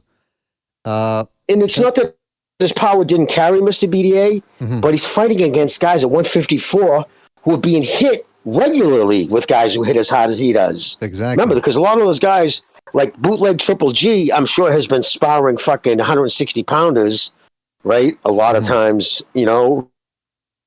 Then they even say he used to spar Bivol. So, like, yeah, he's been being hit on the regular with guys who hit as hard as Crawford, whereas guys at 147, 140 weren't. So it wasn't like his power didn't carry, it's just his power is more average at 154. At 154, he's going to have to rely more on his skills than his power. And I think he got kind of in the habit of, I can get guys out of there when I want. And I think he found out last night. I think he was surprised. Holy shit, I'm going to have to rely strictly on my boxing. And then if the knockout comes, it comes. And again, I'm a big Bud fan. I think he's a fabulous fighter. I think he's one of the top pound fighters. But there's a limit, guys, right? There's weight classes for a reason. And not for nothing, but I'm looking at the CompuBox numbers here, and throughout the fight, the CompuBox punches were very, very close. Very close. So it would have to be that's when you have to factor in effective aggressiveness and ring generalship, not just the landed punches themselves. And then again, like we were talking about over at Thunderdome a couple of days ago, it's CompuBox. It can only give you a facsimile of what the fight was. You actually have to combine it with what you're seeing, and usually the CompuBox people they're very highly inaccurate because they're looking at it from a limited vantage point ringside, whereas we have the best view via television. So CompuBox, it's Aldo was talking to me about a new AI tool that people are using to keep track of the shots, but even then, I think they're a little biased, those guys who run it. So I don't know. We'll have to look into that. Shout out to Gonzalo again.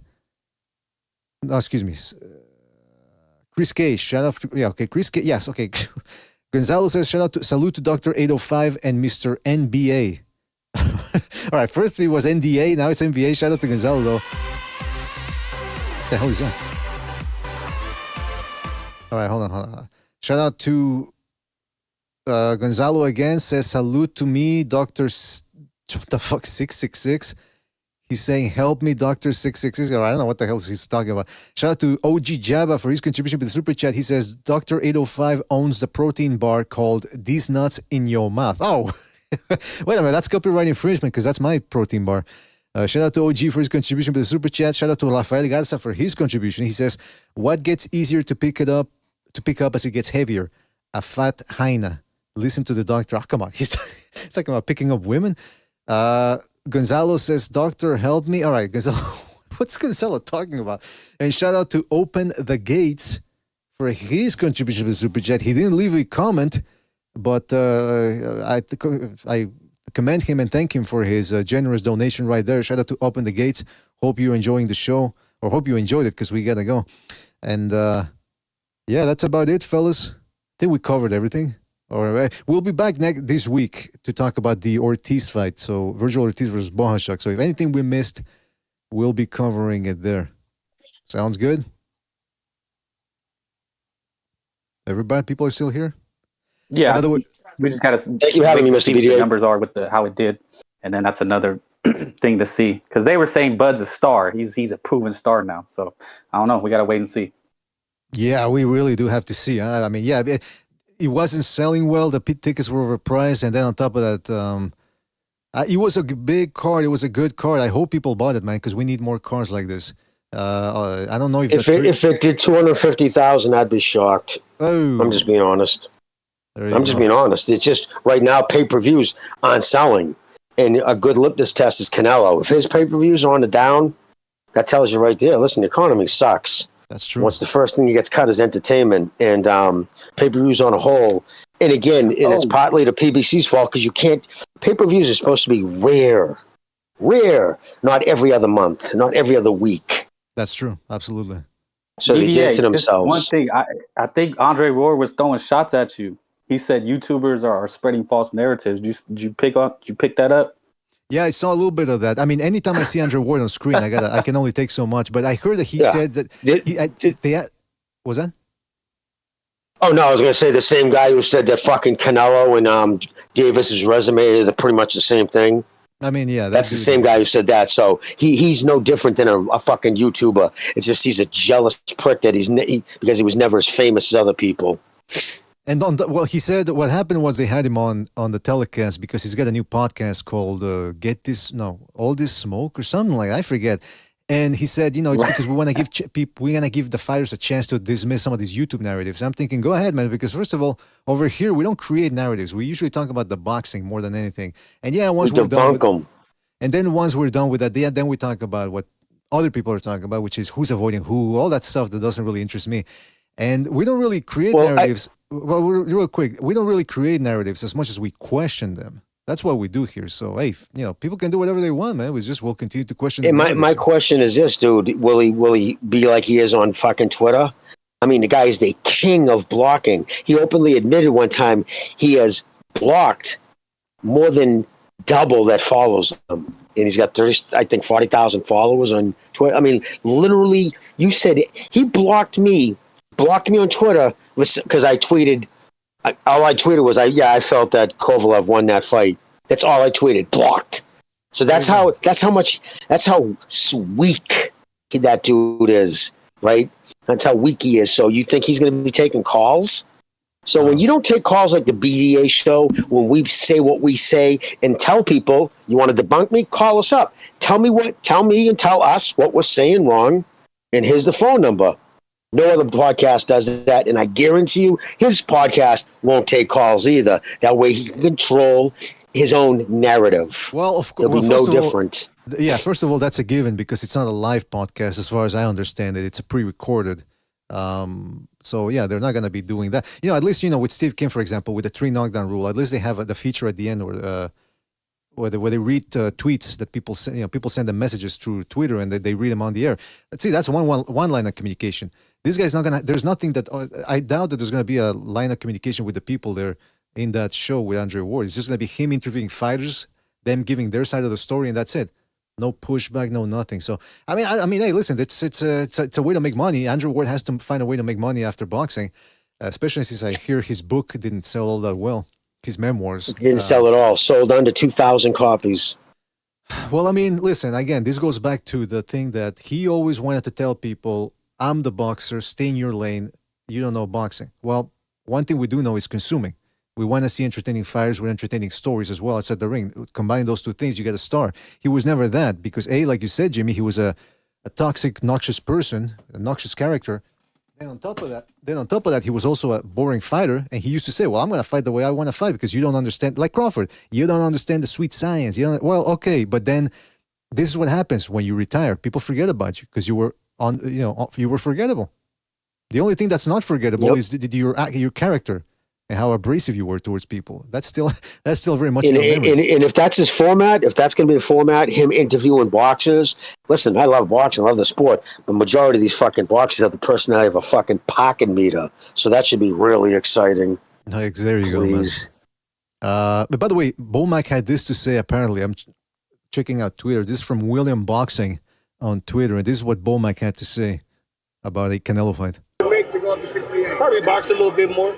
But towards the end, I told Bud, I said, hey, man, step to this motherfucker. Step to him and push him. Well, I don't know if you can do that with Canelo or not because he's big, strong, so we'll see. You couldn't hear it, Jimmy? No, I just heard big, strong, we'll see. I didn't hear anything prior to that. Okay, I think my connection here is breaking up with you guys. But anyway, they asked Bomac about Canelo or what can Crawford do differently or what should he do differently at 168. He said probably box more because I told Bud to step up to this guy when he got him tired. I don't know if that's going to work with Canelo.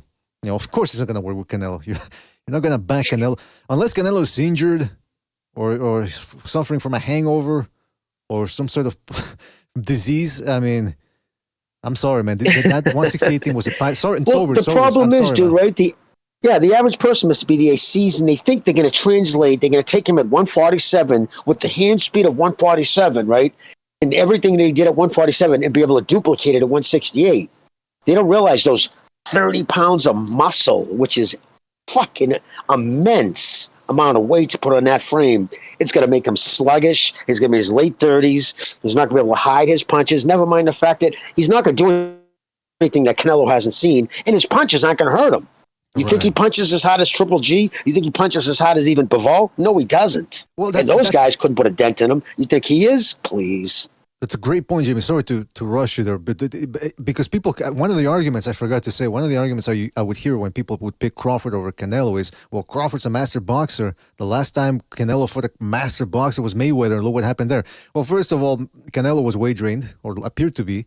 He was 24. The best opponent he'd had in his career was 23. The best opponent he'd had at that point was Austin Trout. And he didn't really look exactly great. I mean, he won, but it was a very thin decision. And Crawford, as I've pointed out many times, although he's very skilled and yes, he's very good, but he combines a lot of his strengths together at the same time. That's what makes him a veritable dangerous fighter. He doesn't have a Mayweather type of defense. That's what really threw Canelo off for a loop. The fact that he couldn't catch this guy who's so good at rolling with the shots. Crawford doesn't do that. He can roll with the shots when he wants to. But again, I reiterate, he uses his feet and his offense as his defense. And if you can close the distance and if you can take one of those things away from him, like Madrimov was doing in large parts of the fight, you can catch the guy. Crawford was getting hit. I'm telling you, we're going to rewatch this fight at some point. There was a point where he was getting hit with 3 straight right hands in a row. 1, 2, 3. And then he sticks his tongue out. And I'm thinking, okay, you can stick your tongue out all you want. It's not winning your rounds, man. You're getting hit flush on your face, your head snapped back. Those are the cleanest shots. The judges can't miss that. So, yeah, it was a pipe dream. Sobers, I'm sorry, man. Sobers, I'm sorry. It's a pipe dream. I don't think it's ever going to happen, man. I know you want to see Crawford laid out, scramble on the you want Canelo knock his ass out, but I don't think Crawford's that crazy enough to do it. And just look, money's right. Let's make a fight. I don't want to hear that shit. There you go. Look, and BDA, there's plenty of great fights for him. There's or if Ortiz wins, there's that. There's Pandora.